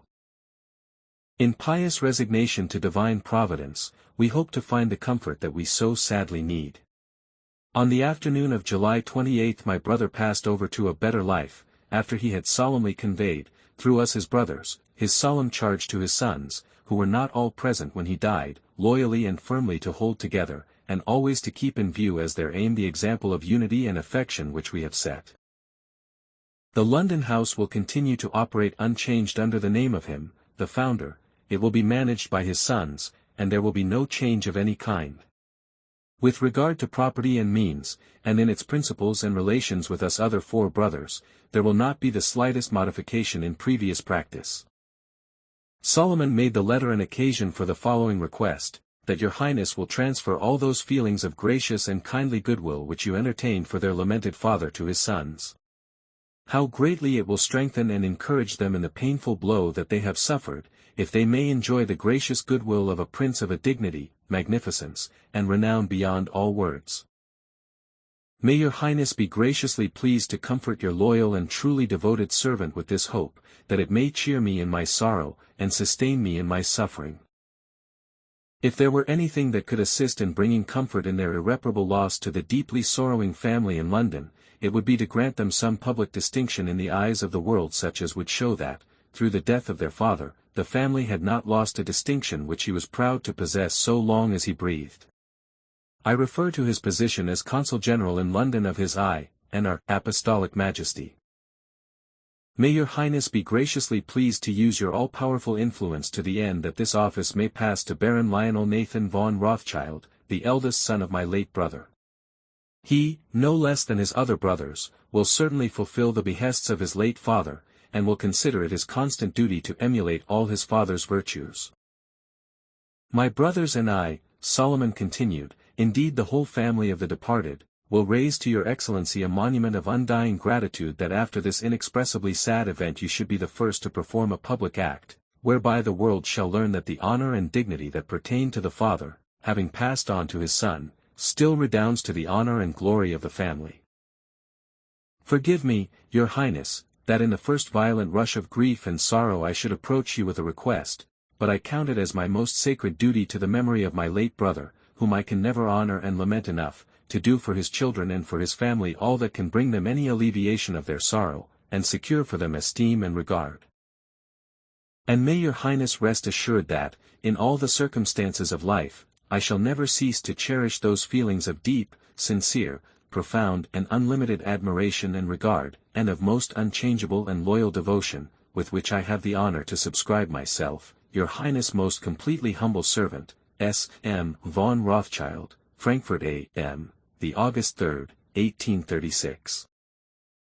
Solomon Rothschild had also reported his brother's death to Count Collerat, and asked his secretary, Moritz Goldschmidt, also to make a verbal request that almost the last wish expressed by the dying man, with regard to the Consulate General, should be carried out. Metternich sent a friendly and sympathetic reply, assuring Solomon that he would favorably consider the question of appointing Lionel. Solomon thanked him for his gracious letter, assuring Metternich that he set the highest value on it as a proof of the latter's sincere sympathy, and that it would be most carefully treasured as a sacred mark of his kindness and friendship. Your Highness, Solomon continued, may easily judge how deeply this sad death has especially affected me. Throughout the whole period of the illness I was almost always the person who was with my late brother. Day and night, for I was living in the same house with my son Anselm, I would constantly come at his bidding to hear any wish that he had to express in his last moments, and I may say I enjoyed his complete confidence in all his affairs. 3 days before his death he told me all his thoughts and wishes with regard to the will which he then drew up, and which I then had written out in accordance with his intentions. We brothers and the whole family have suffered an irreparable loss in his death. God alone can heal the wound that has been inflicted upon us. We must seek alleviation for our sorrows in the consolations of our religion. Your Highness will graciously pardon me if, at this time of uncontrollable sorrow, I cannot refrain from expressing my feelings. Your kindness and humanity are a guarantee that you will honor my just sorrow. In view of the friendly advice your Highness had given me, I will not conceal from you that I consider it fortunate that I was able to be present here on this unhappy occasion, since I enjoyed the confidence, not only of my late brother, but also of my other brothers, in everything that was done, and they left everything to me. I may say with a clear conscience that they will have no cause to regret this, for I have acted with true disinterestedness as a brother and friend, and have carried through everything justly. The agreements between us for a further period of 3 years had been drawn up, embodying every point, and they were ready for signature, for we still believed that our late brother would, with God's help, recover. However, this was not to be, fate had decided otherwise. On his deathbed Nathan asked me to have the contract renewed with his surviving sons, with the provision that it should not be terminated within a period of 5 years, and this has been done, as your Highness will see on perusing the contracts which I shall have the honor to eye before you on my return. The firm of Nathan M. Rothschild remains unaltered, the sons together acting as a unit with one vote in the partnership. The whole trading capital of the 4 brothers, and of the late Nathan M. Rothschild, cannot be touched for the next 5 years, and nobody can draw anything out of the working capital, while we have reduced the interest, that we draw individually, from 4 to 3%, so that the partnership as a whole will, with God's help, still further improve its position in the 5 years, as the proportion of the funds which can be spent has been reduced. And there is no necessity for the young men to be drawn into speculative ventures.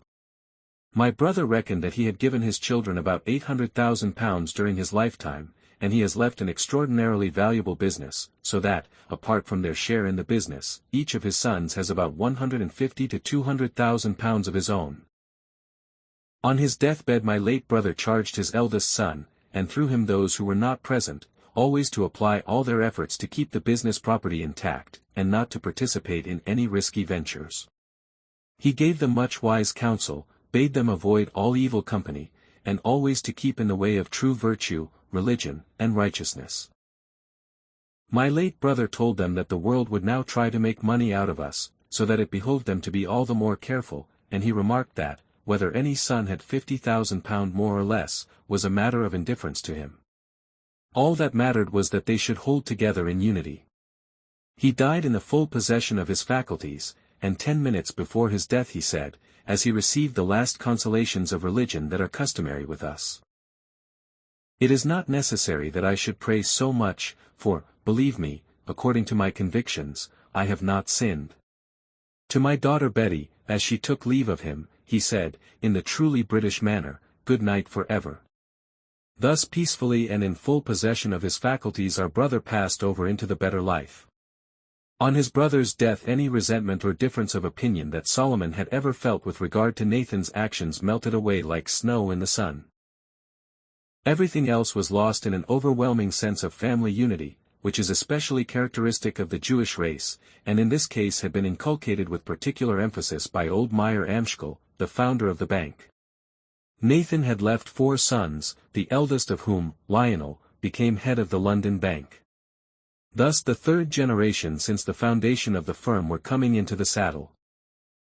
In its patriarchal style, and in the tender concern that he showed for his children, Nathan's will was reminiscent of that of his father. It was very general in its terms, and particularly refrained from entering into precise details as to the value of the property left. It dealt especially with the method of carrying on the business, and the contractual relationship binding the partners for the periods of 3 or 5 years. "It is my earnest wish," Nathan wrote in his will, "that my sons shall carry on my business in London, that the association with the other houses, which my dear brothers direct, shall be maintained, that they shall continue to remain partners together, and that to this end the articles of association between my sons and my brothers shall be renewed for further periods of 5 years. At the same time I charge my sons always willingly to accept the advice of my experienced brothers, and to direct their tireless endeavors, through assiduous industry intelligently applied, to establish on an ever firmer foundation the welfare and reputation of the house. I would request the executors of the will, as well as any relations in London and Frankfurt unturned, to confine their efforts simply and solely owe the due execution of this my last will and testament, and, since it does not pertain to their office at all, not to ask for any further information, or for the production of any books of accounts. It was thus possible again to avoid any unpleasant scrutiny or public discussion of the enormous Rothschild wealth which was spread over the whole of Europe. The government also refrained from applying too close a measure in the case of a man who had rendered it such important services over a period of years, and, even in the last year of his life, had succeeded in raising a loan of £15 million to indemnify the slave owners when slavery was abolished. The death of Nathan was a very serious loss to the house. Haydn says of him very justly in his Gallery berühmter und merkwürdiger Frankfurter that, although Nathan was the third son, he was looked upon as the head of the family, and the other brothers generally took his advice. He was the controlling spirit in the application of the enormous fund which they jointly possessed. Gutzko said of him that he threw himself into all his undertakings with enormous vigor, and everything about him was on a large scale. Nathan was a splendid example of the traditions and wealth of the city. He was as much respected there as he was feared, and made upon all who knew him the impression of a man who had a positive genius for business. He himself had the greatest possible admiration for industry. He once said to a friend with reference to his children, "I wish that they may devote themselves mind, soul, heart, and body to their business, that is the way to attain happiness." This remark was absolutely in accordance with his character, but it simply confirmed the old adage that work makes a man happy. Nathan was a very well-known figure in the city of London. The pillar against which he was accustomed to lean is still pointed out on the Stock Exchange.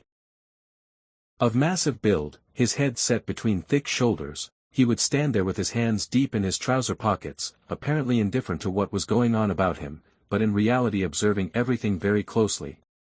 Nathan would always reply in monosyllables, giving short and definite instructions. He was fully conscious of his power and uninfluenced by the flattery which his riches called forth. He had gradually come to despise mankind, having been led to this conclusion through observing the effect of the gold that flowed from his hand. Nathan's body was brought from Frankfurt to London, and lay at New Court, his house in St. Swithin's Lane. The funeral procession on August 8, 1836, was an outward symbol of the enormous position which Nathan had achieved in the British Empire. The representatives of the great powers, the Lord Mayor, the sheriffs, and several aldermen of the City of London followed the coffin, which was preceded by a procession of Jewish orphan children clothed in white. The whole of London had come to see the funeral procession, the crowds were enormous, and it was difficult to maintain order. Such was the funeral of the man who 40 years before had emigrated to London as a small Jewish trader from Frankfurt without name or position. Solomon saw to it that the event was given proper publicity. James had arranged for an article of extravagant praise of Nathan to appear in the Journal des Débats, and Solomon arranged for it to be printed in other papers as well. He asked Gutzko to help him in this, and Gutzko wrote the following letter on August 12, 1836, to Kolb, the editor-in-chief of the Allgemeine Zeitung. The Vienna Rothschild has approached me with a view to having the article on his brother, which appeared on 5th Inst in the Journal des Débats, reproduced in the Allgemeine Zeitung. I have had the article, which I enclose, translated, and would be glad if you could have it printed if possible. I need not remind you of Metternich's relations with Solomon. Nathan's death naturally produced important changes in the management of the Rothschild business. The tacit leadership which he had held passed to James in Paris. In Spanish affairs the House of Rothschild henceforward paid less attention to British wishes, and confined its concessions to the minimum that was necessary in order to retain their hold over the quicksilver mines, which they rightly regarded as a highly profitable business. It was the more desirable that they should cut down their Spanish commitments since Mendizabal proved a failure. He lost all prestige, and Spain came threateningly near the verge of bankruptcy. To Metternich's great satisfaction, the Rothschilds withdrew from financial transactions in Spain in view of the desperate condition of the country. Nathan's sons, who wished to stand as well as possible with Austria, in order to secure the consulate, declared to Herr von Humlaner that they would have nothing further to do with the Spanish business. All kinds of offers, they said to him, have been made to induce us to take over the next payment of Spanish dividends, but we are determined not to do so, and, added one of the Rothschilds, it was not we who paid the earlier dividends. The earlier dividends, Humlauer commented on this, were always paid out of the loans floated by the House of Rothschild. Debts were met by further borrowings without the House of Rothschild advancing its own cash. As it is now quite impossible to get any more money out of the public, the House of Rothschild would have to find future dividends out of their own resources, and without any possibility of seeing their money again. Meanwhile, important changes were taking place in Spain, that only served to make the position more critical. Mendizabal had resigned in May 1836, and the summer brought further successes to Don Carlos. Indeed, there was a rising in the immediate neighborhood of the castle of the Queen Regent. The Constitution of 1812 was accepted under duress, and the Queen at that time even meditated flight.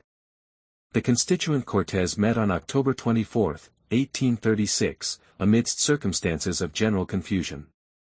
Don Carlos, however, had failed to turn these favorable circumstances to full account, and Espartero, the general of the Cristinos, actually succeeded in December 1836 in inflicting a severe reverse upon him.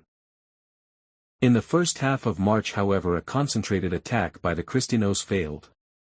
Metternich was constantly watching the attitude of the Rothschilds to Spain with grave mistrust, and asked Apponii to report on it. The latter, instead of referring to persons who had other sources of information, generally asked James Rothschild himself, or accepted the statements of a political charlatan and paid informer called Klindworth, whose reports were only too frequently untrue.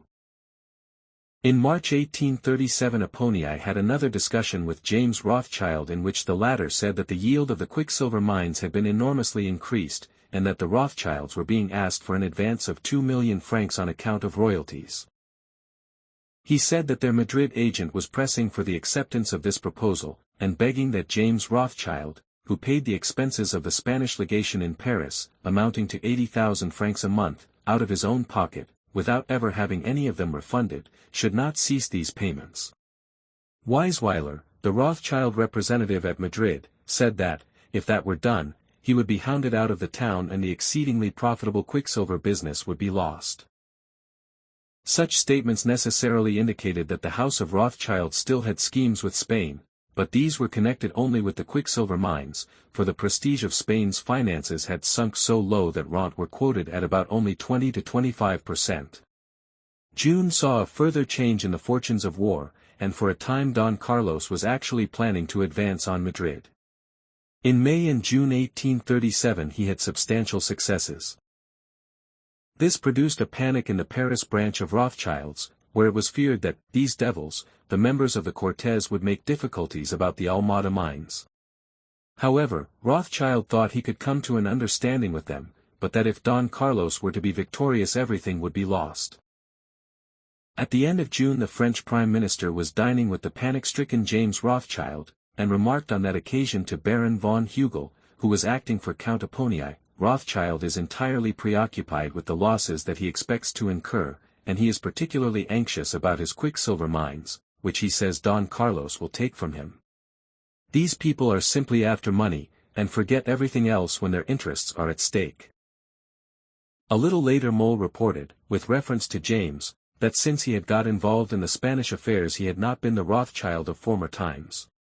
Solomon, who was then again staying in Paris, stated definitely that no one, and he least of all, would ever again lend the government at Madrid a single sou. Metternich's resentment against the Rothschilds kept increasing, although he still handled them with velvet gloves. His police intercepted a letter from Lionel in London to his uncle. Lionel spoke of the highly unfavorable impression which had been created by the news that Don Carlos had crossed the Ebro, stating that British consols and Spanish securities had both fallen sharply, and that the whole outlook was exceedingly gloomy. The bad news from Spain and Portugal was entirely to blame for the present panic. It was essential to be patient, only God could bring everything right. I am too unhappy, wrote Lionel, to write at length. The peers have the upper hand, and political developments, as well as the stupid measures taken by the government here, favor their activities. The best thing is to remain calm in order to act when we see more clearly. Today it was stated here too that Don Carlos had crossed the Ebro, and that disturbances would break out in Naples. The Belgian charge d'affaires in fact said to us today, that Sir Bowring had left for Naples on a government mission. I am afraid that if the Austrians enter Naples, Louis Philippe will be forced to intervene in Spain. Prices suddenly fell abruptly towards the close of the Bourse, and I fear that the carrier pigeon service will bring news of a still further decline. I believe that the English will gradually bring a lot of rent into the market, which is bound to have an influence. We will hope for the best. On receiving the copy of this intercepted letter, Metternich immediately sent it forward to the Austrian minister at Naples, telling him to watch the suspicious liberal emissary and report as to the alleged revolution at Naples. Thereupon the Temps published an article regarding possible intervention by Austria in Naples which very much annoyed Metternich. The Chancellor wrote the following letter to Hugel for Solomon's benefit. I request you, the letter ran, to read this letter to Baron Solomon von Rothschild. I wish this to be done, since I know his honest nature and genuine principles. It is generally known that the Minister Montalivet and Baron James are on intimate terms, and that the Minister has a definite influence on the editorial policy of the Temps. Now that paper has a great deal to answer for, in the articles in which it has just published to the world the lie that Austria contemplates sending troops to Naples, with the result that political complications will arise between ourselves and France. Almost worse is the statement, which appeared very shortly afterwards, to the effect that there was no further question of sending such troops, since Austria would think twice before exposing herself to the consequences of such a venture. These two entirely imaginary statements contain the most dangerous matter for a newspaper, that is on confidential terms with the French ministry, to give forth to the world.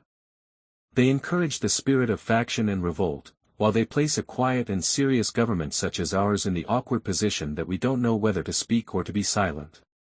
If the Temps were not closely associated with the French ministry, there would be nothing in this matter. I would pass it over as I pass over the daily pack of lies that issue from the revolutionary press. But the case here is entirely different. I want Baron Solomon confidentially to convey these considerations to his brother, and to request him, on my behalf, to use his influence to see that this kind of thing does not occur again. I want this to be done in the interests of the House of Rothschild itself, as remarks from several quarters abroad have reached me attributing these articles to a speculation by the House in Neapolitan funds. There is nobody more inclined to regard this as a slander than I, that is precisely why I am taking this step. Baron Solomon knows my attitude too well for it to be necessary for me to say anything more. It will be enough for you to let him know my wishes and he will do what is right. Hugel read Metternich's letter to the two brothers and thought they had understood, and particularly that James was beginning to realize that, in intervening in political matters, he had played a sorry part. James was not as penitent as Hugel thought, but he pretended to be while the charge d'affaires was talking to him. There were in fact no disturbances at Naples, and the incident simply served to give a glimpse of the way in which the Rothschilds collaborated with some of the French ministers, and to reveal their influence upon leading Paris papers. Towards the end of 1837 Spain was again engaging the anxious attention of the brothers, as the Cortes, at the instigation of the Rothschilds' rivals, were questioning the validity of the Quicksilver Mines contract, and of the variations which had been made in it. Weisweiler, the Rothschild agent at Madrid, made every effort to maintain the legal validity of the contract. The firm of Zulueta, which had competed with the House of Rothschild for the contract, based its objection on the fact that the latter had at the time offered only 50, subject to the proviso that if anybody offered 54 they would pay 55. Such a procedure had, however, been irregular. The Rothschild agent also called in the assistance of the English and French ministers to the Spanish government, who both made representations on behalf of the House of Rothschild. The Spanish ministry also represented to the Cortes that the quicksilver contract was an important and useful one to the Spanish state. However that may be, Count Egon reported with reference to the effect of this contretemps on James Rothschild, he appears to be in a state of the most extraordinary excitement at this attempt of the Cortes to deprive him of a business which at an approximate estimate must yield him an annual income of from 1.25 to 2 million francs. He will no doubt in the end be guided by the direction in which his interests lie, and will find roundabout means, at the sacrifice of a certain amount of money, to secure a business which is a scarce of such considerable profit to his house. It was also current gossip in Paris that the quicksilver agreement had not gone through without a certain amount of money having passed under the table, and that the House of Rothschild were now threatening disclosures.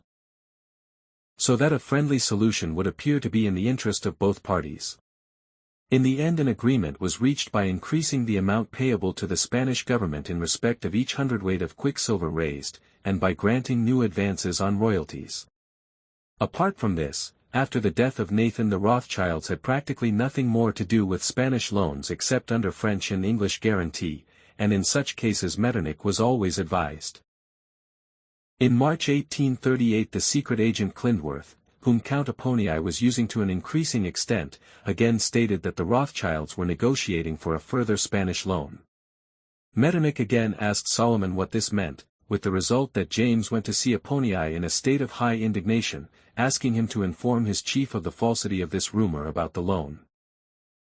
Baron James von Rothschild, Count Egon reported, who has undoubtedly foreseen that rumors of financial transactions would come to my knowledge, has given me the most formal assurance that he has not only refused to take part in any loan in favor of the Spanish government, but has also declined any financial operation, the object of which would be to raise money for Spain. He most positively denies all imputations of this nature, and asked me to inform your Highness of this most formal declaration by him. Baron Rothschild has expressly and spontaneously instructed me to give your Highness his word that he will never engage in a loan to the Spanish government without first being authorized to do so by your Highness. Thus Metternich felt that through his obstinate insistence he had at last succeeded in stopping further payments of money being made at any rate by the House of Rothschild to the government of the Queen Regent, whilst he himself was constantly supplying Don Carlos with money, and was also obtaining support for him from the states allied to Austria. All his efforts, however, proved of no avail, for Don Carlos lacked the personality to establish his position. The changing vicissitudes of this war of the Spanish succession ended by Don Carlos being finally driven out of the field by the Queen Regent's general, Espartero, the son of a workman. He was forced to flee from Spain and no longer menaced the Rothschilds in their possession of the quicksilver mines.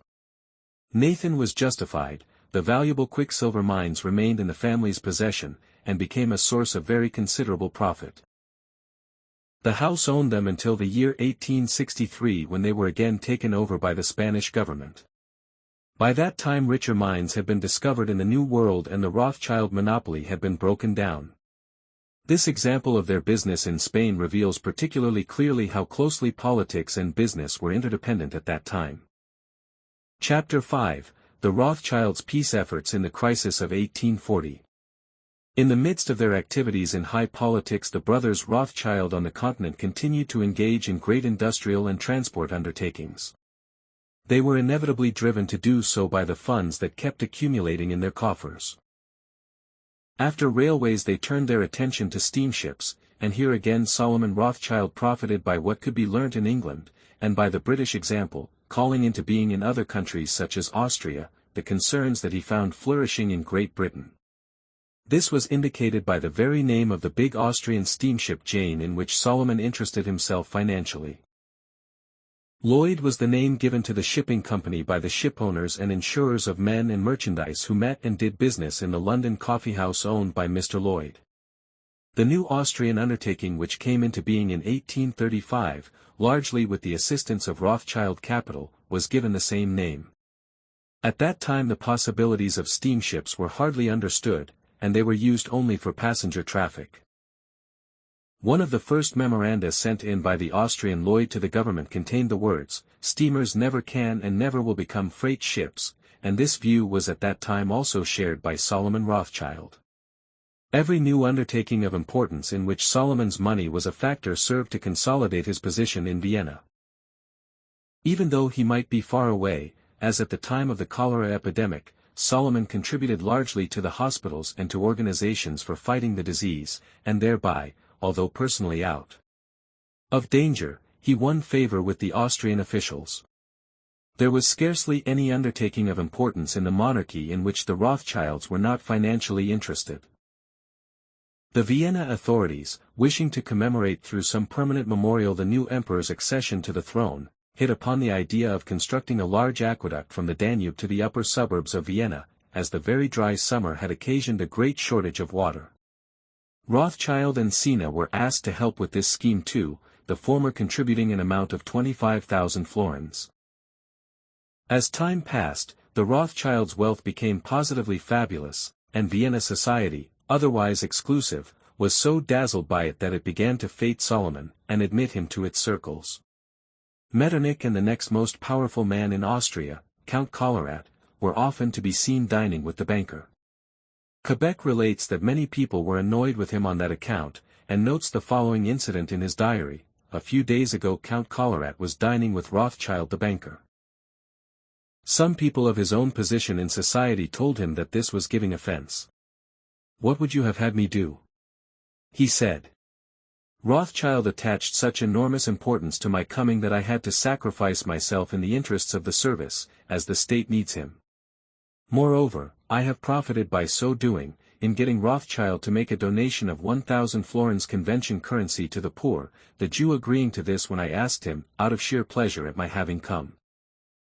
The actual facts are as follows: when the champagne was going round for the toast, Rothschild rose to make a speech to Count Collerat in which he said, "Your Excellency has given me as much pleasure today as if I had been given 1,000 florins cc, or given them to a poor man." Thereupon Count Collerat replied, "Very well, give me the 1,000 florins for a poor man who needs help, and has applied to me." Rothschild promised to do so, and after dinner Count Collerat was given the 1,000 florins. An extract from the diary of Metternich's wife also gives some idea of the impression which the Rothschild wealth made everywhere. "I was dining at 5 o'clock with our friend Solomon Rothschild.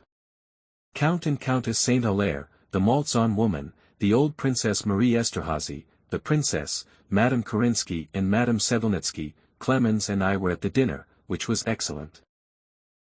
Rothschild has a famous French cook, and he, of course, had his own special dishes. His home in the Römische Kaiser is very pleasant and attractive. Wertheimstein and Goldschmidt helped in doing the honors. Rothschild has a magnificent collection of antiques, which he showed us, and which he means to leave to his son.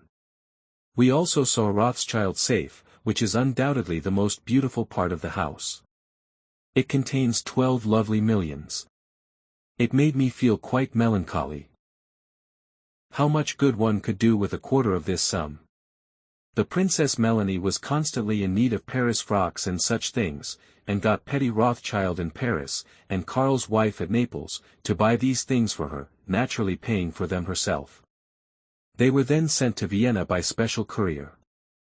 On such occasions both ladies would send little presents as a mark of friendship. The packages gradually grew so bulky that the courier sometimes refused to take them. The Rothschilds had the very greatest interest in retaining the friendship of the Metternichs, for they were constantly having to come to the Chancellor on all kinds of matters. At one time he would be asked to bring diplomatic pressure to bear upon the state of Naples in connection with a financial claim of Karl Rothschild's on Sicily, at another to appoint members of the Rothschild family as Austrian consuls general.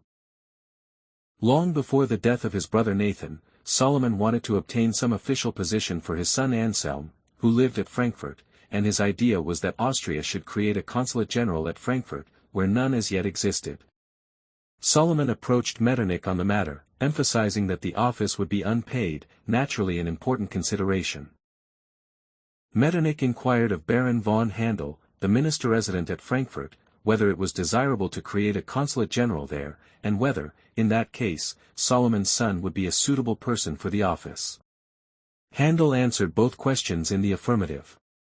With regard to the candidate, he wrote, Baron Anselm von Rothschild combines with the riches, credit and influence of the house to which he belongs, all the moral and intellectual qualities that make him a suitable person for filling this office.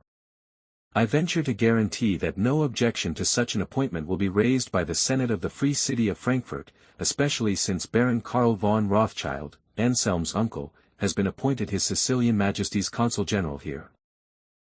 He added that only such a person could be appointed to the position as possessed the intellectual qualities and the necessary means to carry out the office with due dignity, there being no emoluments of any kind connected with it, and, in view of this consideration, Anselm was duly appointed. The Senate of the Free City of Frankfurt, on being officially informed of the appointment, expressed themselves satisfied with it, subject to the following limitations.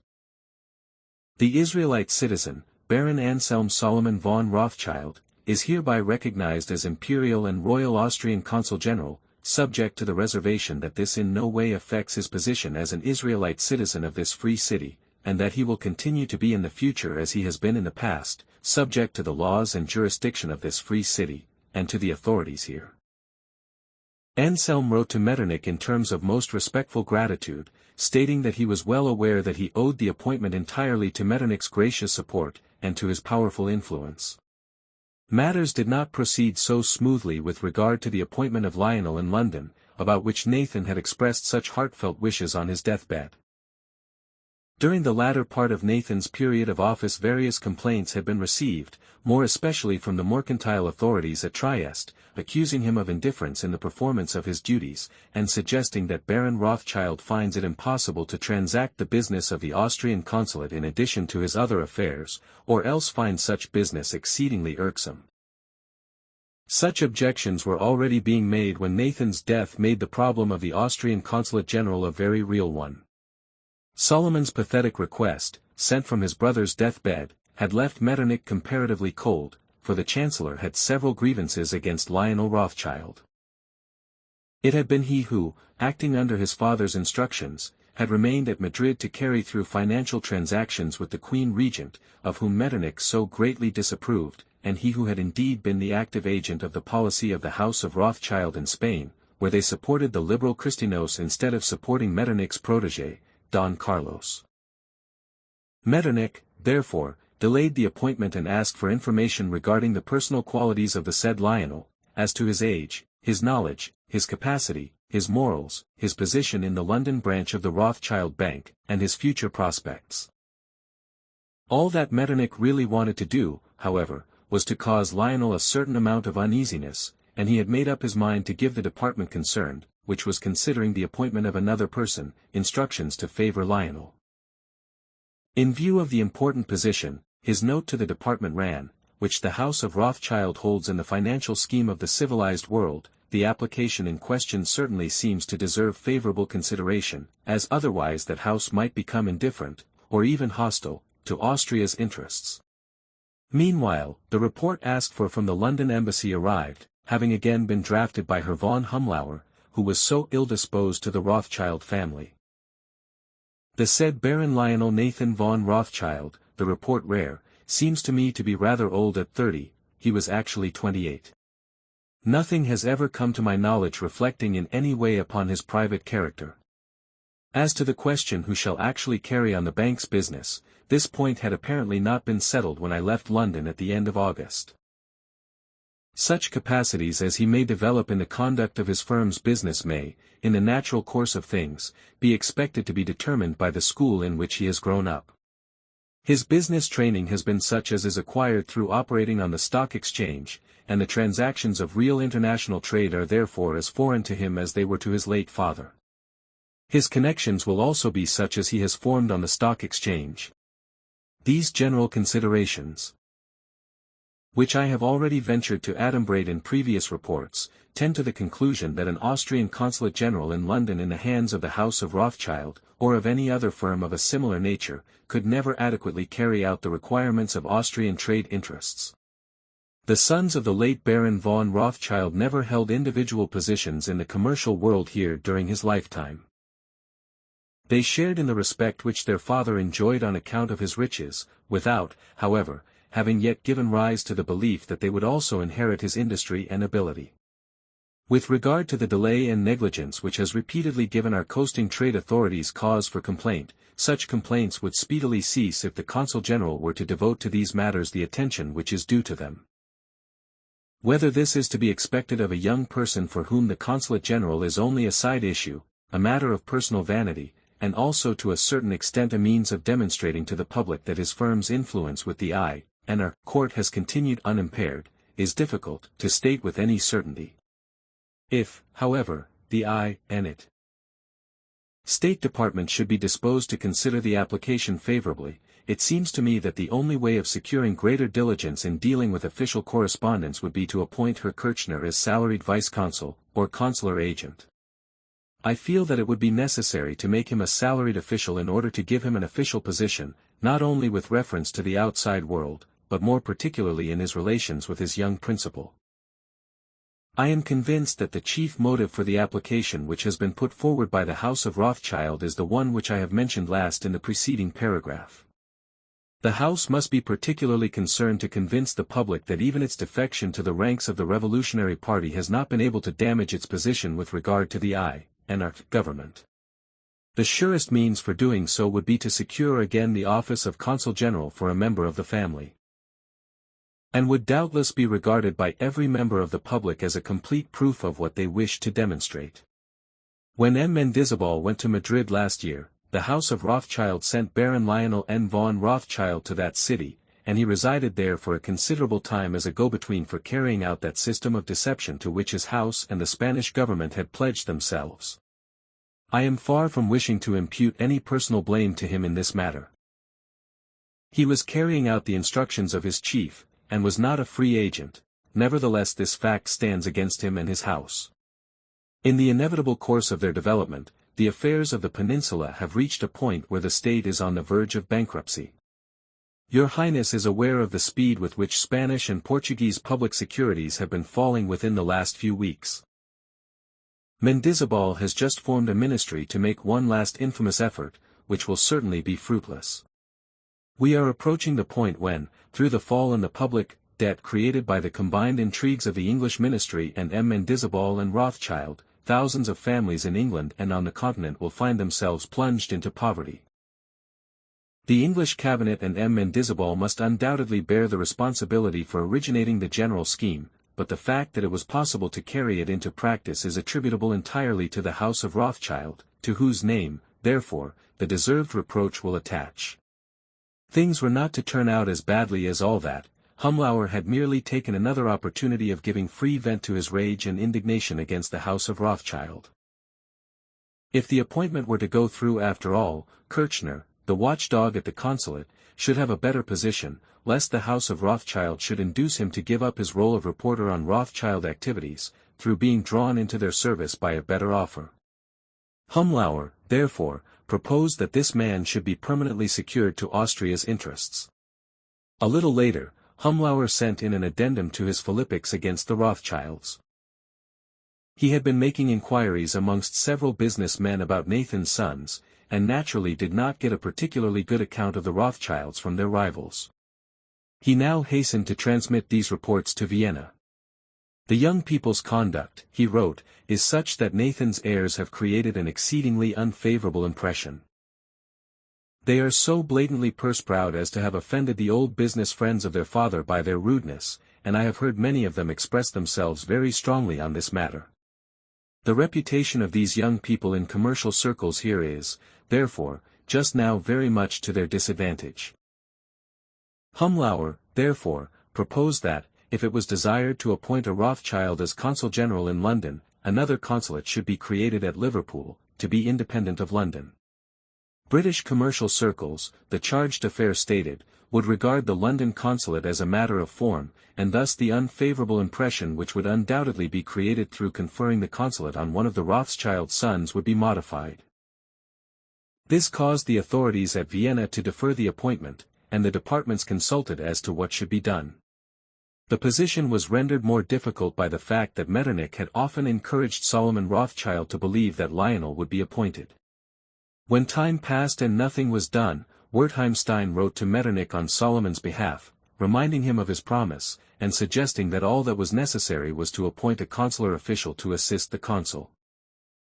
Baron Lionel von Rothschild, Solomon's secretary, wrote, would be delighted to pay such a clerk an annual allowance suitable to the higher cost of living in London, thereby proving the value which he attaches to inheriting the confidence which the Austrian government showed in his late father, and which was always a source of pride to the Rothschild family. The matter was finally dealt with by a compromise. Lionel was appointed acting unpaid consul general, after he had given a verbal assurance to the chargé d'affaires in London that he would use his best endeavours to support the consular official, who was appointed simultaneously. For the Rothschilds, the important thing was that from the point of view of the public this solution conveyed the impression that their bank still enjoyed the confidence of Austria. The Rothschilds were just at this time endeavouring to improve the position of Jews in general, and therefore of themselves in particular.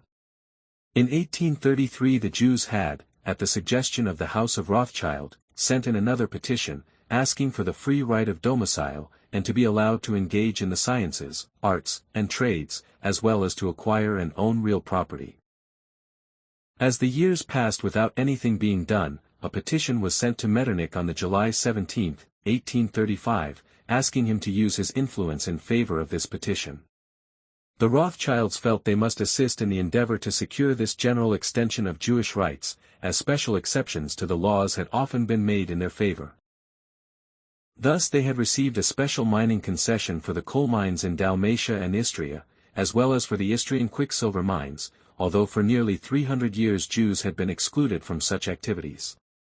The authorities continued to delay taking any action to alleviate the lot of the Jews, and Solomon Rothschild accordingly sent Metternich a further emphatic request for assistance. Your Highness, he wrote from Paris, on January 9, 1837, will forgive my taking the liberty of making a special appeal to you on a matter which is of the very deepest concern to me. This matter, my dear Prince, is one that concerns the destiny of my co-religionists. It concerns the hopes of so many fathers of families and the highest aspirations of thousands of human beings. I would commend it with all my heart, in complete trust and confidence, to the favorable consideration of my most gracious Prince. I cherish no more sacred desire than to see the destiny of my co-religionists improved. I shall not weary your Highness with many words, and rely confidently on the gracious assurances that your Highness has so often given, that you wish to be a benevolent protector and a kind helper to my co-religionists. Knowing your Highness's wise and paternal sentiments, I hope with full confidence that all our wishes will be granted by a prince to whom the welfare of all classes of humanity is sacred, and to whom the helpless have never appealed in vain. On receipt of this letter, Metternich arranged for a conference of ministers to be summoned to discuss the Jewish problem. The conference registered the following opinion: under the prevailing conditions of the time, it is undoubtedly in the interests of the government that the Jews should be accorded some improvement in their condition, and some extension of their rights. But we feel that it is absolutely essential that due regard should be had to the general circumstances of the present day, and even for prevailing prejudices, so that the public may not suddenly draw the conclusion that full emancipation of the Jews is contemplated and that the government intends to put them on an equality with Christians. It was accordingly decided that the toleration tax should be maintained, but that the emperor should have discretion to grant Jews permission to own houses in Vienna, but that this discretion should apply to houses only, and not to any other kind of real property. Thus the Rothschilds, who were still living as tenants in the Hotel zum Römischen Kaiser, were enabled to acquire a house of their own. But Solomon also used his influence with the Chancellor to secure better conditions for the Jews outside the boundaries of Austria, more particularly in Italy, where Metternich was powerful. Medina was a case in point, where the Duke had, on March 22, 1831, in consequence of certain disturbances that had occurred, imposed upon the Jews a contribution of 600,000 lire, and restrictions on their liberty. Solomon's manager, Goldschmidt, took advantage of one of the Duke's visits to Vienna to ask him, on behalf of Solomon, to rescind these oppressive and unjust decrees. Even in the year 1833 the Papal States again attempted to apply the idea of completely shutting off the Jews from the Christian inhabitants in cities. They were again to live within walls separated from other inhabitants. At Solomon's request Metternich intervened in this connection, and it was due to him that this humiliating regulation, as Solomon called it, was not generally applied. Thousands whom you have thereby made happier, Solomon wrote to Metternich, are praying to heaven to bless you for your action. In 1838 Solomon again heard from Jewish firms in Ferrara that further measures of oppression had been planned there.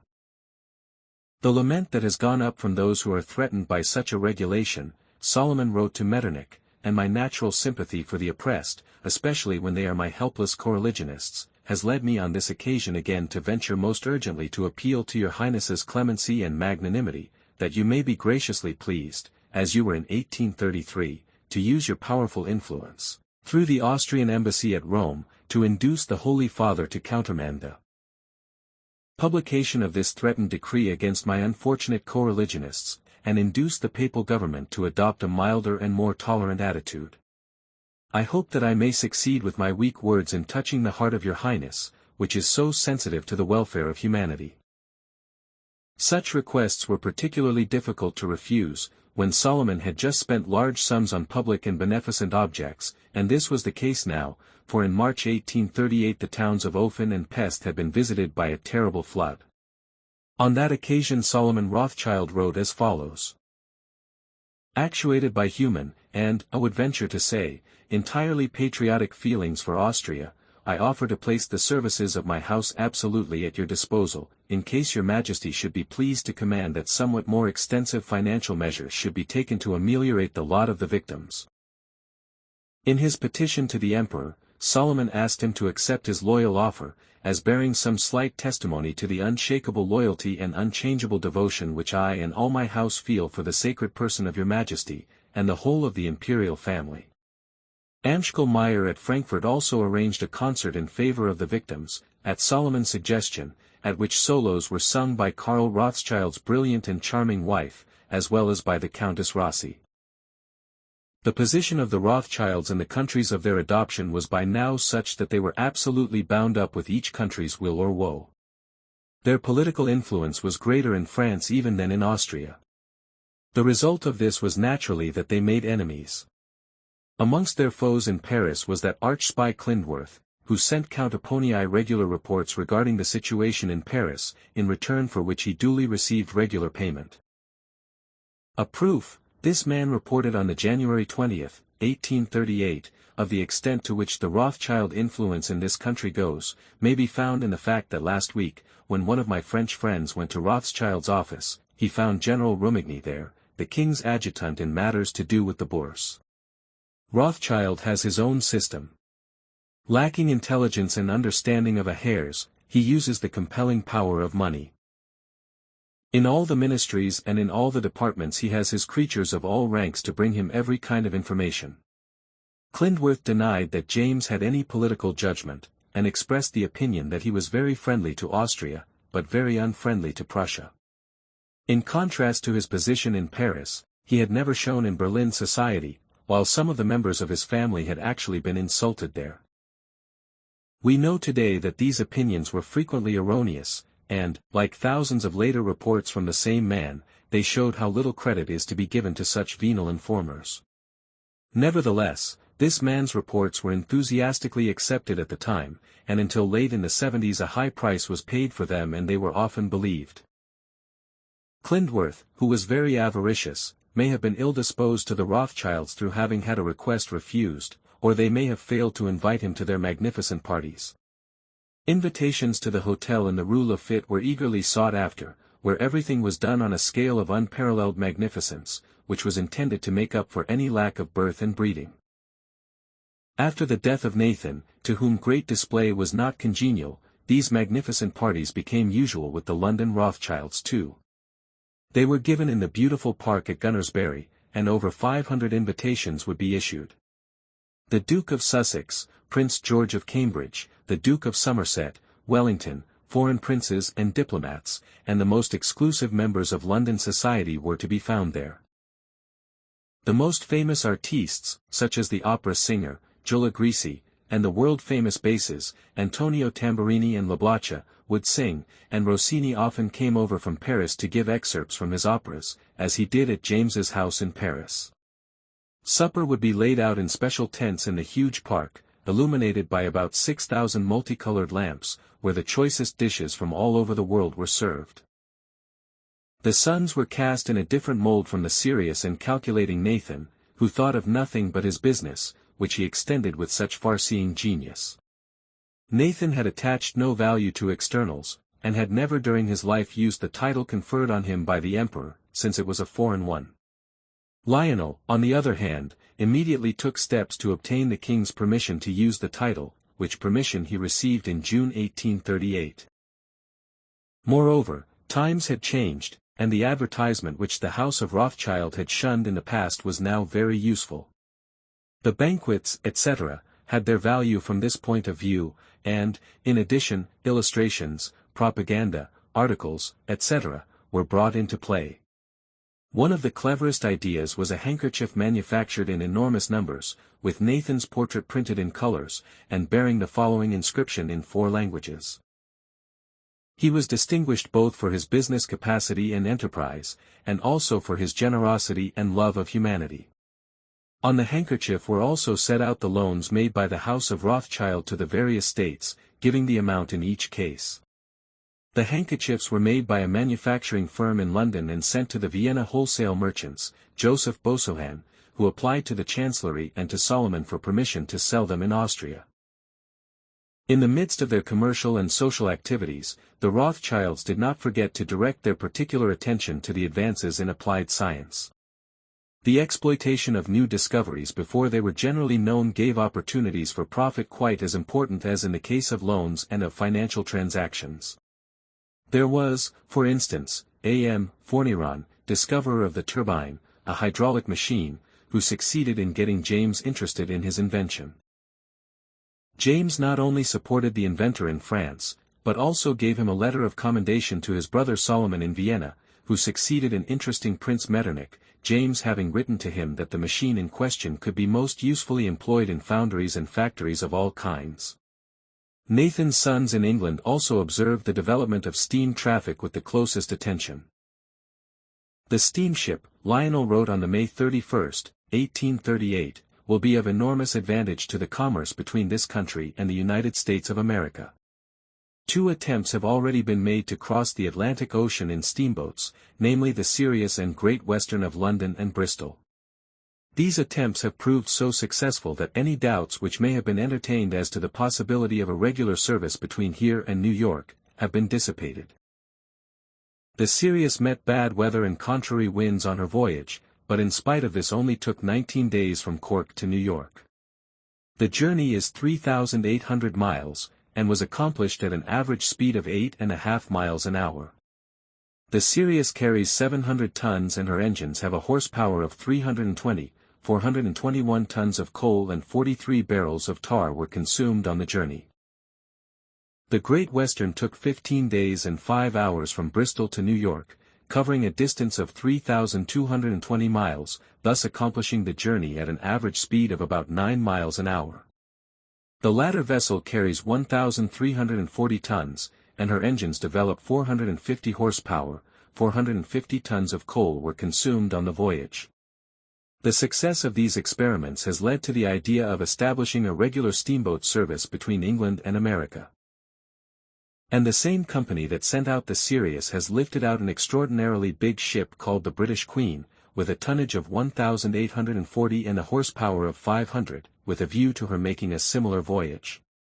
Quite a new company has also been formed with the object of building 6 to 8 large steamers for this service. Undoubtedly, within a very short time the principal traffic between America and England will be carried out entirely by steamers, and sailing boats will certainly be gradually superseded. Lionel followed with equal interest the enormous development of railways, which at the time were already beginning to carry mails, as he reported with enthusiasm. Since the Liverpool-Manchester Railway was opened in September 1830. He added in his report, up to December 1837, 48,716 journeys have been made, and about 3 million passengers have been carried, there having been only 2 fatal accidents. The engineer of the Birmingham Railway is of the opinion that most railways will yield a profit of 8 to 10% per annum. This last consideration was naturally the most important. While the development of steamship traffic in England was making the most prodigious strides, the Lloyd Triestino, the Austrian company, was in great difficulties. The House of Rothschild had invested large sums in this undertaking, and they wanted to minimize their risk. Solomon accordingly endeavored to induce the Austrian government to subsidize the undertaking, and addressed a skillful letter to the head of the treasury on this point. "I have, on several previous occasions," he wrote, "ventured to draw your Excellency's attention to this undertaking, which may truly be called a national one.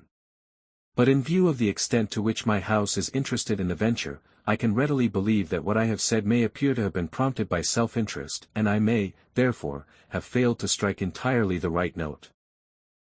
And perhaps my personal position made me an unsuitable advocate, since it is a well-known fact that it is in dealing with one's own affairs that one often is least effective.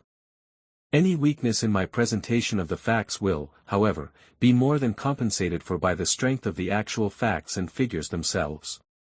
The present position of the Austrian Steamship Company is such that there can be no doubt as to its future fate.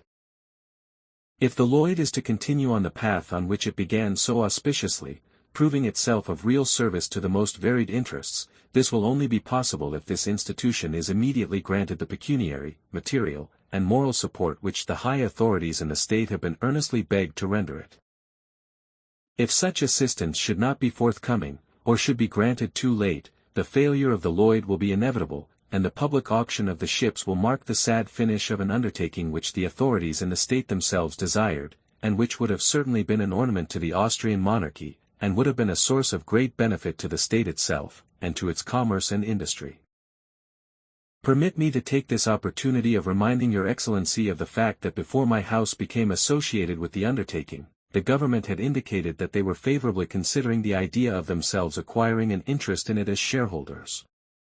I may perhaps be allowed to confess to Your Highness that it was especially the hope of their so doing which gave my house confidence in the venture, and led us to invest such considerable capital in it. I would ask Your Excellency to accede to that which at that time you may have had the benevolent intention of doing, for it is not possible that the Lloyd should continue with private resources and unaided, to accomplish all that France has succeeded in achieving with an enormous expenditure of state moneys, and is concerned, at considerable expenditure, to maintain.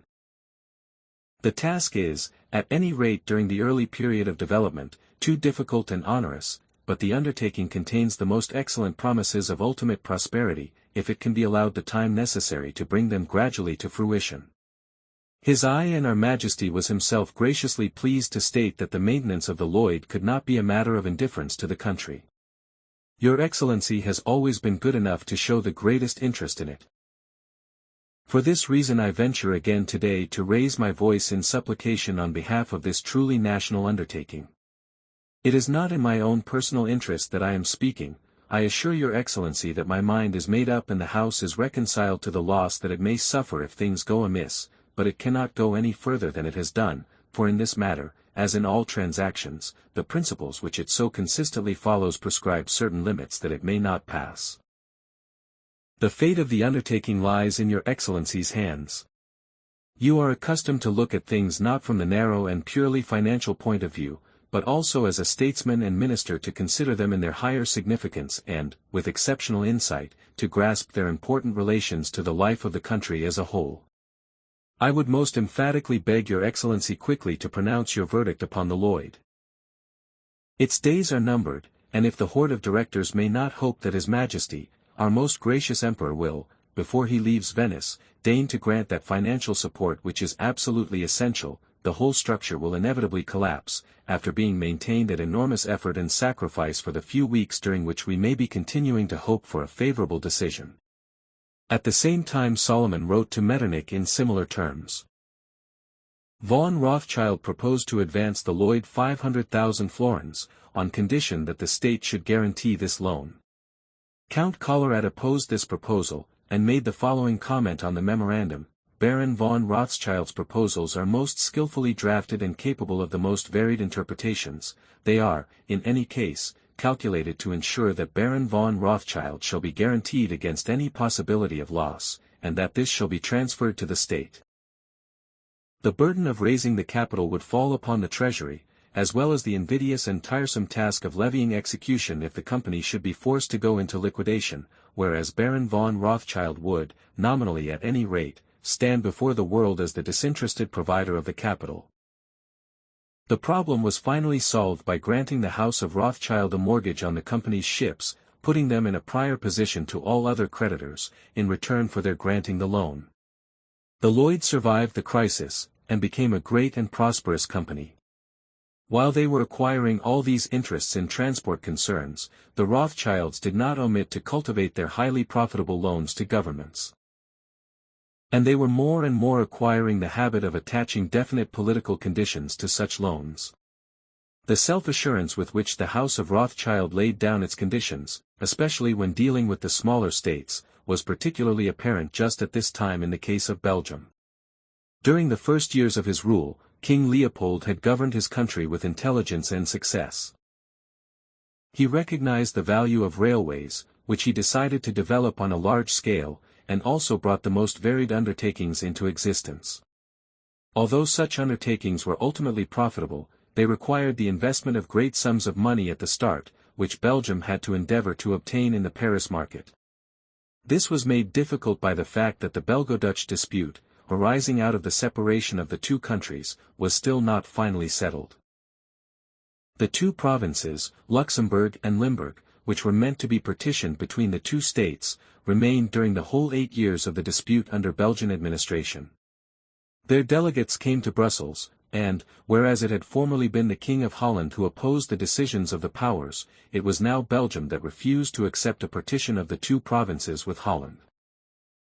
Feeling ran so high in Belgium that the question of war with Holland was again on everybody's lips. James was staying in Rome at the time, where, in connection with a loan granted to the Pope in 1837, he was bringing his influence to bear in favor of his co-religionists, while Solomon was representing him in Paris. At this time the Belgian government approached the Paris House of Rothschild with a request for an advance of 4 million francs on the security of treasury bills. The money seemed to be intended for use in Belgium's military adventure. The House of Rothschild remained true to the policy which it had now followed over a long period of years. There were 1,000 reasons why it had no use for war. It perceived that, as on the occasion of the separation of Belgium from Holland, the danger of a world conflagration might arise, and for this reason Solomon replied to Belgium with a categorical refusal. This disappointment, Count Egon reported, has greatly embarrassed the Belgian government by depriving it of the financial resources which are essential if it wished to pursue its provocative policy. The representative of the House of Rothschild in Brussels informed Solomon that the Belgian government was annoyed. "We do not in the least resent the fact," Solomon replied, "that the government is somewhat angry at our refusal with regard to the treasury bills. It is not at all a bad thing that these gentlemen should realize that they may count on us only as long as they mean to follow a policy of wisdom and moderation. We have certainly given sufficient proof of our intention to support and help the Belgian government, but our goodwill necessarily stops short of the point of providing the rod with which we are to be beaten, that is to say, providing the money wanted to make a war, which would destroy the credit that we are applying all our energies and resources to maintain. You may tell these gentlemen what I have written freely and frankly and without mincing words." Solomon simultaneously sent a copy of the above extract from his letter to Count Egon, so that Metternich should see how he had acted, for Metternich had always had a prejudice against Belgium, and Solomon wished him to see how strongly he was supporting his policy on this occasion. Egon speedily reported the whole affair to Metternich, enclosing the extract, and adding that the House of Rothschild had thereby rendered a new and remarkable service to the cause of peace and order, a service which he was pleased to recognize and appreciate at its true value. Meanwhile, the Rothschilds' agent, who was called Richtenberger, was going from one minister to another. He went first to the finance minister, M.D.C. Merode, who, however, belonged to the war party. He did not conceal from the agent that the state was most urgently in need of money, but he made it apparent that he too did not approve of the partition of the provinces. Richtenberger next went to see Count du Thou, Minister for Foreign Affairs, who favored the peace party, and told him of his conversation with the finance minister. Thereupon D.C. Thou quite definitely asked him not to give the finance minister any money, and just to leave him in his difficulties, whereat his warlike ardor, and that of the opposition party, would be considerably damped. Towards the close of the conversation de Thou added that the agent should ask his house for advance authority immediately to provide cash if the chamber should come to terms, and accept the 24 articles of the Conference of London, and thereby agree to the partition of the provinces. He said that he hoped to be able to induce the chamber to do this.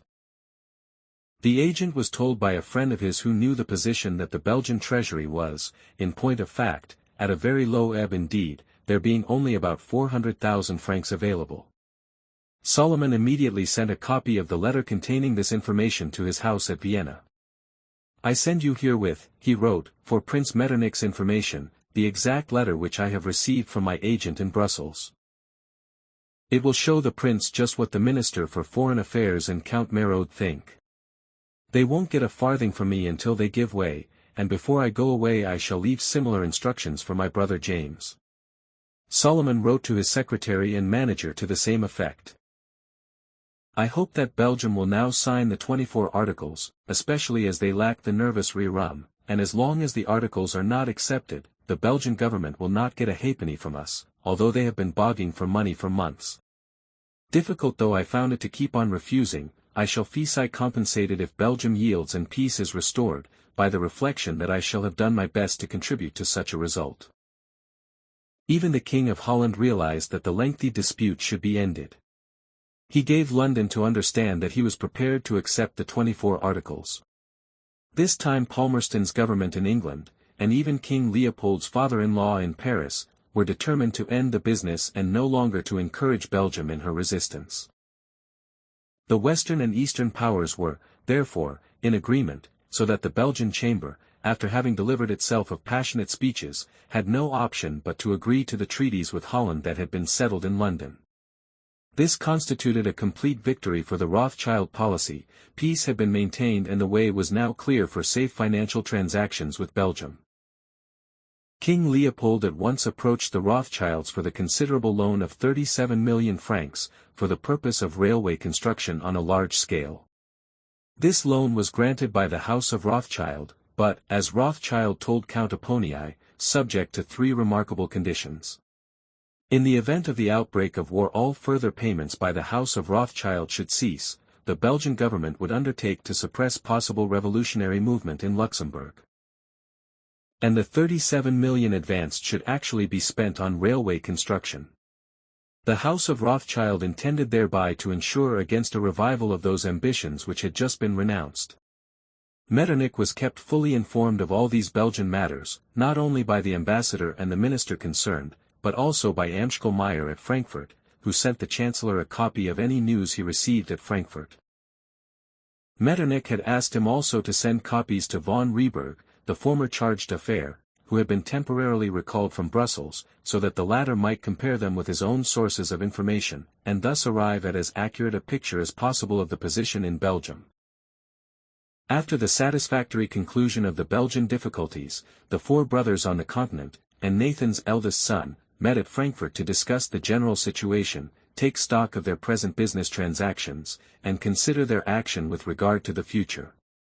This was in September 1839, just when Metternich and his wife, the Princess Melanie, were staying at Schloss Johannesburg, whence they paid a visit to Frankfurt.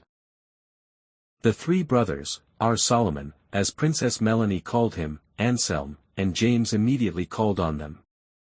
The manager, Goldschmidt, accompanied the princess, and helped her with her shopping. 2 of the Rothschilds, Solomon and Karl, also accompanied her, the latter having just arrived from Naples. Metternich invited Solomon and his wife to Johannesburg, and they promptly accepted the invitation. All kinds of business was discussed during the visit, concessions were asked for, and the question of intervention was sounded. Metternich promised, amongst other things, to use his influence to secure rights of citizenship in Frankfurt for Solomon's manager, Moritz Goldschmidt. On his return, Solomon wrote to thank the prince, expressing his delight with their most gracious reception at lovely Johannesburg. Meanwhile, the world situation had not become any rosier. No sooner had danger of war been banished in the west than ominous signs of trouble began to appear in the east. Mehemet Ali, the the Sultan's viceroy in Egypt, had usurped enormous power at the expense of his sovereign. While still formally subject to the Sultan, he paid little attention in practice to his authority. Being at enmity with the Pasha of Achen, he invaded Syria, which had been allotted to his sphere of influence in May 1833. Mehmet Ali next turned his attention to Arabia, but this did not please England at all. Russia and Austria, in their endeavors to protect the legitimist principle, had espoused the cause of the Sultan as against this insubordinate viceroy. Their sympathies were, therefore, on the same side as those of England. Encouraged by this fact, the Sultan Mahmud endeavored, in 1839, to suppress the insubordinate Mehmet Ali. But the Sultan's troops were beaten by the Egyptian, France alone among the powers viewing this victory with satisfaction, for Mehmet Ali was friendly to the French, and, as France was in possession of Algiers, it was to her interest to be on good terms with the powerful Pasha of Egypt.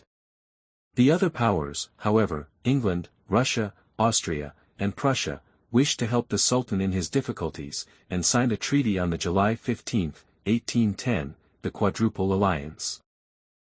Providing that the Sultan should be assisted if necessary, but that Mehmet Ali should be allowed to keep Egypt and southern Syria only, as a hereditary kingdom under the overlordship of the Sultan.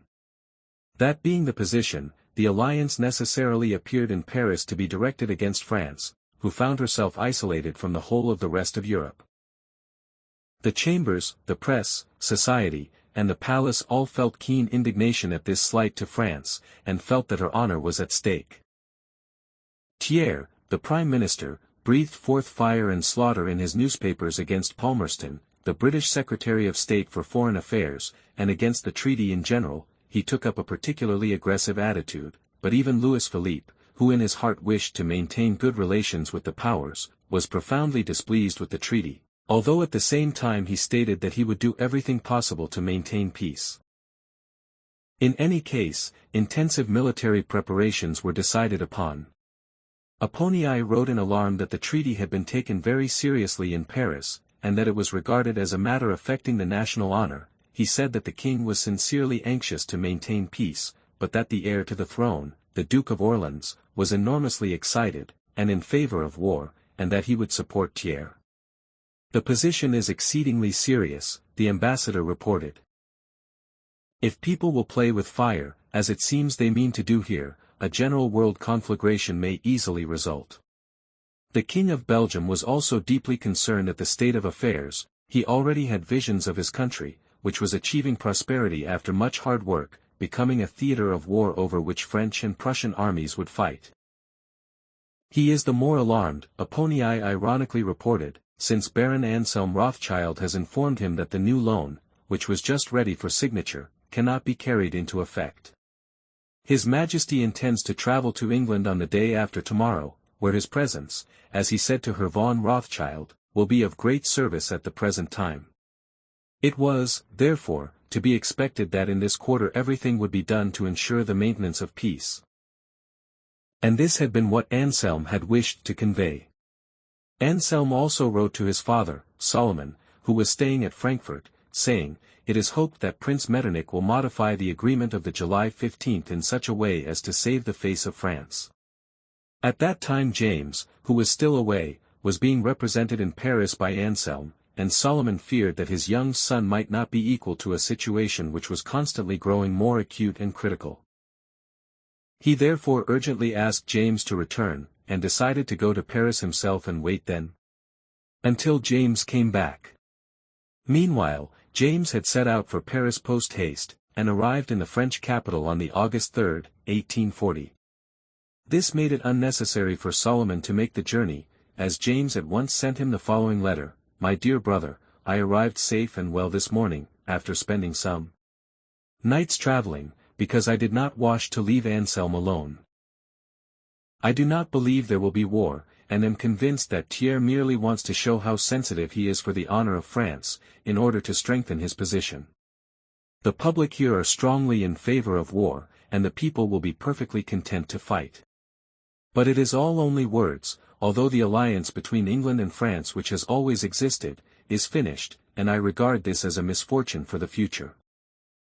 This communication revealed the calm business sense and strong character of James, who was not to be affected by any panic.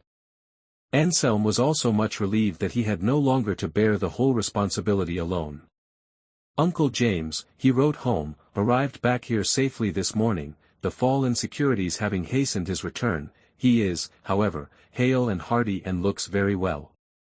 Matters are, thank God, somewhat better. The tone of the newspapers is more moderate. The English papers are indifferent, and Thiers is trying to climb down. Meanwhile, the matter is not at an end and may drag on for some time." The next day he added, "The liquidation is over, but the brokers have been very much involved, and have lost a lot of money. Belgian securities were unsaleable. There is little news, but people are less alarmed and believe that peace will be maintained. Everything depends on Prince Metternich remaining calm."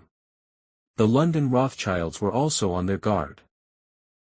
They reported that prices there were fairly firm, but that little business was being done, as everybody was anxiously awaiting news. London was talking of a resolution, be moved in the House of Commons, that the Navy and Army should be strengthened. Lionel had immediately gone to Lord Clarendon, Lord Privy Seal, who told him that he did not believe it, as England saw no reason why there should be war. When James's reassuring news reached London, his nephews realized with satisfaction that the wave of war fever in Paris had somewhat abated. "The British public," they reported, "has no fear at all of a war, as is very clearly shown by the heavy purchases of securities that are being made by private persons." The atmosphere in Paris, however, was far from being as peaceful and quiet as might have been expected in view of this news. When news was received on the August 5 that Prussia and Austria had just ratified the hateful treaty on the July 15, national sentiment was again aroused. "Our poor rente," Anselm reported, "have again shown a marked decline today. There is panic on the bourse, news having been received that Prussia's and Austria's ratifications of the treaty have been sent in. I believe, however, that it will all come right, for I can assure you that the government here is no longer so aggressive, and has decided for the present to cease military preparations. Reports from London are also much more pacific. Uncle James is going to see the King this evening." The King did, in fact, receive James on the evening of the August 5 in an audience which lasted more than 2 hours. He complained bitterly of the powers, saying that not only he, but his son too, the Duke of Orleans, had been much irritated. Austria should not join with Russia. Why should everything be done to irritate France? He still hoped that in the end, Austria will deal with this complication as the Deus ex machina, and, through the wisdom and influence of Prince von Metternich, not merely will peace be maintained, but France will be placed in a position in which she can come out of the affair with honor. Whatever may now happen, James concluded his report on the audience, I do not believe there will be war. This strange situation was still further complicated by a perfectly unexpected event. Louis Napoleon, the eternal pretender to the throne of France, had embarked, with 55 followers, in a boat from England, and had landed on the night of the August 6 in the neighborhood of Boulogne, where a few of his supporters were awaiting him. He had, no doubt, imagined that as, when his great-uncle returned to France from Elba, so the king's troops would go over to his side now, and bring him in triumph to the capital. However, nothing of the kind occurred. The king's troops marched against him, the occasional cries of Vive l'Empereur were soon heard no more, the prince and his trusty followers were forced to take to the sea, where, after a short swim, they were all captured. The tragicomic adventure was over in a few hours, but it served to increase the general nervous tension in France. Nathan's sons in London strongly condemned this attempt. The affair of Louis Bonaparte's landing, they wrote, is regarded here with general disgust, as being a senseless and rather distasteful adventure. It is said to have been a stock exchange plot, and that there were brokers on board the steamer. The London Rothschilds had received the latest news from Paris before this event, and they reported that the stock exchange atmosphere was quite uncanny, since those who had a carrier pigeon service, and thereby received early news of Paris quotations, had spread all sorts of bad rumors. They said that Palmerston had just delivered a moderate speech on the foreign situation, and Lionel observed that Lord Palmerston's quiet and emphatic speech had dissipated any idea of war in London, and that he hoped it would show to the French public the game that Thiers and Guizot had been playing. Every word that any of the Rothschilds wrote revealed how anxiously they were constantly endeavoring to do everything possible to maintain peace, as they were always anxious about their great undertakings and financial commitments. They watched the political situation as they would a barometer, reporting to one another every oscillation of the needle. Palmerston's speech was followed by a speech from the throne by Queen Victoria, which, as Lionel reported, was entirely typical of such speeches, that is, had not much in it. Nevertheless, Lionel and his brothers found that their friends, as they called the ministers and persons who had influence, were somewhat worried, as everybody was wondering how it would be possible to allay French passion, after the French had been so terribly excited by Thiers and the public press over the Eastern question. The Queen's speech, as James reported, caused great dissatisfaction in Paris, as it made no reference to France.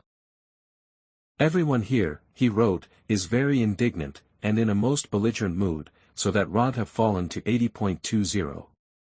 This has frightened people, and we must hope that tomorrow they will be in a quieter frame of mind." James did not fail to frequent the salons and audience chambers of influential and high personages. Having heard that the Duke of Orleans was so strongly in favor of war, he obtained an audience of him, with a view to bringing him to his own political point of view. The Duke actually said to him, "We do not want a war, but if others aim at undermining the king's honor and popularity, and weakening him at home, then." James saw to it that Metternich heard all this at once, and he was careful so to phrase his letters to Solomon, knowing they would be shown to Metternich, in such a way that the Chancellor would be influenced to adopt the Rothschild point of view. The Duke also told James that new proposals for the solution of the Eastern crisis had been sent to England, the King of Belgium acting as mediator. Both James and Nathaniel, Nathan's third son, who was still in Paris, had in their letters to Solomon of late been constantly lamenting the fact that Prince Esterhazy was not in London, since his representative, the charge d'affaires von Neumann, was a regular warmonger. Nathaniel actually wrote to his uncle saying, "I hear that Baron Neumann is in a great state of excitement, and preaching war." Solomon saw to it that such statements were not omitted from the copies of letters that he laid before Metternich. The guiding principle of the Rothschilds at critical times such as these was to go about as much as possible in society and to seek out every opportunity of meeting leading statesmen, royalties, and influential society women, never missing a chance of collecting news. This is characteristically shown in a letter from Lionel to his uncle James and his brother Nathaniel. "We had the pleasure yesterday," he wrote on the August 22, 1840, "of getting your mail, and we are very grateful to you for it, since, as I can assure you, we were distinctly uneasy. Consols opened at 89 3/8, it is said that the owners of carrier pigeons were buying, they closed at 89 1/2. We saw all our friends, to get news, and heard that everybody was particularly pleased with King Leopold, who had contributed a great deal to reconciling England and France." He then spoke to another person of importance. "And she told us that everything was completely changed, including France's tone, which was quite different from what it had been. Everyone is of opinion that Mehemet Ali, if he does not completely give way, will, at any rate, make fresh proposals. Bülow and all the others are dining with us tomorrow, and we mean to go to Windsor too and try to see King Leopold. If there is anything of interest to report we shall send you a courier tomorrow night. We have heard that Guizot, the French ambassador in London, dined alone with Lord Palmerston and Princess Leven yesterday.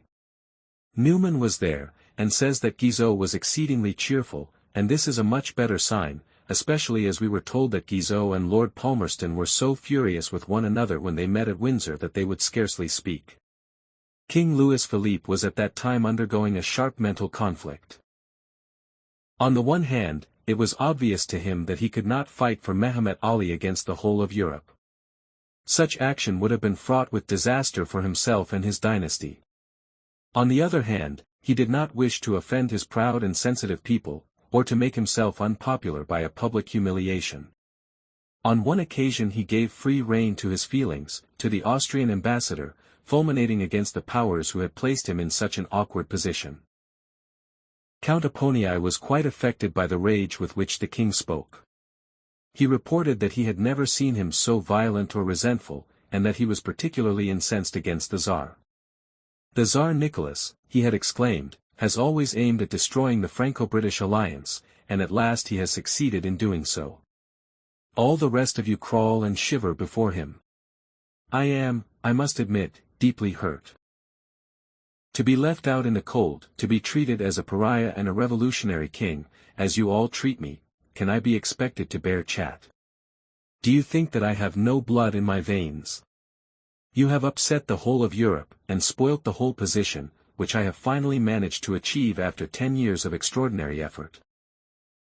The king went on to say that to have isolated France through the new quadruple alliance was an act of unparalleled frivolity, from the point of view of maintaining peace. He then endeavored to persuade Egon to urge Bis Prince to get rid of the unfurl unate Treaty of Loth July. When the ambassador declared that he could not possibly take action, the king, having calmed down somewhat, assured him that he would do everything to maintain peace as long as peace was consonant with the dignity of France. The monarch pointed out, however, that circumstances might occur in which he would be forced, even against his will, to go to war. This display of feeling by the king was, no doubt, not entirely unpremeditated, as he hoped there might be a chance of breaking up the quadruple alliance. At the same time he exploited the prevailing militaristic spirit, materially to strengthen his neglected army, which it may well have seemed highly desirable for him to do, quite apart from the danger of war. Fundamentally, however, he was really anxious to maintain peace, and in this desire he was entirely at one with James Rothschild. During this critical period the monarch relied a great deal on the wise old financier. He looked to James for sound advice, and relief. On him as an intermediary and a person who could skillfully bring the right influences into play, and, as their aims were identical, the monarch and the Jewish banker were often in one another's company. Their conversations were immediately reported to the brothers in the other capitals, who would do their best to turn them to good account, both politically and financially. Yesterday evening, Nathaniel reported from Paris on the September 6, 1840, Uncle James was with the king, who, as usual, was exceedingly cordial to him, and said that he felt so friendly towards him that he would warn him to be on his guard, as Ibrahim Pasha would very probably march across the Taurus, which would produce such complications that it would be impossible to say how the matter would end. It seems, my dear uncle, that matters are now coming to a head, and, although it is certain that there won't be a war, we shall, as an important person in the British embassy here said, get so near to war that the world will be terrified and securities will, of course, fall. Rent closed dull, at 79.10, there being very little business. The next day the outlook was still worse. Rent have fallen to 70.20, Nathaniel wrote that day, there having been an émeute here in Paris in the Faubourg St. Antoine, where there are a mass of working people and 10 times as many troops. There will probably be a little fighting, but it is generally believed that the affair will soon be over. The émeute is unfortunately not the principal cause of the fall in Rent, the political news being very bad. Fighting has begun in the east. A well-informed friend has just been to sec me, and he said that they had had a mail from Vienna yesterday, from which it is clear that there is considerable indignation against the French there. Thiers is also supposed to be much excited, and God knows how it will all end. The news from Spain also seems to be unsatisfactory. The powers had, indeed, begun to take military action in the east against Mehemet Ali. A joint Anglo-Turkish-Austrian squadron had been ordered to the coast of Syria. This caused great excitement in Paris. The prospects on the bourse here, Nathaniel reported on the September 9, are not at all good. All securities have fallen very heavily, and Rent closed at 73.60, the 5%, at 105.60. We naturally don't believe everything we hear, but there is considerable panic, for it is a fact that Admiral Napier has taken several Egyptian ships with troops and munitions on board. I have seen Thiers, who, in spite of all this, speaks in a pacific tone, and both he and the king hope that Mehemet Ali will have recourse to the French as mediators to settle this question. TT seemed to be a favorable moment for carrying out a plan which had long been cherished, namely, to fortify Paris. This was interpreted as indicating warlike intentions, but the Rothschilds immediately learnt that such a belief was unfounded. My dear brothers, James wrote with his usual quiet confidence, with reference to the government's decision, Rant fell when the bourse opened, because it became known that the newspapers will tomorrow publish the fact that Paris is to be fortified. The idea of fortes detaches has been under consideration for several years, and the king is taking advantage of the present situation to carry it into effect, as he regards it as a most important measure, not only to ensure security against foreign enemies, but also to safeguard the position at home. In point of fact, both the king and Thiers are more pacifically inclined than ever. The former has had a most friendly conversation with Count Egon, in which he told him that he should not be misled by this measure, as they would have had to carry it out in any case. Princess Lieven has had letters from England today that strike the same friendly note, and all the ministers that I meet here are of the same mind. The fall in Rant has been caused by some wretched journalists who speculate on the bourse, and the public believe they are in the know.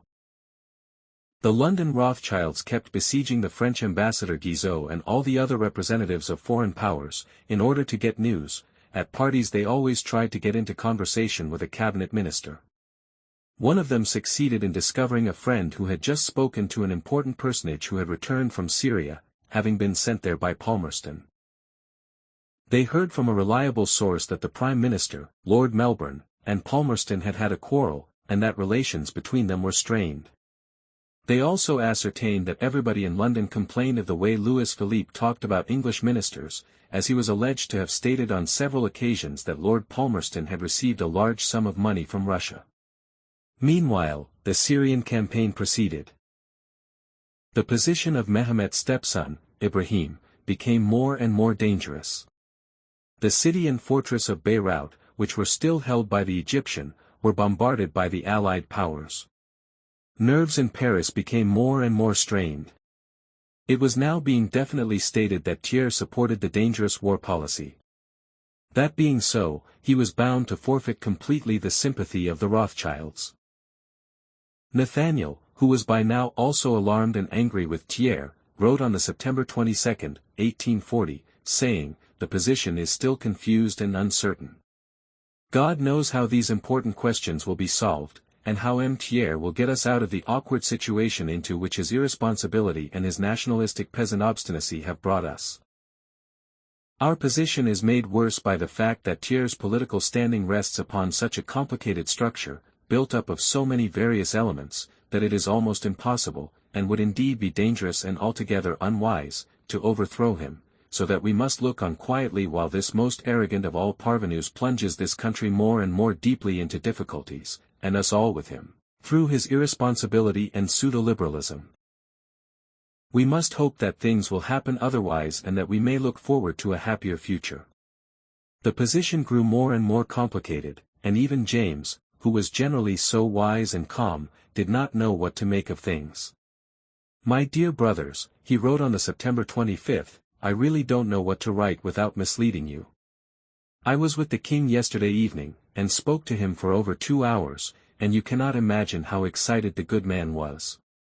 He said to me, 'Prince Metternich acts slowly, but events take their course, and in the end war will be inevitable.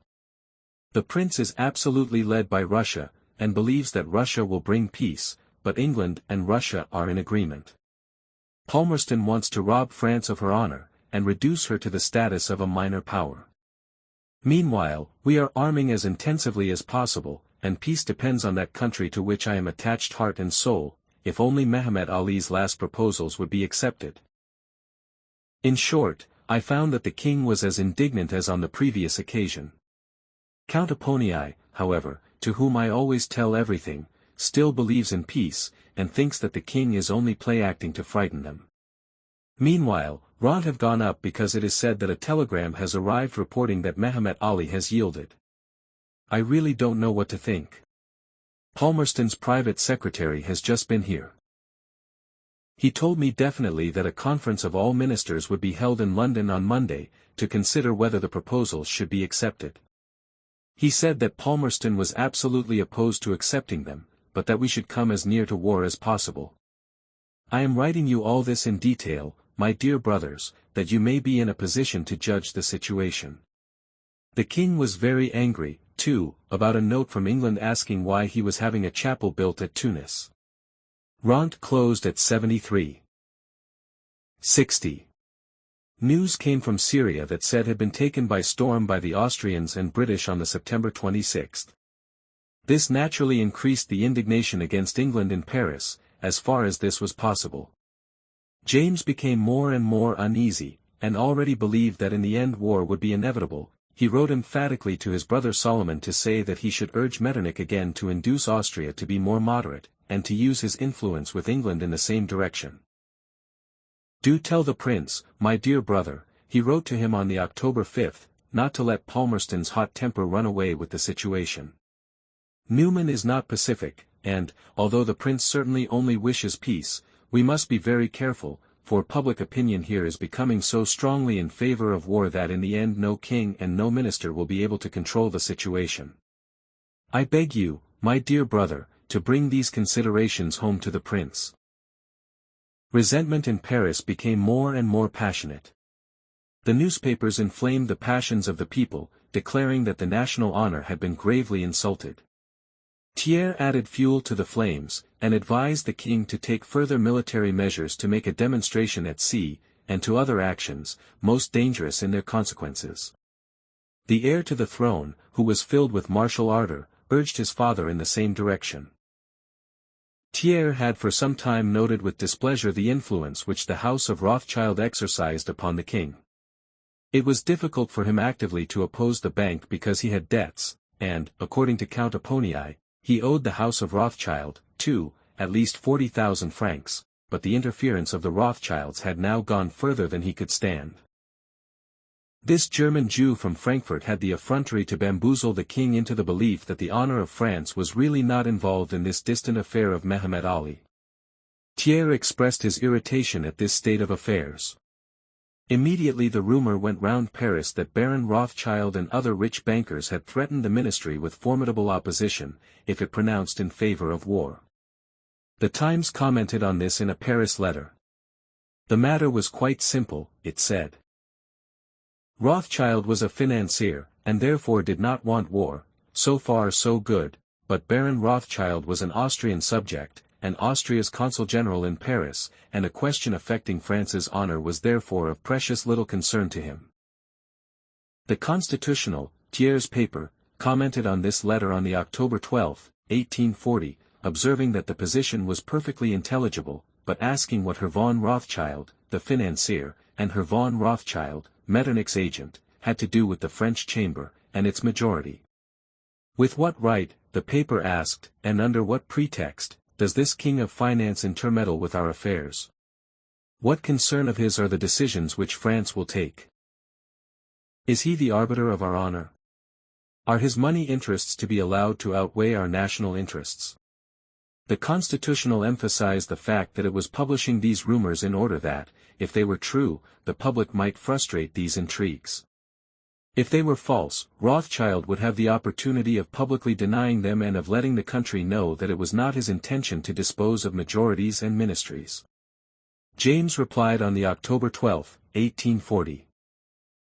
Sir, in spite of my reluctance to bring my name before the public, I cannot leave unanswered the article in your current number, wherein my name figures in a most unfavorable light. The nature of these attacks imposes a duty on me to break that silence which I am generally content to observe. How, sir, should I proceed to refute such aspersions? I can but wonder that men who have serious matters to attend to will lend their cars to such assertions. I have never at any time encouraged opposition to the government, for the simple reason that I have never wished to play a political role. I am, as you state, a financier. If I desire peace, I desire it honorably, not only for France, but for the whole of Europe, and in all circumstances. Financiers have the opportunity of rendering services to the country, and I think I may say that in this respect I have never been behindhand. If France is not my native country, it is the country of my children.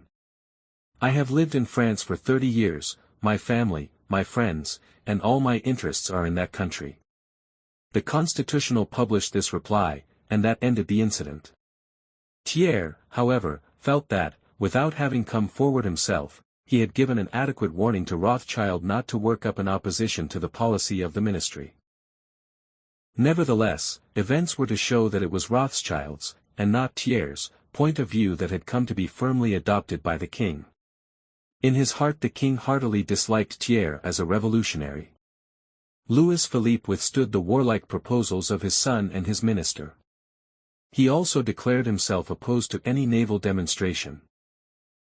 The warlike minister and the peaceful king finally agreed upon a kind of ultimatum to the powers, which was, however, essentially accommodating, as it gave up all claims to Syria, and only asked that the deposition of Mehemet Ali should be revoked.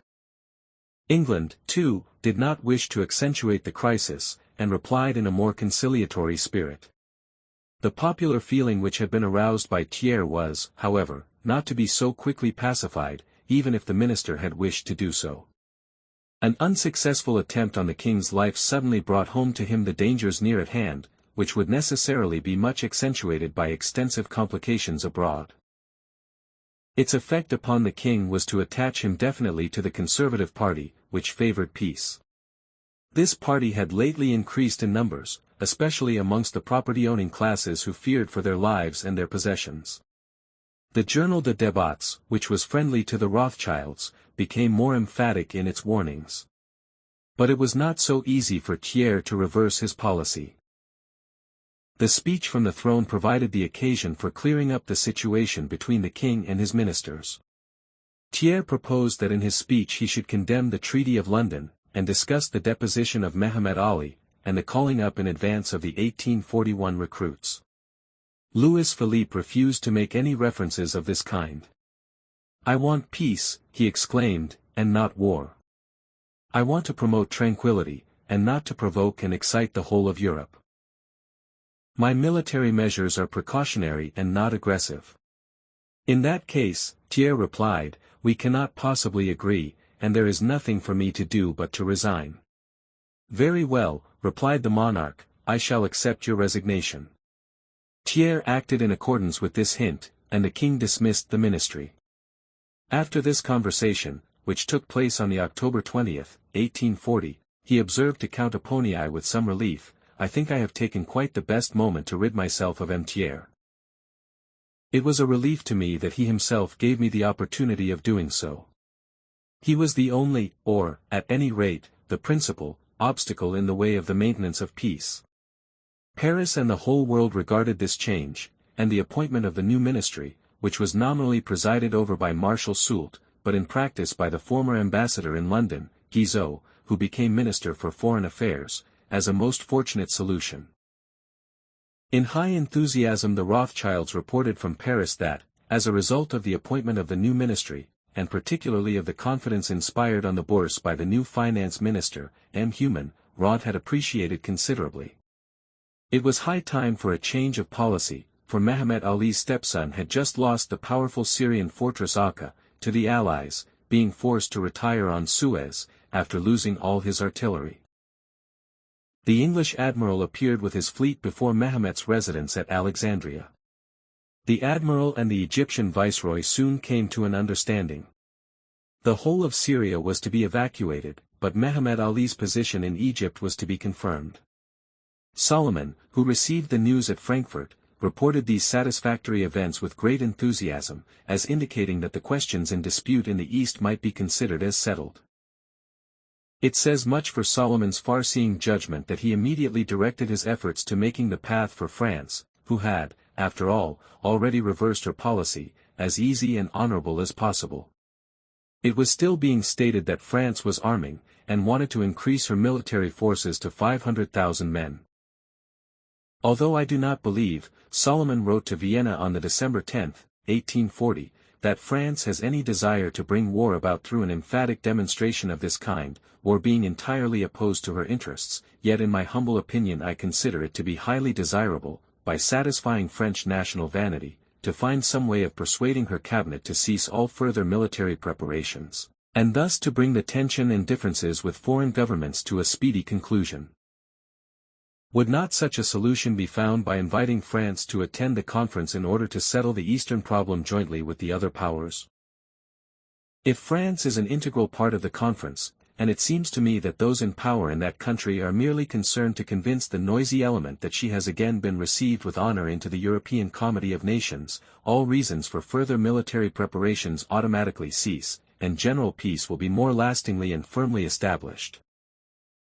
Have the goodness, Solomon bade Wertheimstein and Goldschmidt in Vienna, to give His Highness the Prince a hint to this effect, when an opportunity occurs. If he approves my suggestion, and is inclined to act on it, I have no doubt that it will produce satisfactory results. The advice was most timely, for Prince Metternich had just suggested that France should be asked, through diplomatic channels, to reduce her considerable armaments. James proceeded to advance arguments against so doing. He wrote a letter, which, as usual, was meant for Metternich's perusal, in which he endeavored cleverly to persuade him out of his intention to demand a reduction in French armaments. My dear brothers, he wrote, don't think there is any question of a war. The prince is too clever not to understand the position here. If the minister here were to say anything about reducing the army of 500,000 men, which is regarded as a peace army, he would not remain in power for one moment. But this will happen automatically as soon as the chambers begin to discuss expenditure. Proof of this is to be found in the fact that a considerable party is already being formed in the chambers who are opposed to the fortifications, and that the ministry have today decided not to make this a government question, and to let the matter drop. People here do not want war, and they do not want expenditure, but, if Germany brings pressure to bear, the populace here will regard it as intentional, and this would make a bad impression. I am convinced that they will demobilize 100,000 infantry, but this must not appear to have been forced upon them, for, after all that has happened in the chamber, the ministry is as unable as the king to send the army away at once, as unable as they would have been to take part in coercive measures against the Pasha of Egypt. Be easy, therefore, as to the position here, and assure the prince that I see too many people here to have occasion to fear that anything should occur which I could not, and would not, tell him of, as it is my duty to do. As James and his brothers had hoped, no further complications arose in the Eastern problem. The Sultan and Mehemet Ali were reconciled. The powers of the Quadruple Alliance declared that the treaty of the July 15 had expired, having achieved the object for which it was formed. And they made the way as smooth as possible for France to take her place again amongst them. The previous 10 years had seen 3 highly critical problems arise, each of which brought Europe to the verge of a devastating war. On each occasion the House of Rothschild had seen the policy of peace triumph, that policy which was so absolutely essential to the maintenance and preservation of their enormous wealth. It was not surprising that their self-confidence, as well as their property, continued to increase to a prodigious degree.